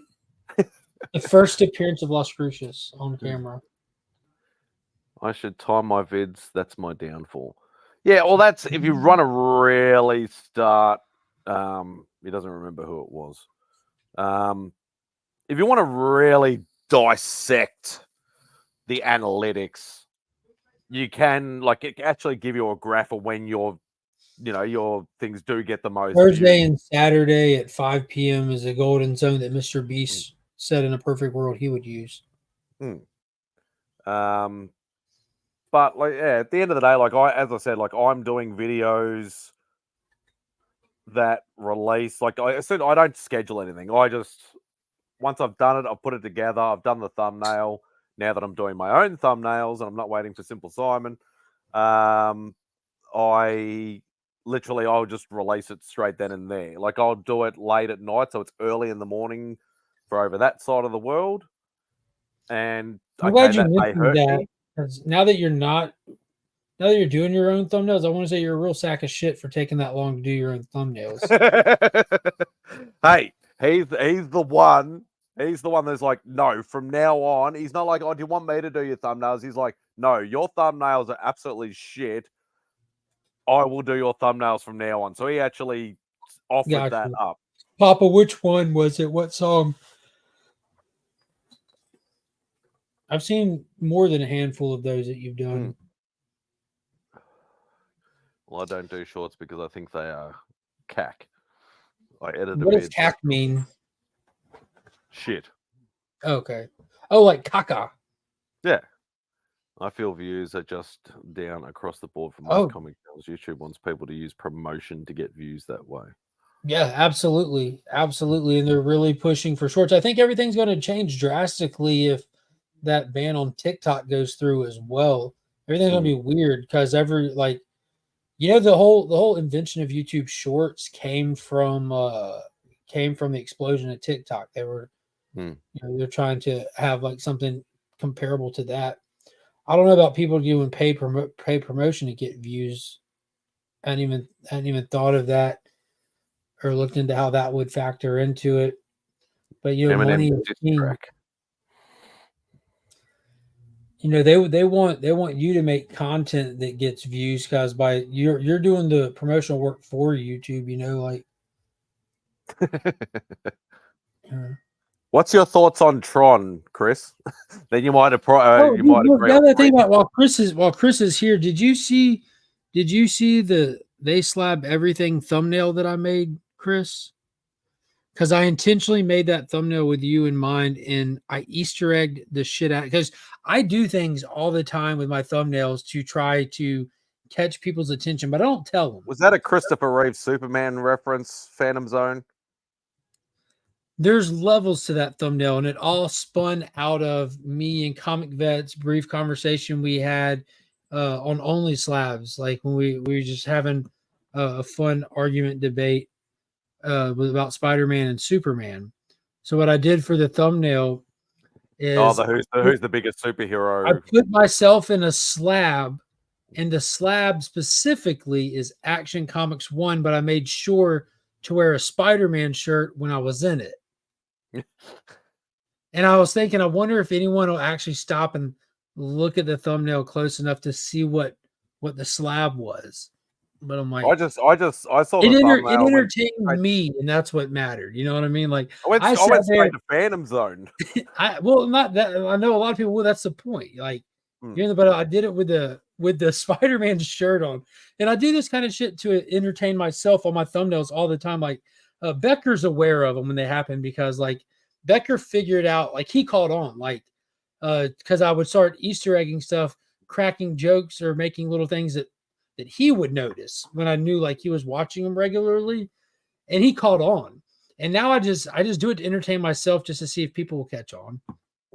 But that thumbnail I did based on that conversation, and then the thumbnail that I did today, Chris noticed it immediately.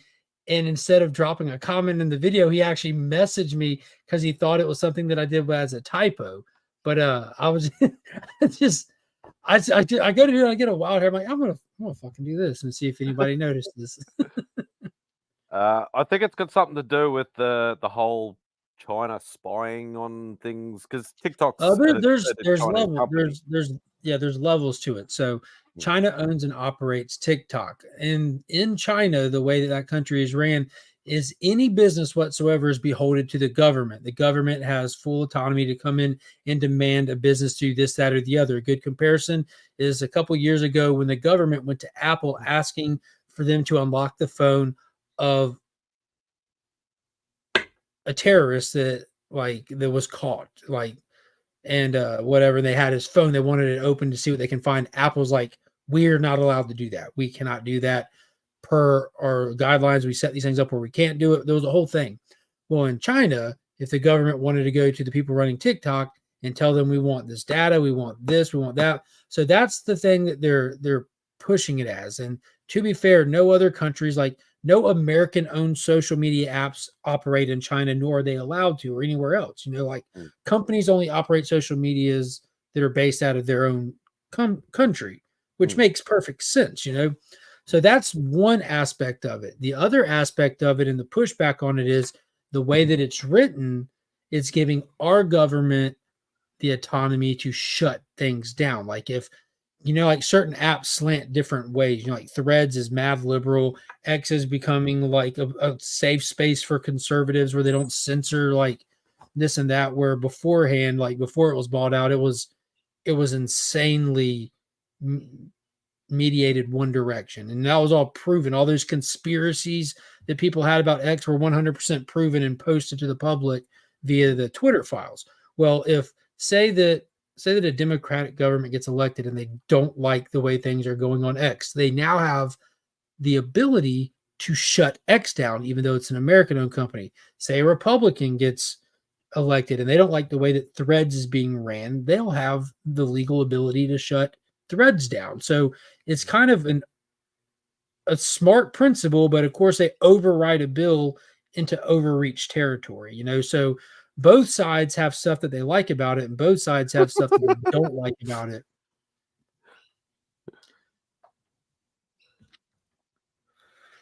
Yeah, well, it's a bit like attention to people's thumbnails. I take lots of time making mine, so I pay close attention to everyone's work on thumbnails. They're fun. They're fun. I enjoy to do it. It's like I'm not a mad artistic kind of person, but mine still take me too long. But I'm getting there. But like getting on that point, like there was actually a CCTV company, or actually it was a company that made mobile phones and CCTV stuff based in China.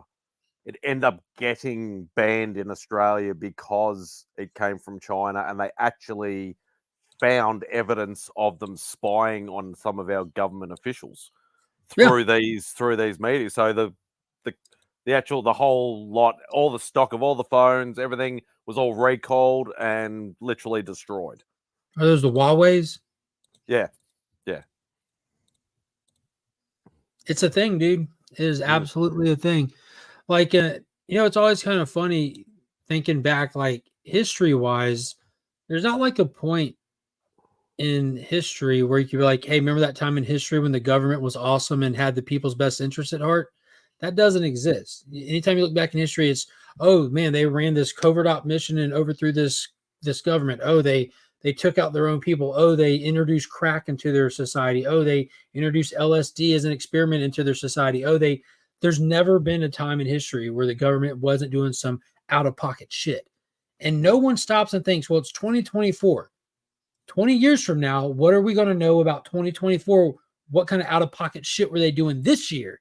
Because it's happening. It's always happening. And everyone forgets that. They think the government's just so this and that. And they think, well, let's allow them to do this to protect us and this and that. Fuck that. Like, no, take care of yourself, be self-responsible, rely on yourself. Fuck everything else they're trying to get you. Don't think they're not. The day you think the government's not out to get you, you're fucking high. It doesn't even make sense to think the government's not out to get you. To answer this, I would put my money on it's the first ISOM video. Like 12,000 or something like that. I again, one of those times when I'm like, I have an idea. I'm going to get a video to go viral. I just like, and I reviewed it. I completely had fun trolling that audience. Like I did a God's honest review, like unbiased, didn't know anything about it. Like until like after I had purchased the book and it was coming, I started to figure like, all right, so let's deal with this. And I stopped looking into it because I didn't want to know. Read the book, unbiased review. And it was it was a banger video, got so many fun comments, people arguing and stuff. And then I'm like, I'll do the second one. And the book was just shit. Like it wasn't a bad book, but it wasn't good. It's a solid 5. And it turns out that it's like a guy ripping off artwork and just doing like copy paste programs from like stock images doing the art. I'm like, I don't even want to support that. It's like a $30 book, and it's not a good story. Like one book is like a 90-page book. So we're like 180 pages in. We don't know the hero's origin. We don't know his powers. We don't know what he does. We don't know why. Like this is just, I don't get it. But anyways, it was Rorange. Orange. I thought yellow was in the middle. Or is that like red orange? TikTok is Chinese. Makes sense then.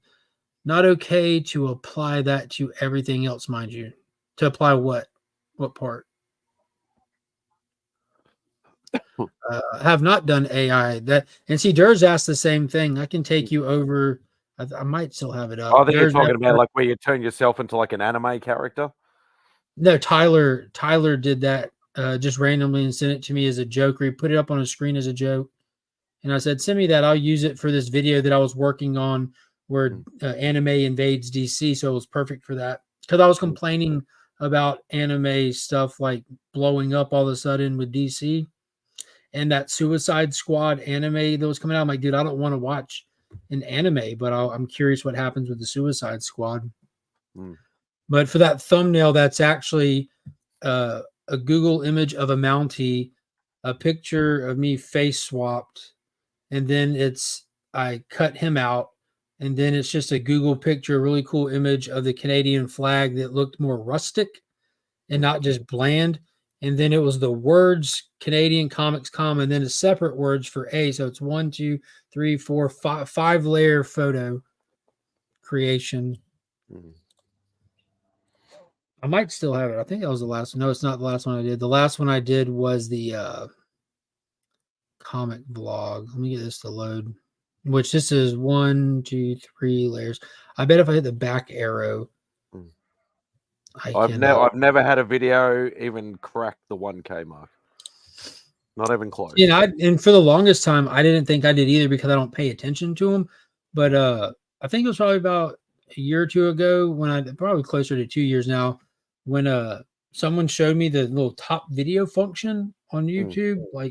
And I hit that and I looked, and I had a couple of videos that just trickled over 1,000 views over time. And that's when I kind of understood the concept of evergreen content. Don't make a video just like how everyone goes to see a Marvel or DC movie the weekend they come out, and then by weekend 2 it dips 65%. But Maverick, that movie was successful for a year straight. Avatar 2 for like a year straight, just constantly 10 million, 20 million, 10 million, 15 million, 10 million, 20 million. I'm like, that's evergreen movies. It's just good, and it's so good that people will talk about it, and it'll just continue to be viewed. And I'm like, I'll check out some content like that. I've had 2 very close. I've had one at 984 and one at 942. So I've had 2 that have been close-ish. Add that to the screen. I want to see if I can back arrow this. So that's the one I just made. I just posted to members. Oh, it's not going to let me back arrow it. Is it even logged in?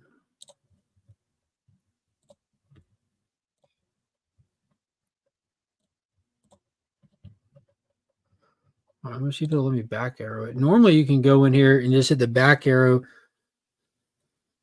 No, I guess because I do left the undo. Yeah.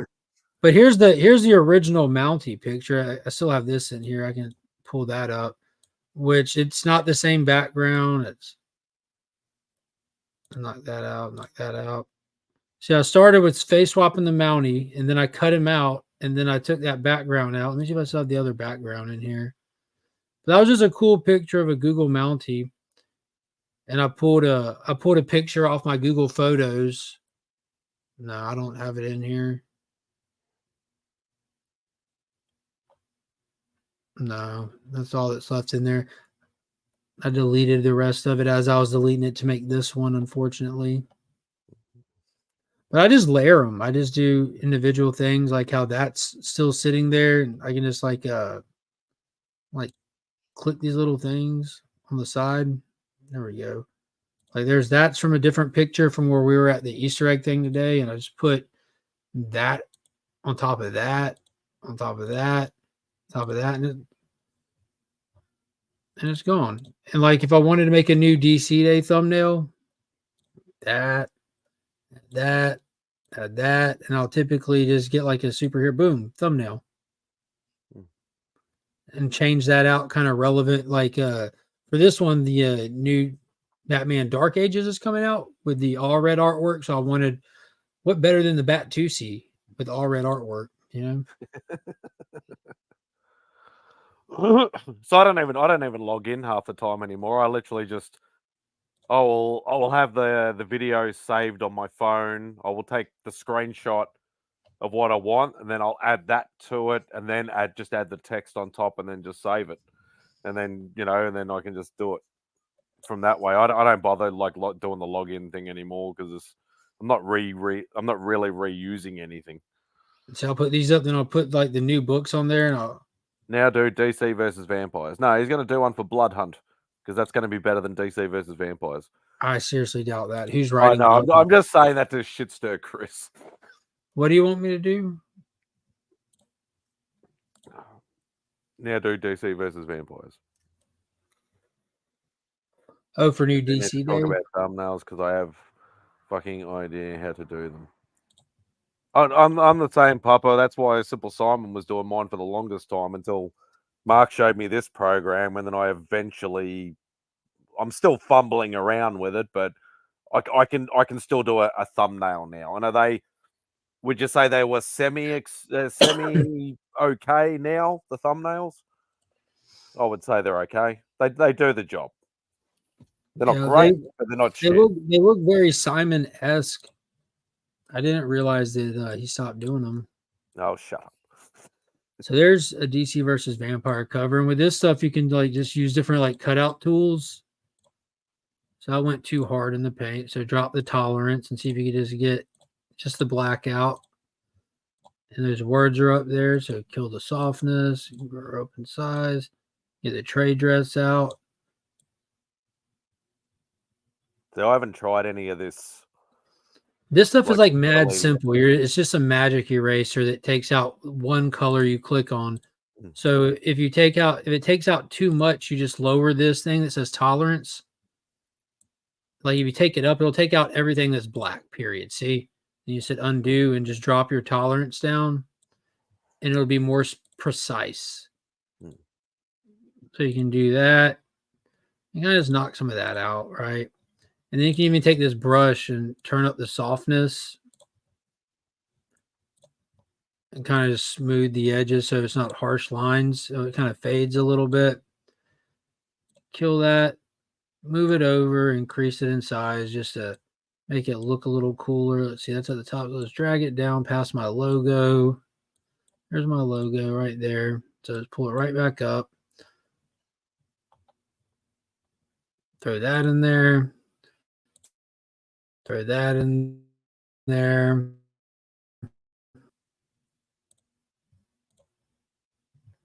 DC versus Vampire. Boom. That would have taken me about an hour to do. And you can still manipulate and move every bit of it. Like adjust it around. You can put your words in front of it. Probably look better with the words in front of it. You just move it wherever you want it.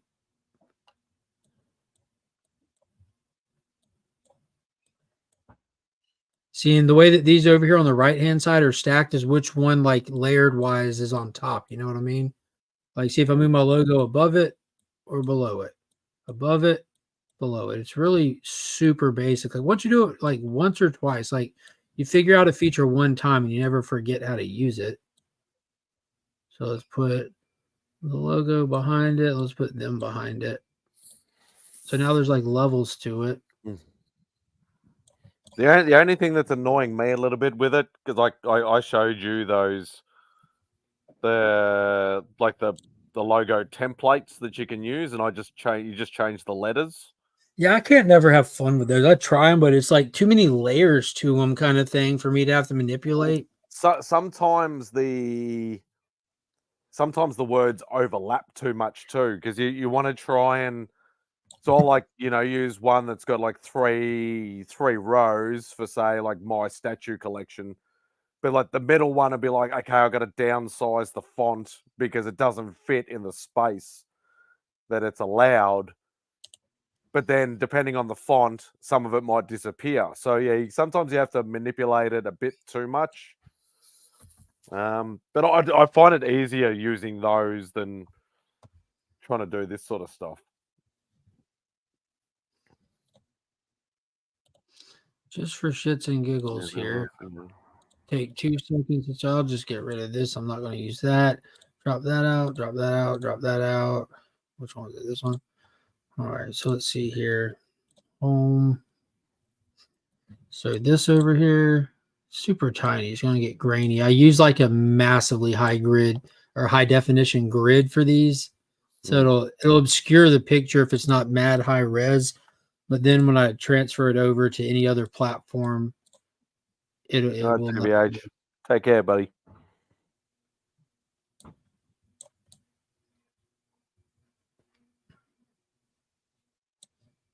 This one would be super easy to do. So I don't even have to worry about knocking out all the words. Just whatever World War V is, he said do World War V.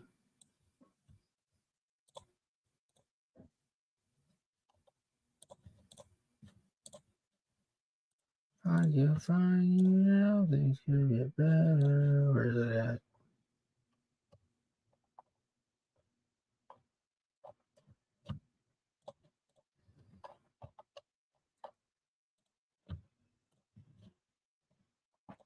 Yeah, so you're using a lot of features I haven't even tried using. The other thing is sometimes I'm doing these, thumbnails just after I've done the video, and I'm doing them at like 10 o'clock at night, and I know I got to get up the next morning. So sometimes I rush them too. That's a real thing. It's fun if you have time. So I try to I manage my time very uniquely. That's why I'm not like on YouTube on Monday nights. Because I'm off on Tuesday. So Monday nights are when I do my Saturday video and I get it out to channel members early. And, I try to be real selective about how I do content. So it's ahead of time. So whatever World War V is. It's DC versus Vampires 2. Well, this is just something called World War V. Not sure what it was. I just Googled World War V.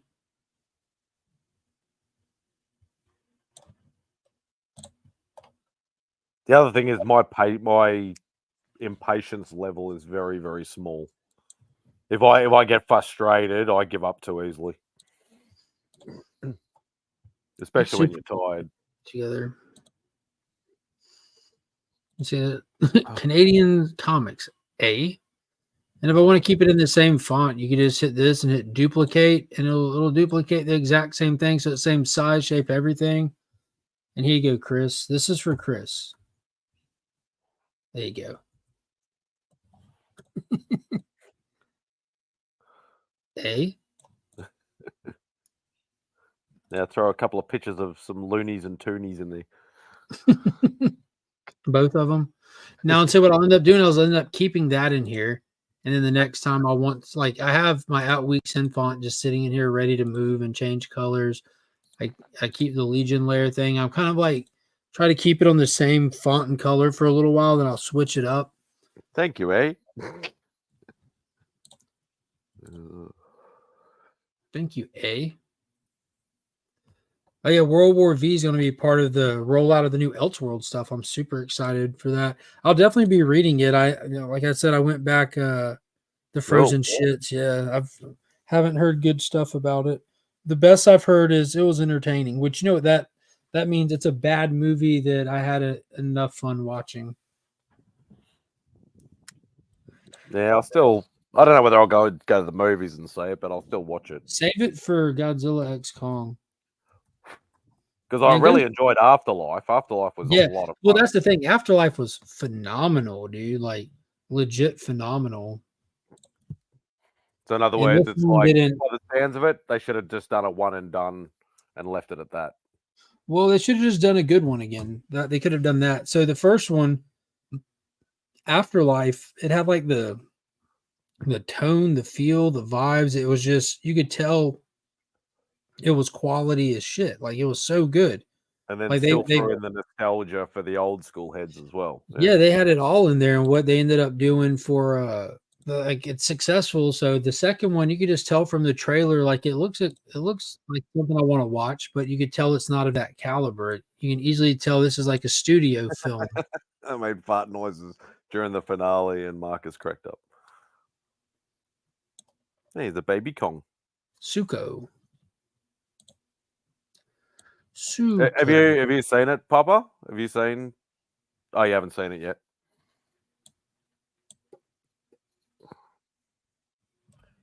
Yeah, well, I'm always like I've always say it. I'll always make my own opinion. I'll always go and see. So regardless, like 100 people could tell me something's shit, but I'll still go and see it. Dude, you're the only person that I will say that's true about because you saw Madam Web. Yeah. Everyone else is like, no. Exactly. I do not give a fuck what anybody else says, what any critic says, what any reviewer says, what any YouTuber says. I will make my own opinions. I am a movie buff, and there's a lot of stuff that I will thoroughly enjoy that people will absolutely hate. You're supposed to be doing anniversary stuff, Rob. You're not supposed to be here. But I appreciate it. It was enjoyable. Yeah, I'm sure that I'll like have some fun with it for sure. I just don't think I'm not expecting it, nor do I really care if it holds up to Afterlife. I'll be fine if it doesn't. And you and I have both said this, that sometimes you want to go into a movie, and that's why I enjoy the Fast and Furious movies. Sometimes I just want a stupid movie that I can just shut my brain off and just enjoy it for what it is, regardless of whether it's not technically sound, whether the CGI is not the best, or whether the soundtrack doesn't quite fit. If I still enjoy the movie for shits and giggles, I will still enjoy a movie.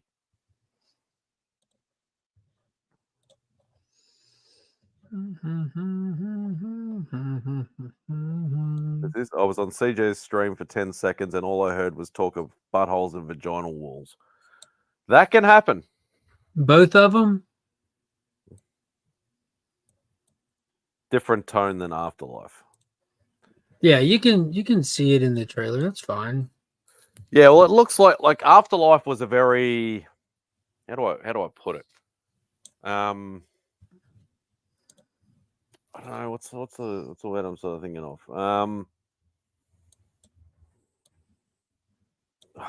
Drawing a blank here. Afterlife was very sort of, I don't know, it was like an ominous feel, like it was like a build up. It wasn't like, here's a bit here, here's a bit here, or whatever like that. It was like a modern Goonies or the movie Super 8. It felt like it was, it felt timeless in a sense, but at the same time, it felt like it was placed firmly in a very, very specific time. That really played to the strength of the franchise. And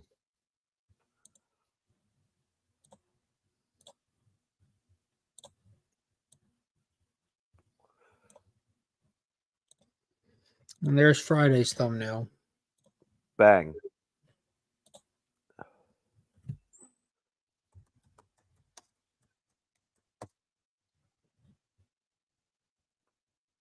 Oh, so mine comes up and says, you want to go save as, or and then it comes up and wants you to put a title in.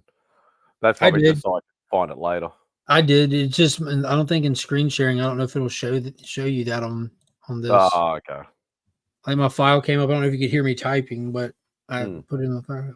Yeah. Boom. There we go.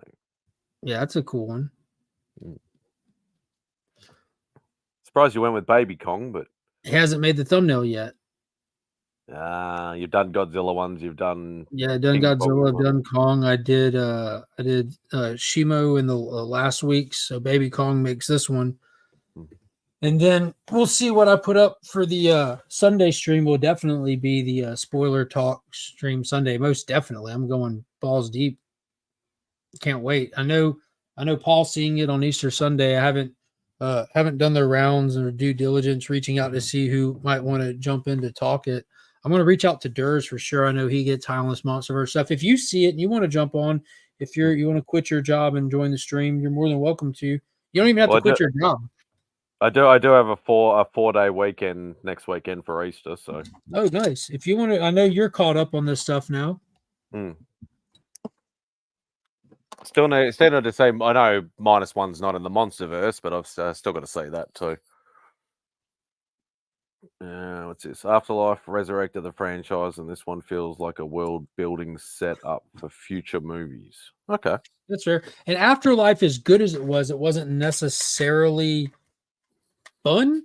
There's definitely fun in it, but I don't think that's like they did a lot of like honoring the past with that one. Like a lot of the themes of it was like the legacy of the family and actually literally honoring Harold Ramis. And I think this one this is really like the start of the franchise, really, because that other one I don't know if they even knew if they would do more when they did it. Perfect example. People hated the all-women cast of Ghostbusters, but I enjoyed it. It wasn't the great, but it wasn't the shits either. I would say it was the shits, and I still had a blast watching it though. I've watched it. I own it. I've watched it a bunch of times. I like that Saturday Night Live alumni though. Like I really enjoy that alumni. I have a big soft spot for the second. The second. It's Vigo. Yeah, that's my favorite. Yeah, I just that like I know I'm not an American, but just the same with the Statue of Liberty is just gives you all, and that music, it just gives you all the feels. There's just like, oh yeah, they're on their way, they're gonna like kick some ass and stuff. It's such an iconic, goofy moment that I just love it.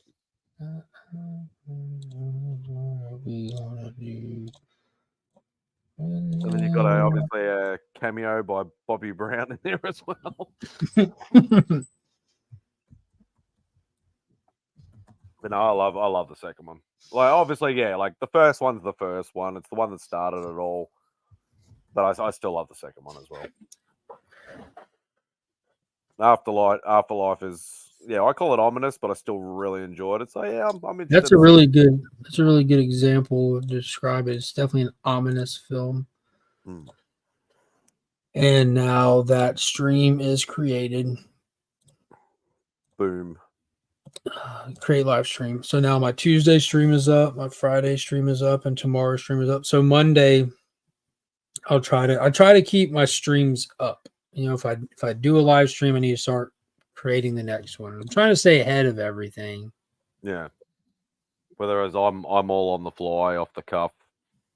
Yeah, it just doesn't. Yeah. Life works smoother if I stay ahead. Like obviously, like setting up this it's not hard. Like I'll do it my Saturday night.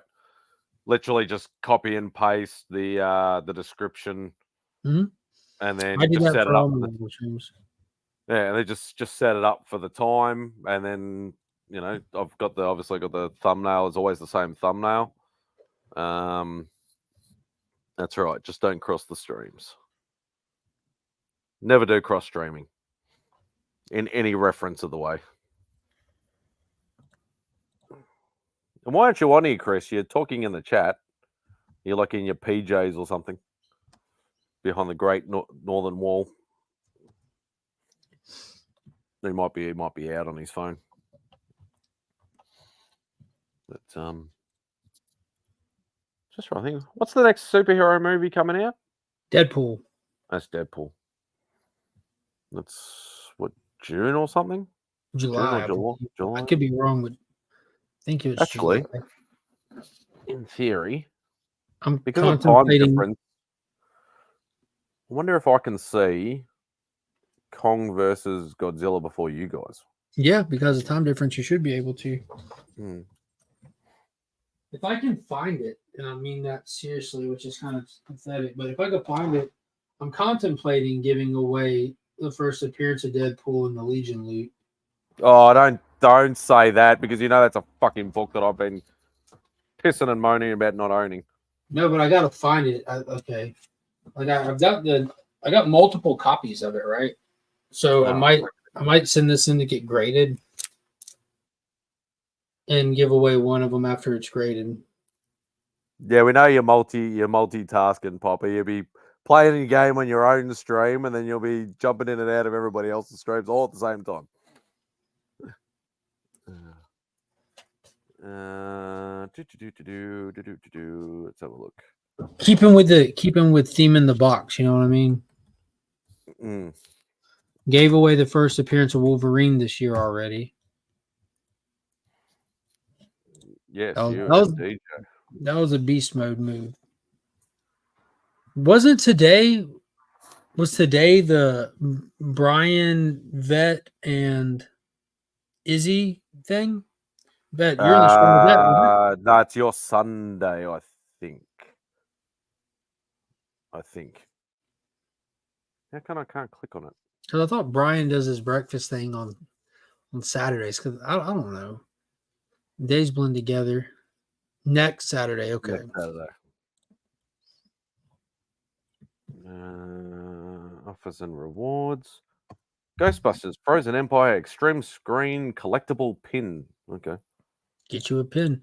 Yo, you know, like the cups with the figure toppers that the theaters do? I think that's what the Regal's doing, which I'm excited about. I've seen some of those. I don't know what theater's doing what, but one of them has the collectible cups, like how I got the Avatar ones, I got the Aquaman one. They come like little figurines on top that actually can come off the cup and you can put them on shelves. But I think they're doing, if the Regal is the one that they've got a Godzilla, Kong, and Scar King. Yeah, I honestly think that they're fine. I don't know if they are, but I'm thinking they're going to dub King Kong finally. You know, he's just been Kong and the legendary stuff, and the villain is branded and named Scar King. So by defeating him, it's like the title can shift, and they can actually like dub King Kong finally, which I think will be dope. I mean, he's King Kong obviously, but they've always just called him Kong and all the marketing and stuff, you know, Kong Skull Island, Godzilla versus Kong, Godzilla X Kong. Yeah, we don't get them as much as what we used to, unfortunately. We used to get a lot of the popcorn tins and the funky drink containers. Ghostbusters one, the Regal was an actual ghost trap, like a legit ghost trap, has wheels on the bottom and everything. And I've seen some fantastic ones come out of like Singapore for some reason. Do a lot of like really weird, wacky ones as well. Yeah, the US. I assume Pop was just talking about the Dune popcorn holder. Oh yeah. It's like some of them are I remember it was annoying. I remember when Endgame came out. They did one for nearly every single character, and I was going from like cinema to cinema to try and get them all. That was an expensive experience. That really was. Why didn't you just take your ass to eBay? No, because then it's even fucking worse.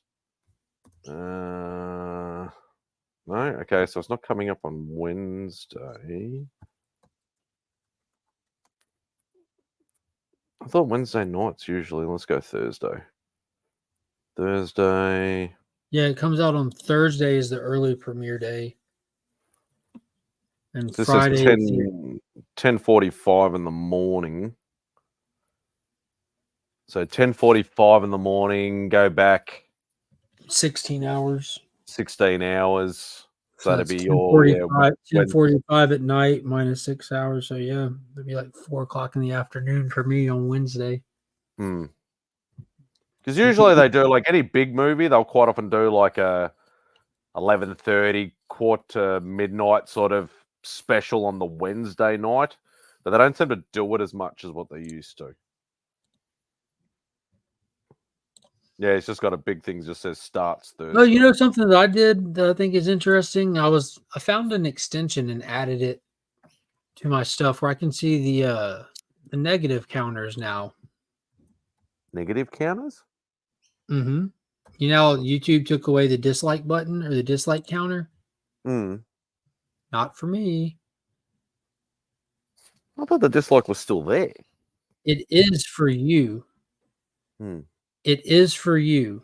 Like you can, so if you're on YouTube, you can hit thumbs up and see how many thumbs up there are, and you can hit thumbs down, and it won't show you how many thumbs down are there. It's just for you and your personal algorithm. Back in the day, you can see how many thumbs up and thumbs down stuff has gotten. Well, I worked around it. So let me show you this. The new Acolyte trailer. What did y'all think of that? I haven't seen it yet. I think it looks like shit. That's just me. But apparently, this is my first time checking it out. I just shared Disney, it. so of course you're going to say it's shit. No, I won't say that. I've been praising X-Men 97 since Wednesday, my guy. I have my biases, but I'm an honest person. Like, so right there, 1.3 thousand likes, 18,000 dislikes. Oh my god. Dude, it didn't even get ratioed. It got obliterated. This show's going to flop so fucking hard. 18,000 dislikes. Cinemark had big Slimer popcorn buckets. Oh, that's awesome. Was it see-through? That'd be cool if it was like transparent where you can see the popcorn in it and stick your hand in his mouth. There was actually ones done, and I would love to track them down. There was one done for Into the Spider-Verse. You could get, or was it Across the Spider-Verse? It was one of the two, and you could get like 3 or 4 different Spideys, and it would actually connect together and like make up like the Daily Bugle planet bloody building. It looked friggin'. My mate of mine got some sent from overseas somewhere, and it fucking looks amazing. I'd love to, but I've got a million bloody tins and bloody things. It's all superhero stuff, of course, but yeah, I've got heaps of tins and drink containers and stuff, and I've shown some of them occasionally.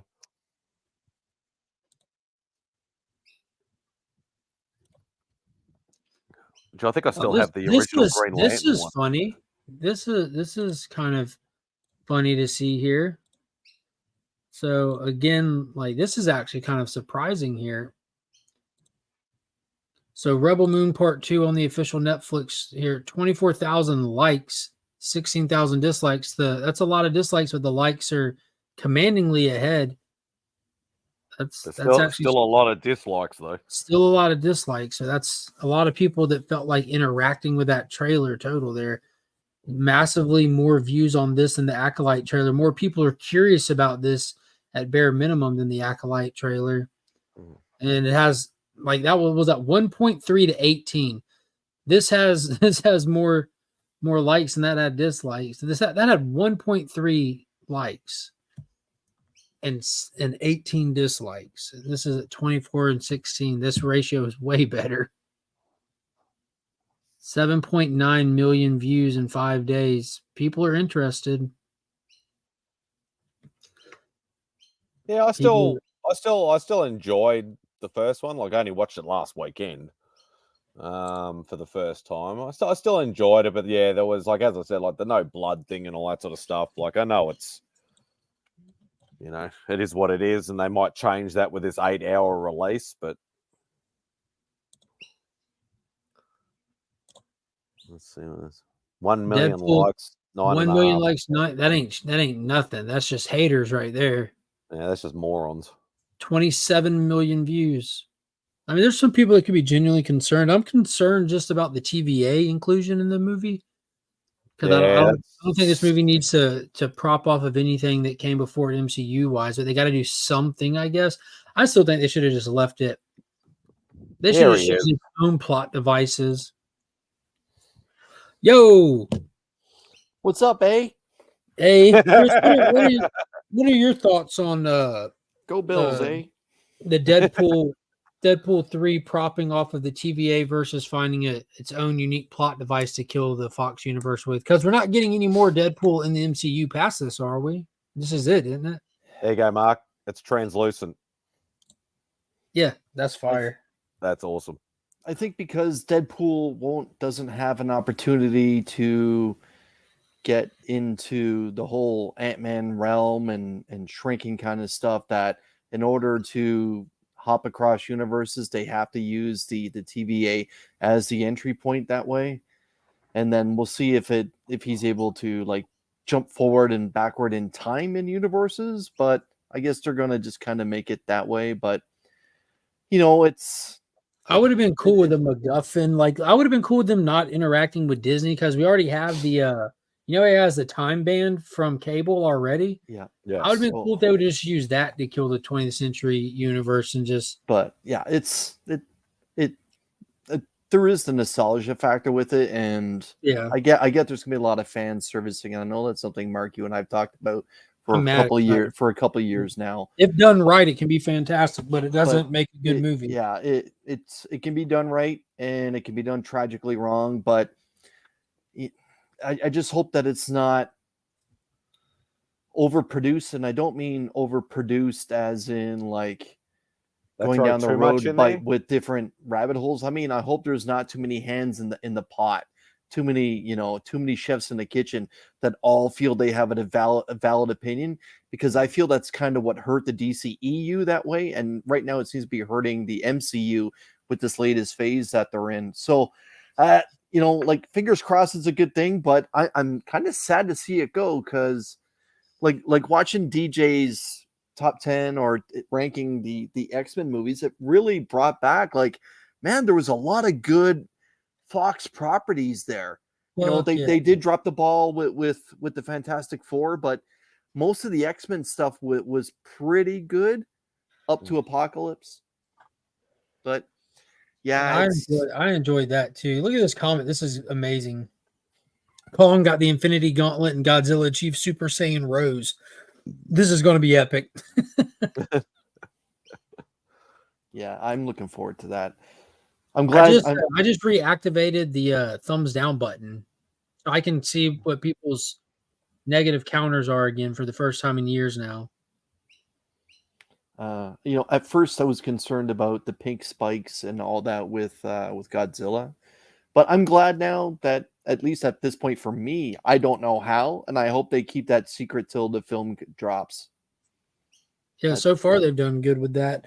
There's plot leaks out there and stuff. I was like in the early stages where we're getting trailers and stuff, like chomping at the bit to get information. And got like basic movie layout kind of stuff, what to expect. But I don't know what the mechanism is that he uses to evolve. But we've seen in the trailer, even like if you just take the photos of him from the 4 appearances, and in Godzilla, like it was a big deal when he would light up blue at all. Like they saved it for the end, like the spikes lighting up. And Godzilla King of the Monsters, he did it a bunch. Like he shot a lot. In Godzilla versus Kong, he stayed lit up, even showing through cracks of his skin. And in this one, you see him staying lit up, just casually walking into the water. And in the trailer too, you see him doing that little flex move where he just like emits the explosion around him, like he did in King of Monsters when he was in like burning mode. So I think he's just like elevating. I think he's just overcharging, like in the 90s, when he hit meltdown point. I think we're getting like a version of that. Instead of melting down, he's going to evolve. I think that's my prediction. I kind of like what happened with Monarch when they had Godzilla that way. Like it was so refreshing, because I really was concerned that they were going to drop the ball, and my God, they picked up the ball and ran with it. It was so good. I'm almost at the point now, like I hope Godzilla X Kong can keep up with what Monarch did as quality wise. What's an upcoming movie or show or something? I just looked at Deadpool. I looked at Rebel Moon. I looked at The Acolyte. Has been destroyed already. Like I like having this thumbs down button. It lets you get a feel of the room, to say the least. Like I looked at this. This trailer has 144,000 views, which is low to begin with. Only 1.3 thousand likes and 18,000 dislikes. Go to the Star Wars channel itself, though. Check that one. Oh, yeah, that's entertainment, isn't it? Here we go. This is Disney. 8.7 million views. Let me pause it. I ain't trying to get Spidey baptized. Oh, wow. It's even worse. 173,000 likes. So more people watch this one at 8 million views, 8.7 million, 459,000 dislikes. Wow. Jesus. That's not boding well. Almost. Now, Mark, do Rogue One. Like, see if you can find the trailer for Rogue One. Oh, yeah. Let's check that out. Because that's going back and past. Yeah, because that's a film that most Star Wars fans usually always agree that it was very, very good. All right. I can't tell which one's the first trailer. This one has 46 million views. This one has 42, both on the official. So I'll go with the one with more views. Yeah, the teaser one. Yeah, this is the teaser trailer.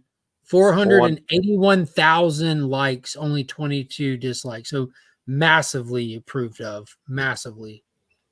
46 million views and 418,000 likes to 22,000. Yeah, they're excited about that. How about one more? One that just dropped. Beetlejuice. Oh man, I think that looked pretty good. I haven't seen it. It was yet. only a teaser, Okay. but it got me excited. Yeah. And it already had 11 million views, and this one dropped Thursday. So it's 11 million, massively 125,000 up, 3.5 down. Massively excited for that one. Jenna Ortega's hot. Michael Keaton's reprising the role. The juice is loose, Chris. The juice is loose, baby. Yeah, people have just lost faith in these huge IPs that they've loved. There's no reason in the world for them to be getting that kind of response, other than people are just massively not happy with them. Like, can you guys remember? Didn't after the Rian Johnson film and then the last one came out, they said that we're taking a break. Like, didn't they say with Star Wars they're just going to take a break? It made it sound like it's going to be 3, 4, 5 years. We're taking. I guess a break. the break was until Disney Plus launched, right? Or the break till COVID showed up and they figured yeah. Well, let's check another old movie. Let's try this. Batman 89. Hold on, Snyder Cut. Let's see if we can gauge the room for that. Oh wait, Snyder Cut trailer. Where's the WB? Max right there, official. WB, this would be the one. Yeah, Back to the Future. Yeah. If anyone puts a thumbs down, they should be punched in the face. 2.8 million views, 32,000 up, less than 1,000 down. 2.8 million though? That seems low. Yeah, it was probably spread out because Max dropped it. This is on the Warner Brothers. Yeah. I guess this is Warner Brothers UK at that. Oh, okay. Let's see. Warner Brothers UK and Ireland. So the Max, this one has 12 million views, 40 million views. There we go. Now we found it. Trailer 1, 460 up, 32 down. So, dude, people can say what they like. I think that the social media voice is so off compared to the actual response to stuff. So the massive amount of people that praise one thing and talk trash about another thing don't show up, and it doesn't perform for the stuff that's getting talked the loudest about. And then stuff like the Snyder Cut, Beetlejuice, Rebel Moon. I don't know if you saw the numbers for it. It was through the roof. Like, it shocked me how much it's getting panned. So how about a film that's recent that's kind of split down the middle? Okay. Like the Multiverse of Madness, Doctor Strange. So I think, that was like not long after Endgame, right? That's what followed. Right. Spider-Man came out, and then it was this one, I believe. Okay, so this is balanced, right? 2.1 up, 32 down. No one lost faith yet. Because remember, this was a teeter point movie for a lot of people. Right. Like, we all came out of it like it wasn't bad. Like, that was like the first time we really did that. And that feeling didn't stop from there. Hello, CJ. Yeah. What was the one that came after that? I bet the ratio. Thor came after this. Oh, we don't even need to check that, do we? Cheers, guys. Cheers, guys. Who do we Hello, got here? Naman. Naman, what's up, brother? Namansy. Cheers. Now the first, I thought the trailer was great. Remember, it was Guns N' Roses. And Oh, yeah, all that you got- I crap. had to leave the CJ's channel. Okay, so here we go. 1.6 up, 93 down. Look at this. What the fuck, Bubba? What the fuck, Worm? Yo, this got a ton of good right off the bat. This had to be what broke everyone, right? It's headache, man. It's headache. And then the Marvels. No, it's Ant-Man. Oh gosh. Ant-Man Quantumanium came next, right? Yeah. Or was it Wakanda that came next? It was Wakanda. How do I turn off the audio on one of them? Right, because the teaser trailer, remember, had the Bob Marley cover, and yeah, man, that this thing should be liked out of to oblivion. The teaser trailer hit hard. Where did I go? And then 1.5 million up, 157,000 down. So that's massively still up there. So now we hit Ant-Man. Yeah, see, I didn't, and the trailer was kind of like teasing that Ant-Man's not going to survive. Yeah, it was intense. And then Ant-Man literally defeats King. See, these numbers are still up. So I guess like this is a testament to it, like, right? Like constantly, like, despite what we might think, the overwhelming majority of people walked away from a lot of these, and then it got to Thor was terrible. A lot of people weren't happy with Ant-Man, myself included. Majors had a good performance, but that doesn't make it the movie. Thor pissed everyone off. So that's, at this point, we're at like 4 in a row or 5 in a row that people were obviously from this reaction are mad excited about. And that ratio was different walking out of it. So what was the most recent? Yeah, I think we could all agree, like, after Spider-Man came Multiverse of Madness, and that's when things kind of started getting weird. You guys hear me? Yeah, we can hear you. You guys hear me? It was Marvel's after Quantumania. There we go. The ratio happened right there. That's when completely. That's where it completely gave up. In between the two universes. For one, this is the official Marvel This is the official Marvel Entertainment site, and this one only got 25 million views. Where the last were all over 40 to 60. This one, people gave up. How do I get back? How do I get back to one universe? The one we're forgetting is Black Widow. Person. That should have had good, because that was during the that was during the lockdown completely. Cheers, everybody. Bye, Norman. Hello, Norman. Which way are you going? 34 million. This one already had low view count. Why you guys frustrated? Why you guys frustrated? It's still way up there. 680. We're not cross-streaming. I can say CJ is watching us on his channel. What were some of the shows, Chris? The show, The Falcon and Winter Soldier. The Falcon and Winter Soldier might be the last one that wasn't that controversial. And I mean controversial where it's split down with people liking it and not liking it. Most people like this one. WandaVision was the first, as we can all remember. Yeah, this one, I think people still went into this one happy. I remember Two Brothers Comics with that episode 1. Where am I? Which stream I'm on?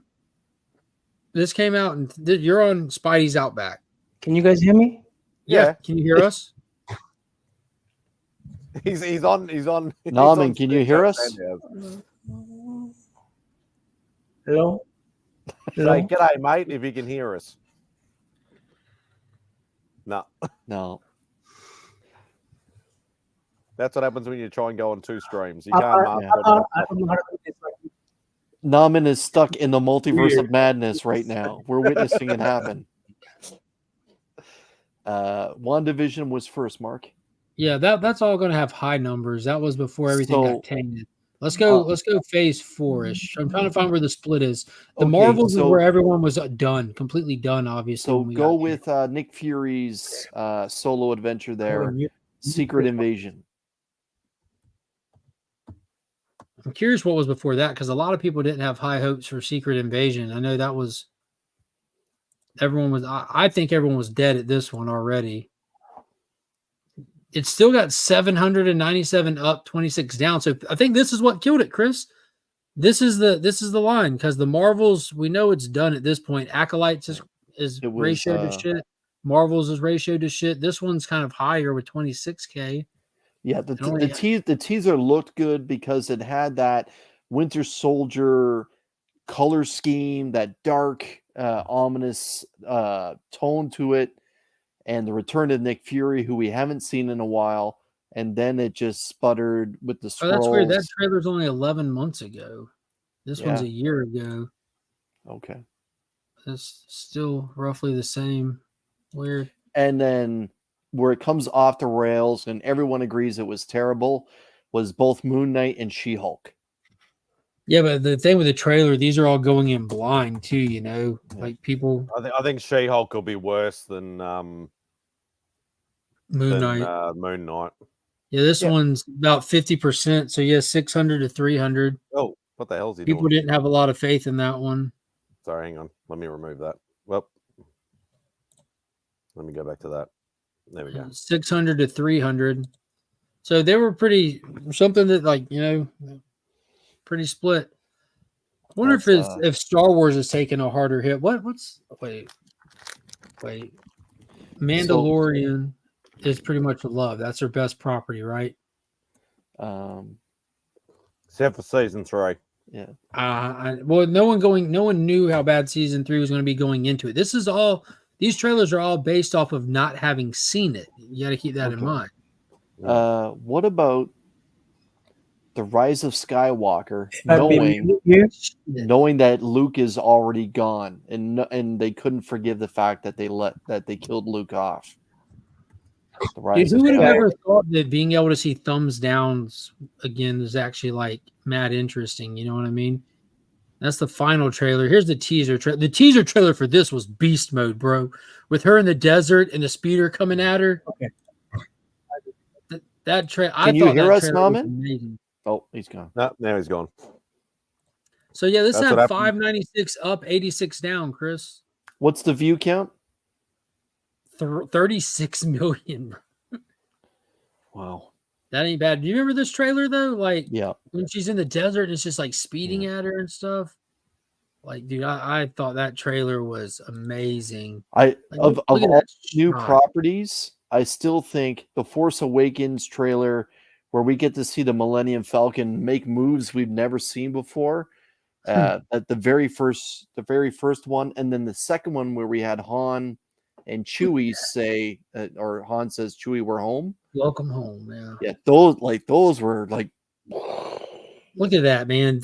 Dude, that trailer was so dope. I'll be honest with you guys. Like, I don't think this was a good movie, but I thought that for me, the franchise at that point, the trilogy was so broken, was so destroyed. Like, after The Last Jedi, I'm like, dude, what the fuck are we even going to do? So getting this last one, it felt like a fan fiction film. Like, let's just do some fun shit. And it had its moments, and it was beautiful, and it was cool stuff in there. But you're almost grasping at straws for your own sake here, because you know it's bad. What was good? The lightsaber choreography was great throughout all three, especially the second one. The second one where Rey and him are back to back in. You remember how many edit fuck ups were in that? Like with lightsabers literally passing through people's bodies. But I'm just saying the choreography. Yeah, it's garbage, man. You don't kill Luke Skywalker off. You don't have him smoke himself like it. Yeah, well, that was terrible. Like that was unforgivable when he walked out in front of those AT-ATs and didn't reach his hand out and drag him down.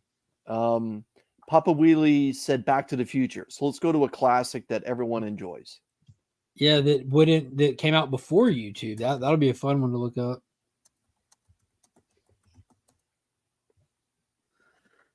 Let's see. Universal Pictures. So that's the official very first DeLorean time travel. Let's see. I got to put in trailer. Rotten Tomatoes album. Yeah, you said it's hard to find. No, I can't.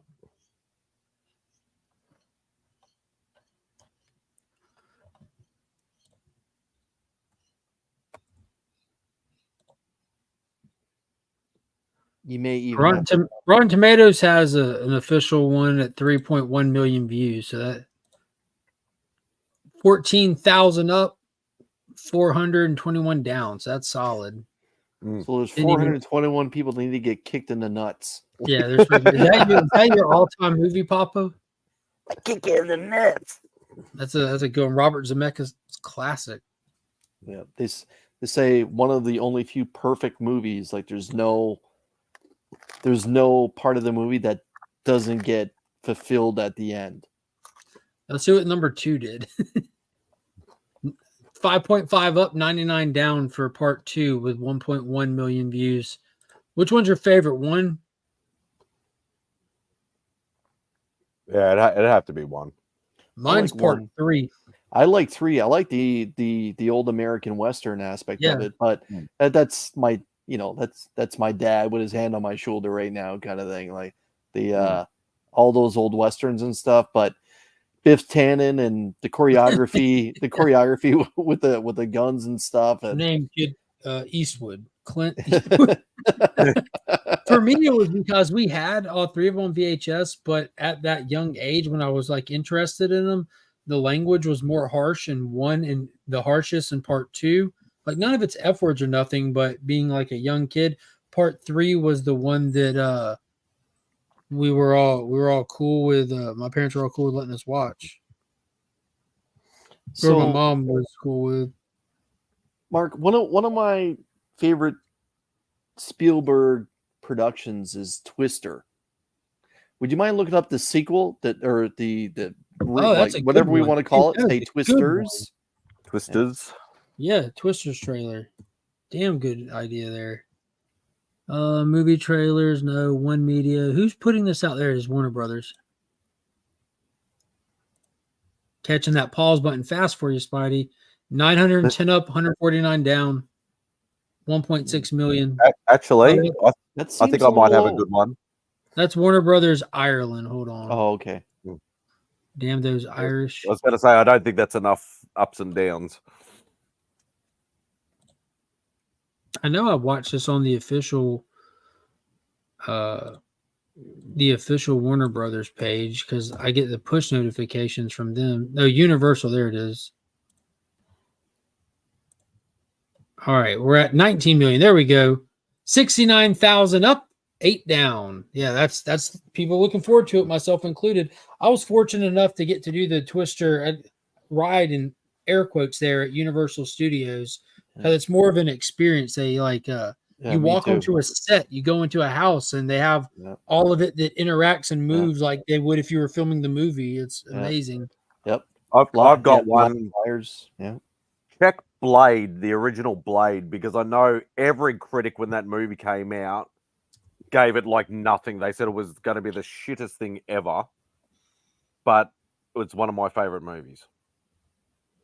I think Blade Trinity is one of the best comic book movies also. I thought Ryan Reynolds was great as Hannibal King. We'll have to check this one. He's got 2.7 million views. Yeah, he was awesome. Jessica the Body Bill is always good too. 11,000 up, only 475 down. Yep. Triple H. I remember the reviews being so horrible from every source when that was coming out. And yet it was like it didn't do well it did well in the aftermarket. Like when it hit DVD shelves, it was one of the highest selling for years. Yeah. Papa's saying they better pay homage to Bill Paxton in Twisters. I hope so too, man. I remember he passed away a couple days before the Oscars went live or whatever. That was really unexpected. And I always like Bill Paxton, man. Like Alien comes to mind. Like so good. Hudson, yeah. Here we go. Y'all ready? Moment of truth. This has got to be so many likes, fucking downs. It's not funny. 153,000 up, 329 down. What's the view count though to start with? Are we on 29 million? Okay. 28. Wait, how many down? 329,000. That's more than what's up. Yeah, 100, way more. 150 to 350.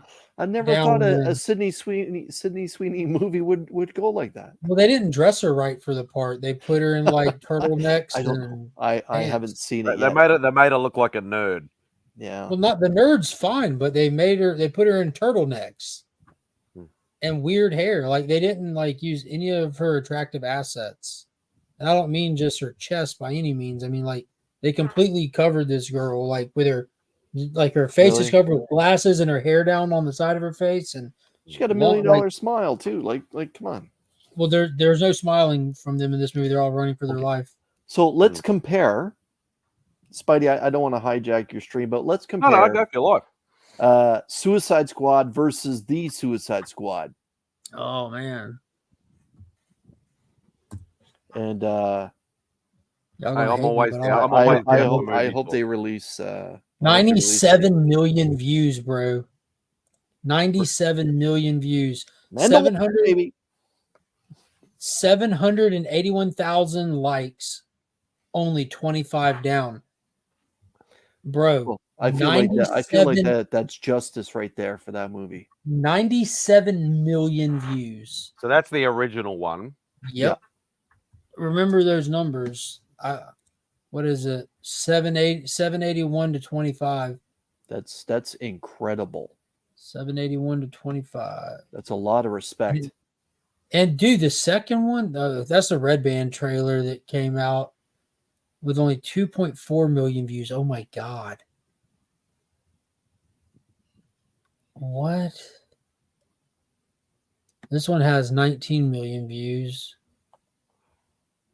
I'm trying to find one with the most views to get a better metric. I think that's the best we got is 19 million views compared to 97.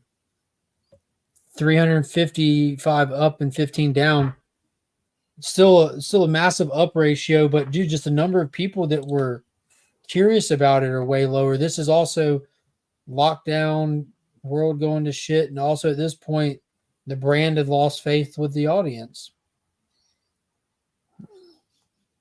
That's what's happening with other stuff now. Pacemaker series. Or Birds of Prey. That's a curious one right there. I enjoyed that movie. I don't think it's a good movie, but I sure had a lot of fun with it.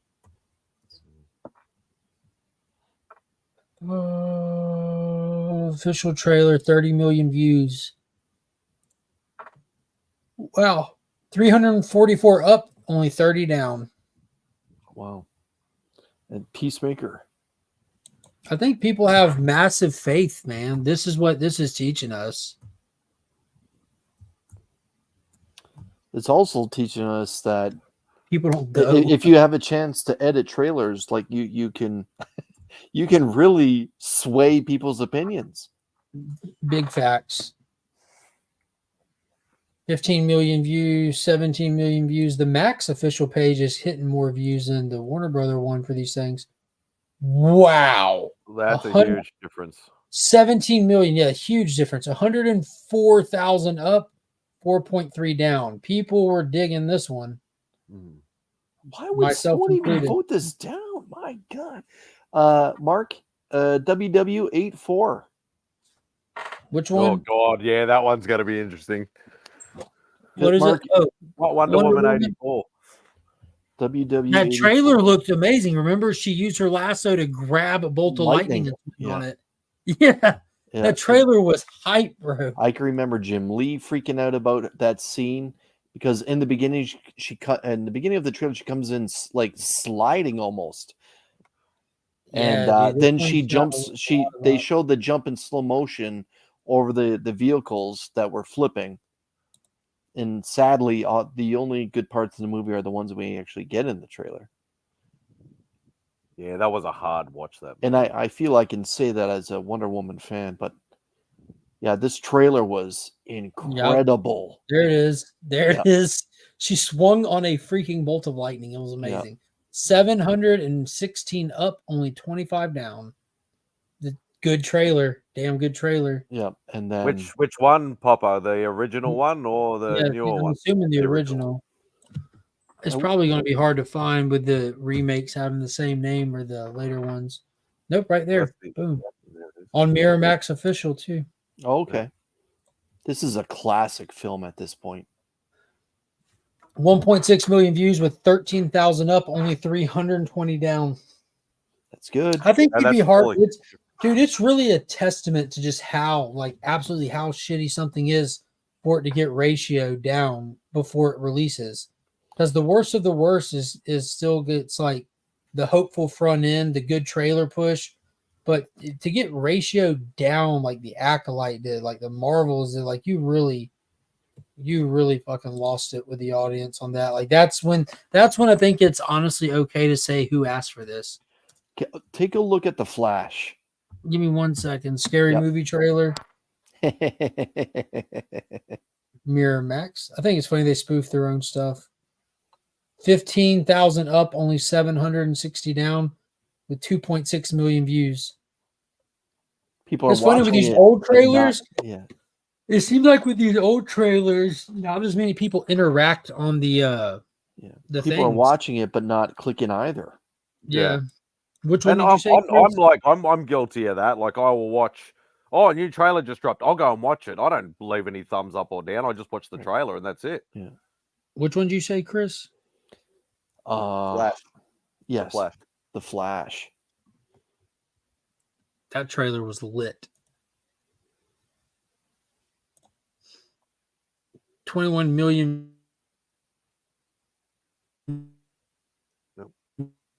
view down.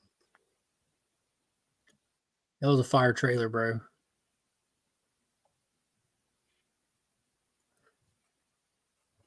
Rough McGruff right there. So Kevin Smith's movies, his religious one is out of print right now. Dogma. Like I feel Dogma is one of his best, if not. I really like Loki in that movie. Like it was really good. But George Carlin's great in it. But yeah, it's again like people who like Kevin Smith's movies. That's the one. There's no middle ground. They either love it or they hate it. Like, yeah, I'm not a. Sorry to say to anybody who's watching, but I'm not a Kevin Smith movie fan. I'm sorry. That's okay. I tried early on, and I really like some of them. I didn't mind some of the bits, but if somebody goes, "Oh, have you seen this?" I'm like, I haven't even seen like after the first couple of Clerks and some of the early stuff. I'm just like, I'm not watching anymore. I just refuse to watch them. Like Dogma was okay, but that was about it. I haven't seen a lot of his like weird ones. Like what is it? Red State and Tusk. Red State and Tusk. I haven't seen any of them. Yeah. And then Hosers.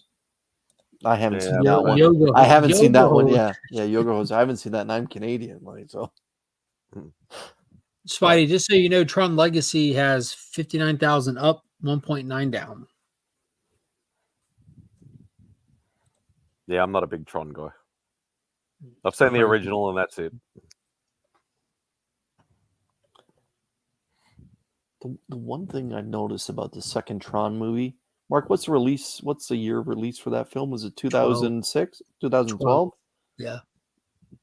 I feel like that was the last great Disney film with leading type of special effects that they haven't improved upon or even revisited since. Yeah, the only thing that they've gotten better at is the de-aging stuff that they were really showcasing in that movie. Yeah, because Jeff Bridges didn't look good. The mouth. It was just the mouth. See, like it's that uncanny valley effect with the mouth. Like it's so close, but just that small fraction, it's off. It's like Henry Cavill and the mustache. Yeah, you can't like you know what. And the thing is, the only time like. It's like I said, Disney went so far, and the special effects for Tron Legacy was so damn good. But like, where have we gone since? Like, outside of a young looking Luke Skywalker, a couple times. Bro, go back and watch what's it called, that District 13 or whatever it was called. Yeah, the South African film. Yeah, like the special effects haven't improved since then. Like that guy's films are the most realistic looking special effect, like Elysium that he did. Like I've never seen a more realistic, like made to look actually real than that movie. I don't think. Like in that, God, that's over a decade old. Yeah, it's weird. All his movies are bangers. Even They if the are. script is weak, they're bangers. Mhm. District 13 was so damn good. So They damn loved good. cat food. Like, come on, cat food. Dude, I what a concept. Watching Sharlto Coldplay get in as Kruger, like just that bastard, dude. Sharlto Coldplay is like one of the most underrated actors that exists. And he was in the A-Team remake. Remember he played Murdoch, the crazy pilot and shit. It was hilarious. That A-Team remake was a blast with that was a the great Liam popcorn Neeson's and movie. Rampage and Bradley Cooper. I'm sad they never gave us a cheesy that sequel. should have been a franchise. Jessica the Body Bill was in that. Are they flying the tank? Yeah, that was one of those shut off your brain type movies. Just give me a large bucket and I'm gonna have at it. Yeah, they knew what they had and they leaned into it. Like it's the A-Team. Let's get wild, let's get crazy, let's have fun. It ain't meant to be taken overly seriously. And they were self-aware. When movies are self-aware, like Fast 10, like dude, they're so self-aware of their franchise. They make fun of it themselves, like, bro, Vin Diesel moving a car as it's flying at him. Well, yeah, they're like, bro, we flew a car in space. What's left? Like, they even say that in the movies and stuff. You know, bro, I died. Dude, Fast X was so much fun. I could not believe it. The end of the movie, like, Jason Momoa's character is like the Thanos for this franchise, right? And he's like, he's like if Batman was a bad guy from South America. He's so prepared. He's 10 steps ahead of you. And by the end of the movie, you've got Vin Diesel on a dam, like trapped both sides. Well, both sides are semi trucks that are full of gas that are like remote operated, and you have his entire team just got their airplane just crashed, he presumed dead. And Momoa on the radio, I've taken your friends, I've taken your family, I've taken everything from you. You're done. He's like, and he crashed. I shit you not. He grabs the microphone.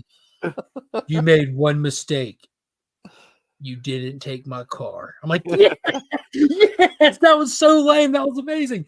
Then he throws it into gear and drives it off the goddamn dam while the explosions. But I'm like, this is so a couple cool. nice homages in that movie too, like the whole Raiders of the Lost Ark homage in there. Like it was all right. It was just glorious fun. Cheese. It was glorious. You saw cheese. Number 10 though. Yeah. They're the big bomb that's rolling. Yeah, that's what I'm saying, that the homage to Raiders of the Lost Ark. Yeah. It rolls for 30 minutes. At any point, it would have just hit a wall and stopped. Yeah. It rolls for an entire city, over water fountains, down hills, through turns, and I shit you not, it made it to its destination. Like, look, never mind. Like back in, was it 5 or whatever? They ripped a vault out of a bank and they're driving over the Florida Keys stuff with it behind them, and they're making turns and stuff. And like, yeah. So at that point, you're like, oh, that was in Brazil.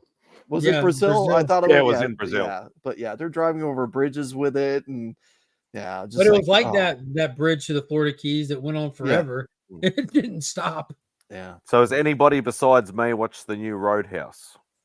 Yeah. Nick saw it and said it was campy, good fun. Burke saw it and said it was terrible. Everyone else I've talked to that saw it said they absolutely loved it. I don't listen to Burke, but anybody else I'll listen to. It's good, silly fun. Yeah.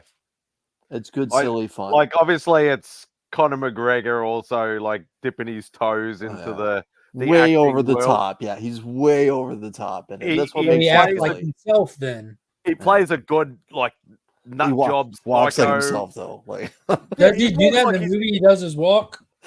Not the shoulders, but he does the walk where his arms are out here and like he's bow-legged out, out a full full yard.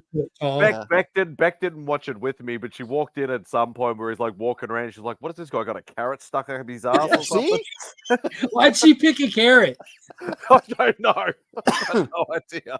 But I thought that just looks like that's what he's look like he's walking like, but he was a larger-than-life figure in the UFC, and he's carried it on now to this.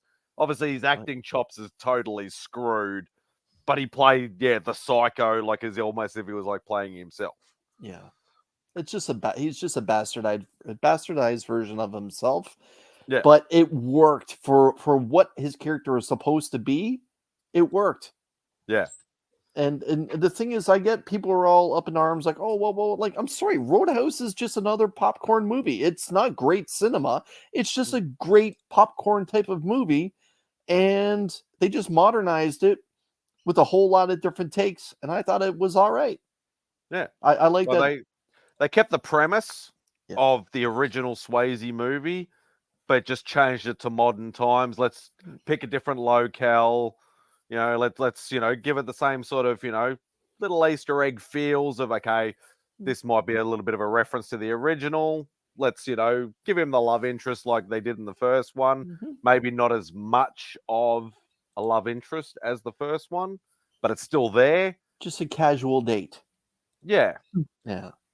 But the one biggest difference was in the first Roadhouse, he's always referred to as a cooler. And we have we have the Sam Elliott character that's the guy who trained him. The mentor, yeah. Right. That doesn't exist in this. No. He's just a bouncer. He's never referred to as the cooler. He's not brought in as a supervisor kind of thing. He's just brought in to help calm things down. Not even the term's not there. And there's no mentor character but hey, I'm glad it didn't go to theaters. I'm glad it went to streaming, because if it went to theaters, I feel people would have been way more harder on it than what they should have. Yeah. Because it went to streaming, it's like, okay, now we're just going to sit. You're sitting at home. You're enjoying it for what it is. What the hell? And in case you weren't aware, MadSpidey does make a cameo appearance in it. Oh, this is the Roadhouse I want to see. Roadhouse. Where he drop kicks spiders and but you know what the kicker is? They have a croc problem there. I thought it was just gators. There is no crocodiles in America. But apparently there's American crocodiles. No, there's not. They're alligators. It's supposed to be an alligator. We have alligators. No, but they have a croc problem. There are crocodiles. One croc. We have like saltwater crocodiles. You get in the marshy stuff. We got some crocodiles. Not big, but there is a croc problem in Roadhouse. Yeah. Are you talking about the shoes? Because there's definitely a croc problem in America. There is one crocodile that is looming around. And there's an American crocodile, which is a thing that I didn't know of until this. Now movie. I want to go fire up Roadhouse, but unfortunately, I can only watch it on my living room TV. If anyone that's still watching, is it R-rated? Yeah, it's gratuitous violence. Yeah. I don't care about that. Just F words and nudity. Yeah, no. There's nudity. There's no nudity. There's male nudity, but male bums. But if you listen closely, you see Conor McGregor's rear end. He probably it was probably mandatory. I'll do it, but you got to show my ass. Yeah.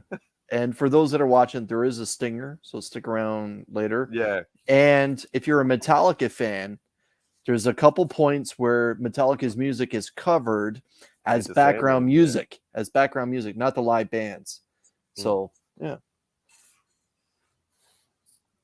Except there was no End of Sandman. Yeah, there was no singing. It was literally just the musicians. A cover version. Instrumentation version. But it sounded very cool. But yeah, I still enjoyed it. It was fun. What are you doing? Oh, you cheeky fucker. Well, I'm about to hop off here. It's 1:30 in the goddamn here. Yeah, it is. I found at Ollie's today. So before McFarlane had the license, Mattel had the license. I got this whole set with the Build-A-Figure Steppenwolf, but this was like a huge testament and a huge driving factor to release the Snyder Cut from day one, because this figure that was for the theatrical cut has full face shield Cyborg. But the reason why I wanted it so bad is because the standard one that came with the Build-A-Figure piece had the Build-A-Figure piece. This one has the 3 mother boxes, which McFarlane never did. So I can take these mother boxes out and put them in my giant-ass Steppenwolf 13-inch McFarlane figures hand. Like, did they make a cyborg football player version in that particular set? Oh, in the Mattel set, I don't remember. And the back of this one doesn't show the rest of them. These are just like the special edition one that came with mother boxes. Okay. And it's just Batman and Cyborg with mother boxes. Yeah, as far as I can tell, it's the same Batman. I thought there was a figure in the Gotham football. Yeah, they did. They did a lot of variations for all the movies. Like you get your set, your wave for the movie. Then they would start doing like Suicide Squad. They did the set, right? They did like a Build-A-Figure Croc. But then they have a second Suicide Squad set that has Joker with no purple jacket and like the little like torturing Harley Quinn pre-flash scene. And they have numerous different versions of so many of the same movie. They probably did the Victor Stone one, like with that blue sports Letterman's jacket. Yeah, I can almost picture one with a football helmet and in pads and jersey. The tan jersey that was for the Gotham football team. Yeah. Anyways, Spidey, thanks for having me on. Pop, good to see you. Mark, welcome. Take care, my man. Yeah, I'm bailing too, man. Yeah. That's all right. Time for me to go anyway. You did 5.5 hours. You sure you went long enough? I think I did long enough. Well, good night, homie. See. Oh, I don't like that view. I hate good night, boys. View. Night, Chris. Thanks, mate. All right, Poppy, you can go and hop on to that arsehole stream now. I want at least 50 fingers as long as you're on there. Beautiful. All right, thanks to everybody who has been on the panel. Thank you, Popper, for hanging out with me for the whole time. I greatly appreciate you, brother. Give CJ absolute fucking hell. Thank you to everybody who's been in the chat. I greatly appreciate each and every one of you. I will keep Spidey's Outback going for the foreseeable future. So let's keep it rocking. Let's end with, let's have a look. Let's end it with this fine fellow. Peace out. Take care. Be safe. They don't get quite as big as the ones on the coast. Bearded dragon, you can see why they're called a bearded dragon. They've got this little beard here, and when he gets all cantankerous, all cranky, or you've got a big mouth too. He opens up his mouth and shows this beard, and that's a sign of toughness. I am so tough. Stay away from me or I'm going to bite you.